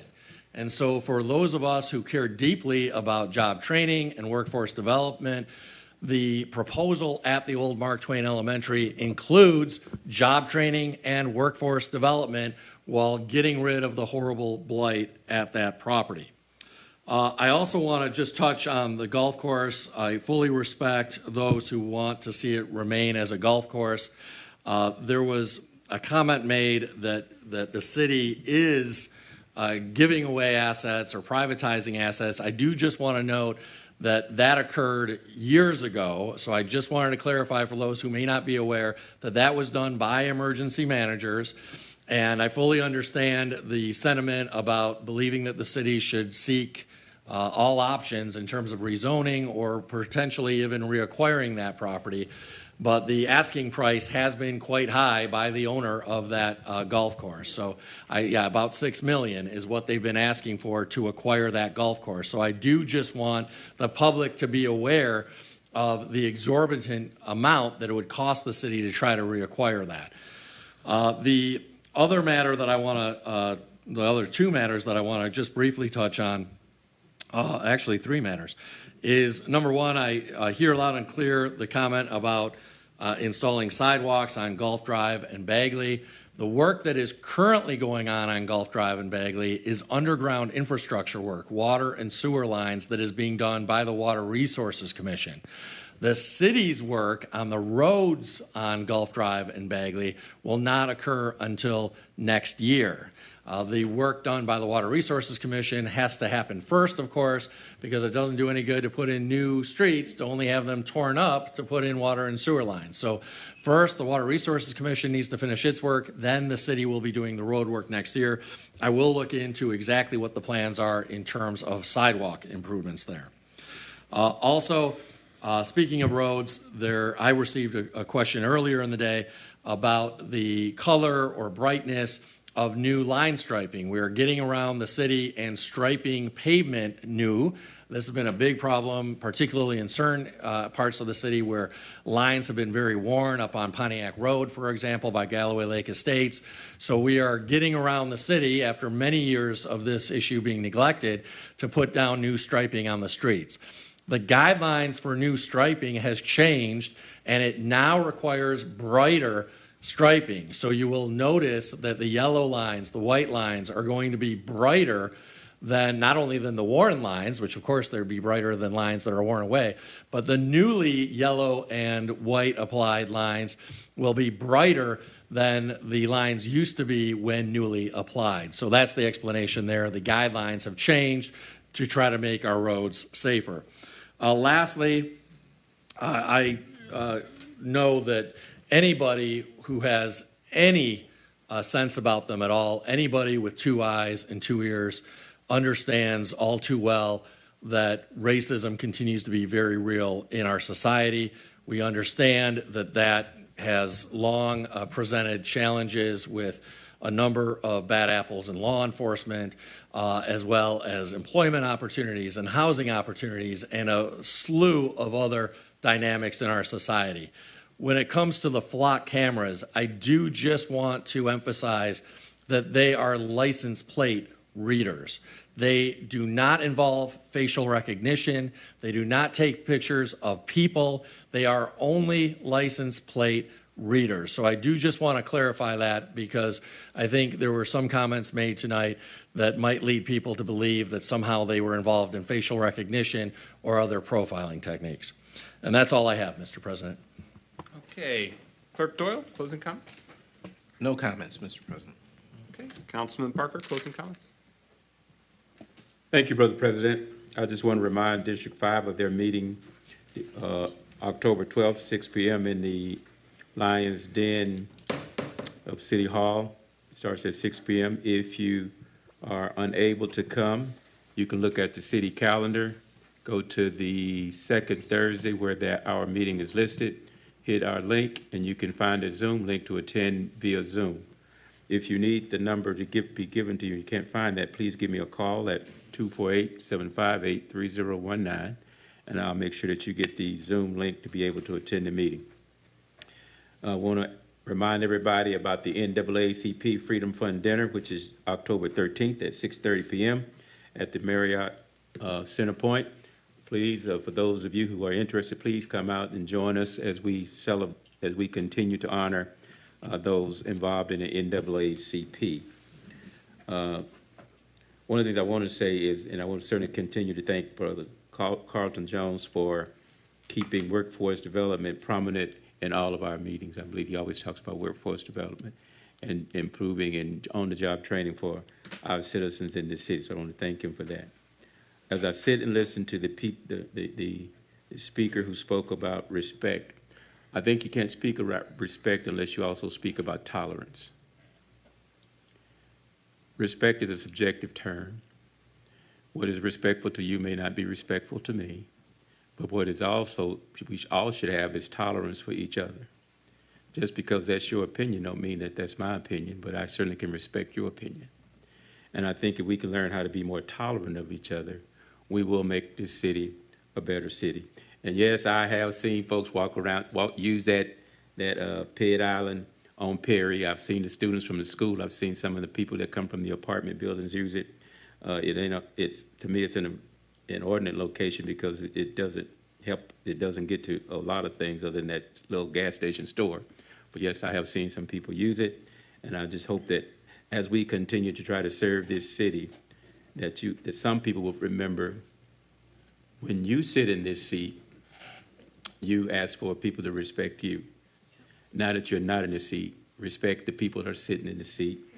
I would ask that, again, we would exercise tolerance and recognize that everybody don't see things the way you see things, and everybody's not going to do things the way you do things. But if we can all come together and understand that, we can move this city forward. And with that, I say good evening, Pontiac. Councilwoman James.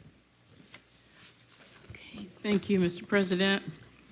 First of all, I'd like to thank the District 4 residents who were able to come out to our District 4 meeting on this past Thursday night. We had a great meeting, and we did decide that we are canceling. We're not going to have a October meeting. Our regular meetings are the fourth Thursday in October. We will not have an October meeting, but we plan to have a early November meeting, and we hope to be able to invite as our guest State Representative Brenda Carter. So that's the plan, and I will let you know when those dates are finalized. But again, District 4 will not hold a October meeting. Our next meeting will be in early November. And the other comment that I had to make was in regards to the flocks system and the comments that were made that we're not looking at what the people want. But my residents want to live in a safe city. I'm a resident, and I want to live in a safe city. I don't like to open the news and find that someone's been murdered, that someone, has been the victim of violence. We all want to live in a safe city. So, in my mind, this it's like artificial intelligence. Everybody's saying, oh, it's going to do this, it's going to take our jobs, it's going to do. It can't do any more than we allow it. See, we're the principal parties here. And Flock is technology. It's our responsibility to determine how we use it. And so I support it because I recognize that it's it's my responsibility to determine how that is being used. And one of the things we've said, it's not going to be used for trivial matters.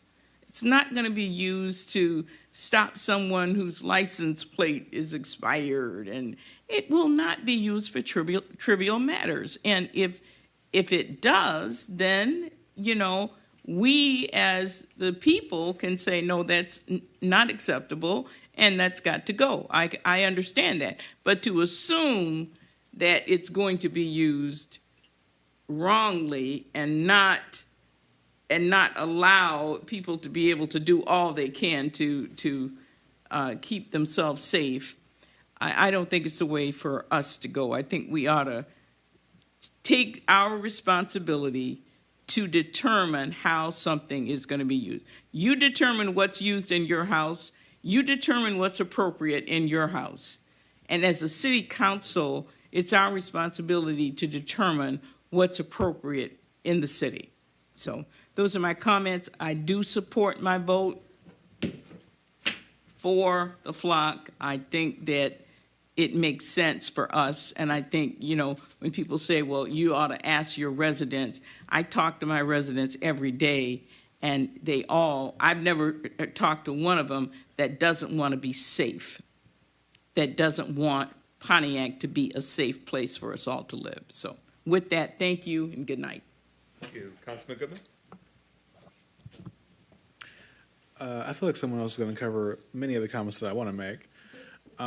So I will keep it short by saying I hope that every resident comes out tomorrow to the Crowfoot at 6 p.m. to the UAW Town Hall that I'm hosting along with Local 653 and Detroit DSA. And again, with special thanks to the Crowfoot, being able to just come out and hear from striking workers, from not just in Pontiac, but also people who have been on the front lines of this since the beginning of the strike, as well as ways that we can, you know, stand in solidarity with our union members, as well as making sure, specifically, possibly getting them some resources for their strike kitchen. So, of course, come out here, how you can support them, how you can also take workplace organizing to your own workplace. That way you can also bring change elsewhere. So I encourage everyone to come out. That is at 6 o'clock. That it will be at the Crowfoot. So I look forward to seeing all of you there. Councilman Rutherford. So, if I make a decision not to engage, is it me being disrespectful or me being cautious? If I'm asked about tiny houses at a time when there is no ordinance put in place, am I being disrespectful or am I saying no because it's not put in place? The incident that Ms. Bowman brought up earlier happened 17 months ago. 17 months ago, I didn't have the same temperament. 17 months ago, I had a haughty attitude. 17 months ago, I didn't know what I was doing in this seat. So 17 months ago, the response was no, because there's no ordinance put in place. And I didn't even engage after that because I will not allow someone to try to set up the city or this council for failure. There is still no ordinance put in place for tiny houses. There's nothing that came down the pipeline for tiny houses. And so the question then becomes, am I disrespectful because I said no, or is it because you didn't like my tone? There are moments when I first arrived that my tone wasn't the best. I have displayed different behavior on several occasions, both publicly and privately, because I understand the responsibility that it takes to do this job. You can't say yes to everybody because they think it's a good idea. You can't say yes about tiny houses when there's no ordinance put in place, because that leaves us to be at risk of getting sued, because what they can say is Councilwoman Rutherford said tiny houses are going to happen and this and that and that and this. So I'm cautious about what I talk about because I've learned from our predecessors how we get in lawsuits. That is not being disrespectful, but my no is my no. What I would like to focus on is about the things we have done, or I should say me as an individual. I show up, I listen, And even if I don't agree, I have learned and am continuously learning how to be diplomatic with my no. We have to stop getting upset because we hear the word no. If it's not in place, I won't discuss it.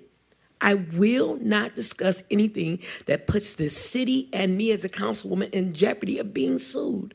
I'm not going to do it. Does that make me disrespectful? It depends on who you talk to.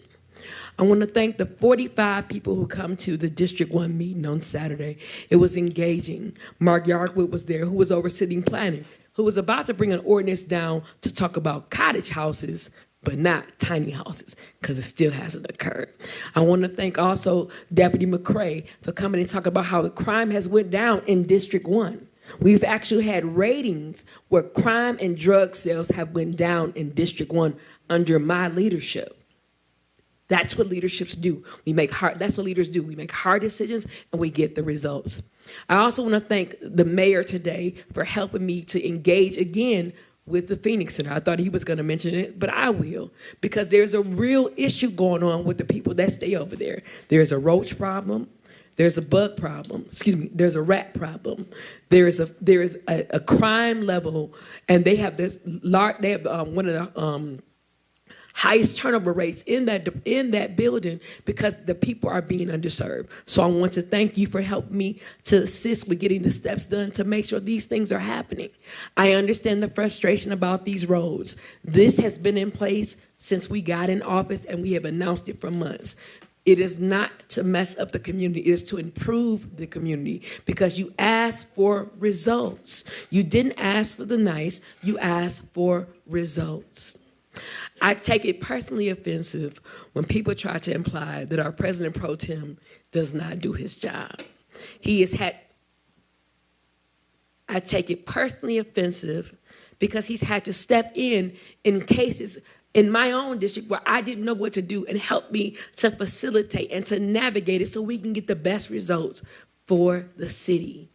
At the end of the day, people are not going to like me or people on this council, because we're different. But especially because I'm so outspoken, it makes me a target. It's easy to say Melanie is loud and abrasive instead of saying she's passionate and concerned and she stands on her convictions. It's easy to say Mike McGinnis is not running the council well, but have you ever seen us fight?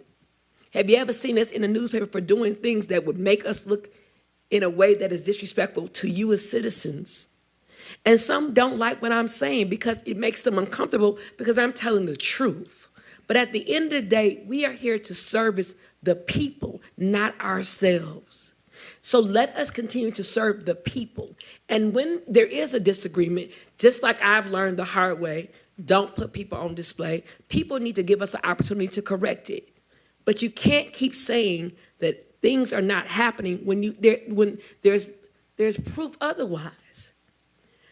On October the 28th will be the next District 1 meeting. It's at 3 to 5 from the Alley Cat. This weekend will be I always get the name wrong, I want to say it right. The CDC will be having a meeting at 1 p.m. at the Pontiac Housing Commission. The following week, there will be the meeting for the Bloomfield, what is it called, Miss I always say the name. The Neighborhood Association for District 1 will be at 1 p.m. at the Kappa House. I'll be at all those events. On November the 18th, there will be a coat drive. Delta Airlines have already donated 500 brand new coats for citizens in my District 1. That is what the real work looks like. It isn't always pretty, it isn't always kind, but it is necessary. I ask that you continue to pray for this council and pray for people's temperament. And as I do make mistakes, allow me to correct myself the right way instead of trying to make it as a political standpoint. At this point, I say, have a good evening. 500 coats from Delta Airlines. That's impressive. Yes.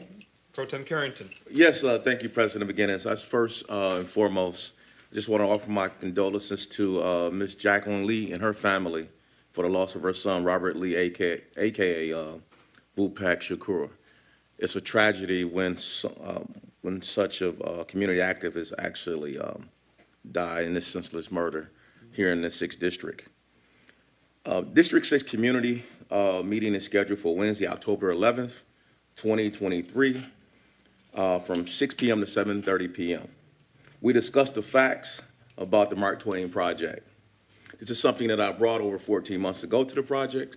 We had a community meeting at Ruth Peterson. Over 45 people showed up for that meeting. Some have called me and said, well, not enough of the citizens had an opportunity to speak. But this is like saying that only less than 10% of the city of Pontiac votes. So it's no way I can actually make every citizen in my resident come to a community meeting. And it's impossible for me to knock on every door in my district to get people to come to a meeting. Over 10 years ago, myself, Iola Adams, Mr. Bale, Earlene Dow, created a non-profit organization, Neighborhood Association. We have been meeting for over 10 years. We have brought grants to fix up the neighborhoods to that district. Oakland Park, Charlie Harrison Park. We have been adamant about cleaning up the Mark Twain area, the whole corridor. When I ran for office, two things I said I want, well, three things. Build a rec center. It's gonna happen in the 6th district. I also stated that we must clean up the blight in our neighborhoods. University Avenue is a lot better than it was than 2 years ago. Perry Road is a lot better than it was 2 years ago. And now the plaza is going to finally have a fencing around it to make sure that not only outsiders don't dump in that particular plaza, but inside Pontiac residents are dumping there too. So we're going to deal with all that. It was said that, oh, his hands got grease. That's amazing. I know the one in the city believe my hands got grease because I'm very adamant when I talk to any developer, I have somebody sitting beside me from the community. And when I went down to Troy to look at this beautiful project that I brought to the district before it even went through planning, they wanted to sit with me before they even took it to planning. It went through planning, got several conditions that actually protects the community. So again, I've also asked the few naysayers that don't like this project to take a trip to me to Troy, where they already hired a few Pontiac residents, because it is job development, economic development for our young adults in this city. So again, you're always free to go down and see this project. It's not this, I know the word factory sounds terrible, doesn't it? It's a light manufacturing setup to build, not batteries, but EV charging station that is the future. General Motors had talked about getting rid of gasoline cars and being on full electronic cars in the near future.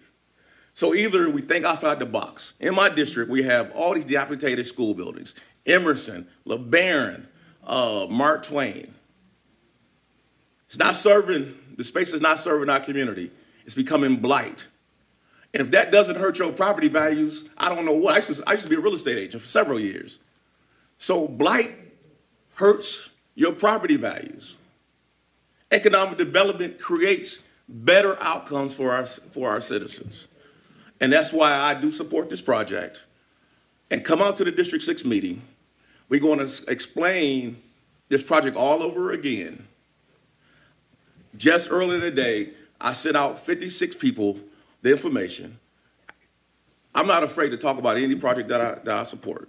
I'm very transparent, and I want to hear from all people, but 1 or 2 or 3 people that doesn't support something, I believe the masses have actually really spoken. And I continue to make sure that any decision I make at this table benefits the citizen of this city as well as the city I love. And for someone to even say or insinuate that I took any money, it's nonsense. Last time I heard, I do got a good job at Wayne State University. And I do teach at 2 community colleges, and I do have my own company where I do notary work for seniors free. But I do charge, if you're not a senior, I do charge you. That's part of the business. But I have definitely given more of my own personal money as a servant for the school district, as a community advocate for the city I love and my neighborhood, and I don't take much from I don't take much for the city, and I thank the city for giving me that love back. because I did move here. And people say, oh, you don't know the city. Well, most cities want you to buy a home in their city. I don't. I bought a home and I own several lots in the city. So I'm speaking up.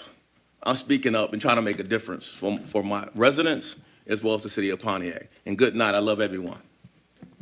Thank you, sir. And again, so that's October 11th, 6 to 7:30, the District 6 meeting at Ruth Peterson. Yes, and we're going to discuss the Mark Twain project. That'll be the first on the agenda. Then we get done with that, we're going to talk about other business because it's a lot going on in the 6th District. Thank you, sir. Good evening. I'm Mike McGinnis, representing District 7. Our next monthly East Side meeting for District 7 is Monday, October 9th, 7 p.m. at Prospect Church, 351 Prospect Street. The more, the merrier. We love getting feedback from residents, and that shepherds, guides, and influences every decision I make because we want these decisions to work well for the residents because we are residents ourselves. And just a quick hit list item for the mayor, but also the community. The residents are eager to see the lights back on Martin Luther King near the Pike and M59 vicinity. That's an important thoroughfare. The residents are eager to see West Manor continue to have the code enforced and the site remediated. And the residents are eager to see Purdue School resolved so that city-owned blight is no longer towering over and shadowing many different city blocks in District 7. I want to celebrate the residents who have really gone above and beyond to beautify their yards and their homes. Got to see it firsthand, a lot of examples of homes that otherwise felt like they were on the brink being given a new lease on life and to be renovated and rebuilt and just look beautiful inside and out. We look forward to celebrating you at the October 25th reception for the Pride and Beautification Awards. So if you are an award recipient, please do join us. And just for the sake of time, I'll leave it at that, except please, if you're in District 7 or have any interest, current, past or present or future, please come out to our monthly district meetings. Great information and great feedback is retrieved. And with that, is there a motion to adjourn? Is there a second? It's been moved by Councilman Parker, seconded by Councilman Rutherford, that we adjourn this evening's meeting. Hearing no discussion, roll call on the motion. Clerk Doyle? James? Yes. McGinnis? Yes. Parker? Yes. Rutherford? Yes. Carrington? Yes. Goodman? Yes. 6 yeas, no nays. All right, that motion carries. We're adjourned at 10:41 p.m. Please be safe.